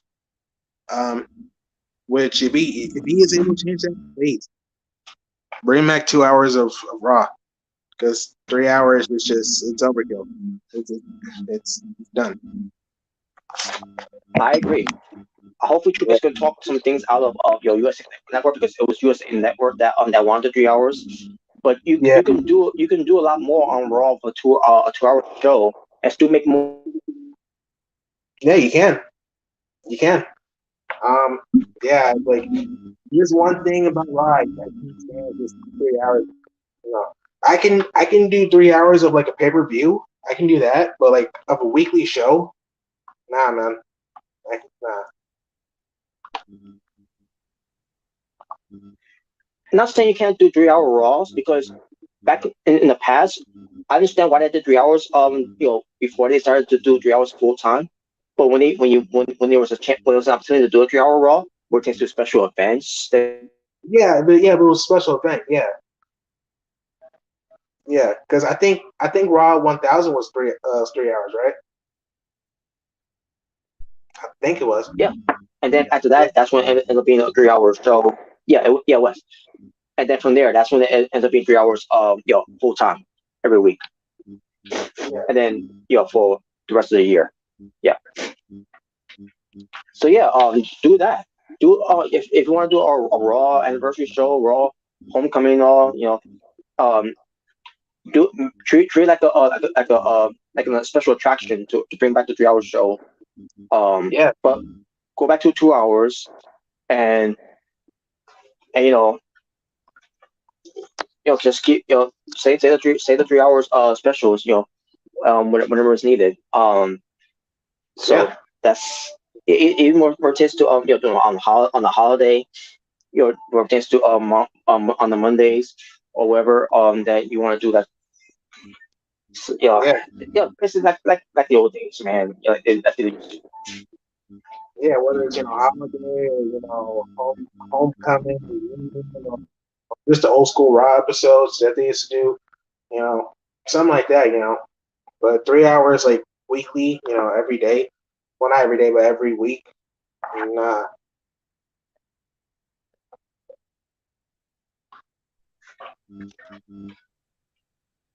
Yeah, exactly. So yeah, but we'll see what happens moving forward. We still got some influence of this man's guys there though. We got to get rid of those guys just for a legit change to happen from the company. But for the with this man gone, our power, he's not coming back that way. It's ain't gonna be one of those things where this man is retiring, he's gonna come back full in control of it. It's not going to be like with Terry Funk, you're retiring and then coming back every time. It's like when you're a player, you're retiring and coming back. Yeah. With these other people all saying, "Oh, I'm retired," and then they end up coming back. No, no, this man, he's gone. He's done. After he put through the company through with these allegations again, that's with the Wall Street journalists exposing him and all, and retains to music company money, putting the company at risk because of that.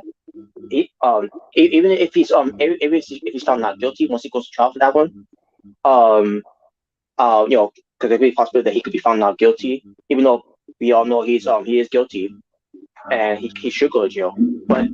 But chance to come back to control of WWE, no, that's it. He's done. He's gone. Yeah, man. Yeah.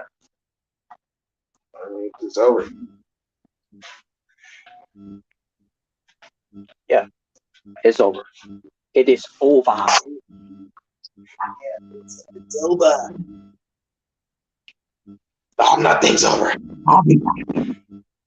Ah, ah, it's over. Ah, ah, take out. I'm the king of the do-rag. By the way, where's my corn egg? Where's my corn egg? Yeah. The golden egg. Yeah, he lay an egg all right. It ain't gold. It was trash. It was shit. Jeez. Anyways, but yeah, there you go, folks. Yeah. For the time being, this is all we have for you. Where it takes to just what it takes to Ring of Honor's Step Before This Honor 2022, a great review that they showcase. Where it takes to the Tony Khan era of for this year. Where it started off with the super card of honor, and then pertains to Death God's honor. So far, two peer reviews of as delivered. Pertains to this year's for 2022, and pertains to some topics that we talked about in hand. Where it pertains to this man, but we got more of this man to talk about too as well. And it's going to be about Ashton Mazzaro. Based on what Paul London said. And I agree. I believe on his side about it because Andrew Mazzaro because she talked about her thing before before she passed for her statements that she talked about her experience with this man and everything. I believe their side more than anything. And ultimately we talk about Kier Hogan and obviously the ones we talk about NXT 2.0 where it's starting to get better now. Thank God. Or then they get rid of his last legend. But and we're routines too. AEW Dynamite, Fight for the Fallen 2022, the watch along that we did. Not now everyone didn't show up. Routines to watch along with us, but they did watch the show. I'm assuming they watched the show. But for CJ and for True J and also routines to people in the comments. Yeah, CJ, who's there? I didn't get a chance to read it, but he ends up popping up and explaining why he wasn't there yet on the stream, which is understandable. But yeah, also have um certified wrestling podcast saying yo and saying the trios tag, NWA doing 6-minute tags like that better. Um, yeah, I think they are too. If I'm not mistaken, I can't remember if I recall them doing it. My last show I seen, but I gotta check it out again to see. And there pertains to not enough talent. pertains to AW. Yeah, I do agree with you. With the whole trios thing, which there's not enough talents. I mean, who you got? You got Death Triangle. You got the House of Black. You have they're teasing Young Bucks and the Hangman to join back to join the back of the Elite, the original Elite, and then you got the Undisputed Elite, which is Alan Cole and Red Dragon. You got who else you got in there? But just the trios. Because so far of what I'm showcasing here right now is 4 teams. I mean, who else? Dark Order. Come on, give me a break. Um, no offense to Dark Order, but come on, give me a break.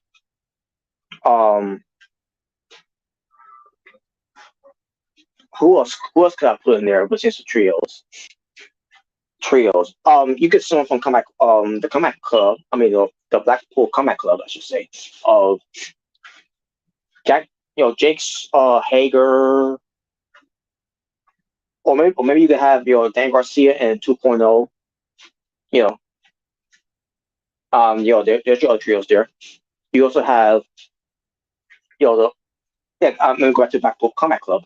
You have Ryo Judah, Claudio Castagnoli, and maybe if Brian Danielson wants to be in it, he could be in it. Unless they want to add someone else into the Comeback Club to fill in that void. I don't know. That's up to them. You have Ortiz, Eddie Kingston, and since there's no more Santana because Santana wants to leave, you can have someone, maybe someone you could bring in, maybe a Homicide to come into AEW. I don't know. That's as if there's no issues with with the networks of Time Warner or that we're not gonna bring this guy in because blah blah blah, yeah, which is bullshit too because because you had Homicide on TV before as well back in Alcatraz Stadium. That's the show I was a part of. So, but I was gonna say Team Taz, but you already got Team Taz breaking up. With Hook doing things on his own. Ricky starts getting turned on by Powerhouse Hobbs. So that's dead there. But yeah, there's not enough teams for teams to have a trios match unless what you gonna get some random teams to team up on Dark. Give me a break. And plus, no one watches Dark. Maybe AW loyalists on the internet watches AEW Dark, which is to watching YouTube and all that. But and I used to be one of those people, but not anymore because Dark is not doing it for me anymore. I don't care about Dark anymore. So, the Factory, QT Marshall, Aaron Solo, and Nick Camarado. I guess you can add them as well into that category, but whatever. I don't know. Yeah, but yeah. Certified Wrestling Podcast got a point there. There's not enough talent there to put in a trios team to fight for it because at the end of the day you need a tournament to do that, and I don't think they have enough teams to do so. Not enough talents to fill in that void. There is no more Jurassic Express versus to Marcus Stumping with Jungle Boy and Luchasaurus, and this I don't know unless you bring in someone pertains to completing the Las Facción Ingobernables faction with Andrade El Idolo, Rouge, bring in Dragon Lee. I'm in favor of Dragon Lee now to come where I can get behind him now and support him now and put my hatred and grudge behind put the past behind me or pertains to what happened with holding with Hiromu Takahashi. I have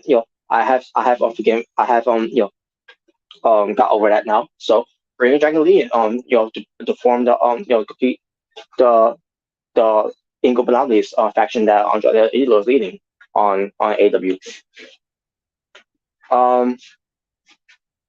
But yeah, I'm excited though either way pertains to the AW Trios Championship titles.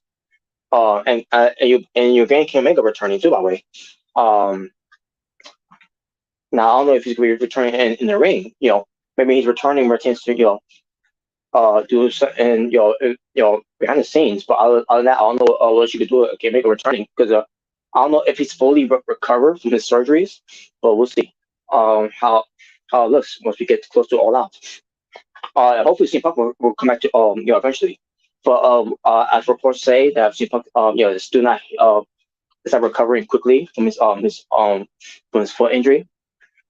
After that stage dive he did, the crowd dive that shattered his foot. You know, we'll see how that goes too and all. But either way, we're gonna see how they get how they do this. Now it's gonna be a lazy way to do it. They're gonna do a lazy way. To put some mixing up these teams together. To say, oh yeah, these guys are real trios tag team. Moving forward, and it's not gonna be feel like they're legitimate trios tag teams in a way because it's just throwing together just like they're throwing together just to build this tournament up. To All Out to crown new first ever inaugural AW trios champion. And the both looks great by the way. I love how the both look. But either way, but despite that, yeah. But besides that, what else was I here? Someone named Curvin Burris. I don't know. Too many titles AEW has. Yeah, you could say that about AEW having too many titles. But look at but you're gonna tell me that WWE doesn't based on how many titles they got. So yeah, I get it. AEW has a lot of titles too. AEW World Title, AEW TBS title, AEW TNT title, AEW All Atlantic title, AEW Tag Team titles, AEW now introducing the trios title. That's basically all the belts they're featuring on the show. Other than what the FTW title, that doesn't really feature that much. And on top of that, it's not really it's not a title that's really an AEW title. It's just a title, just for a title on there because Taz, defeating Taz Eagle, that's a title belt that he used in ECW. And the Owen Hart, tournament title or the Owen Hart Foundation title, I should say. When chance to the tournament, that doesn't feature that much either because it's not going to be defended all the time because that was just that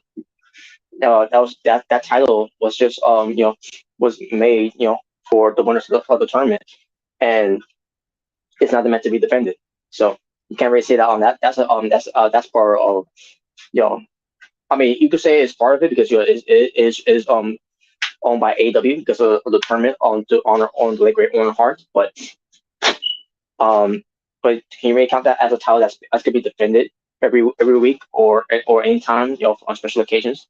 No, it's just it's basically like when Braun Strowman win the Royal Rumble, from Saudi Arabia, the Great Royal Rumble, and he won the green belt and never started again. So that's basically what it is. Because I mean, not saying you're never gonna see that again. I'm sure we're gonna see that again for next year's tournament. It's gonna be an annual thing, and hopefully, that's all it's gonna be. That we're gonna be seeing it every year, and it's not gonna be shown that much of it. So yeah, I do kind of get what you're saying there, but there's too many belts in AEW, but there really isn't, to be honest with you. There really isn't a lot of AEW titles in AEW. NWE, you can say that. In New Japan Pro Wrestling, you can say that.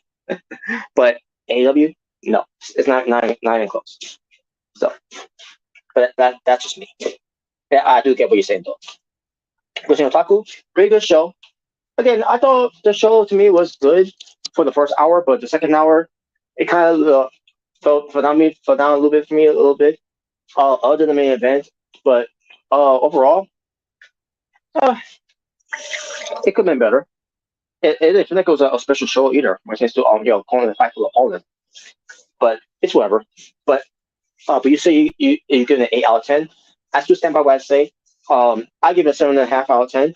Not bad, grade to give it to for me. But eight is not bad either, obviously, because it's higher than mine. But if you want, if it's a bad grading grade to give an AW show, it'll be like a above. I mean, it'll be beneath five out of 10. Especially if you're an AEW hater, you probably will give it a 0 out of 10. But for me, it was a 7.5 out of 10. So I thought the show was a good passable show in a way. So and we'll see how it happens next week. So AEW is on fire either way. Either way, they're on fire, and we still got one more week. Fire Fight for the Fallen for Rampage this current Friday, which CJ will be covering, and hopefully everyone will watch alongside with CJ and the rest of will be watching because I'll be at work and I'll be working, so I won't be able to watch it. I'll catch it another time. But but thank you all for watching. Thank you all for watching along. Thank you for being part of the stream, and that's pretty much going to do it from there. So for it is the artist, formerly known as the Natural Born Thriller, as I say, peace and to all you to be well, stay safe, take care of yourself, everything that's going on in the world, and I am out. Stop that for now, and remember, fight me, for this is AW Fight for the Fallen. Fight me for the Fallen.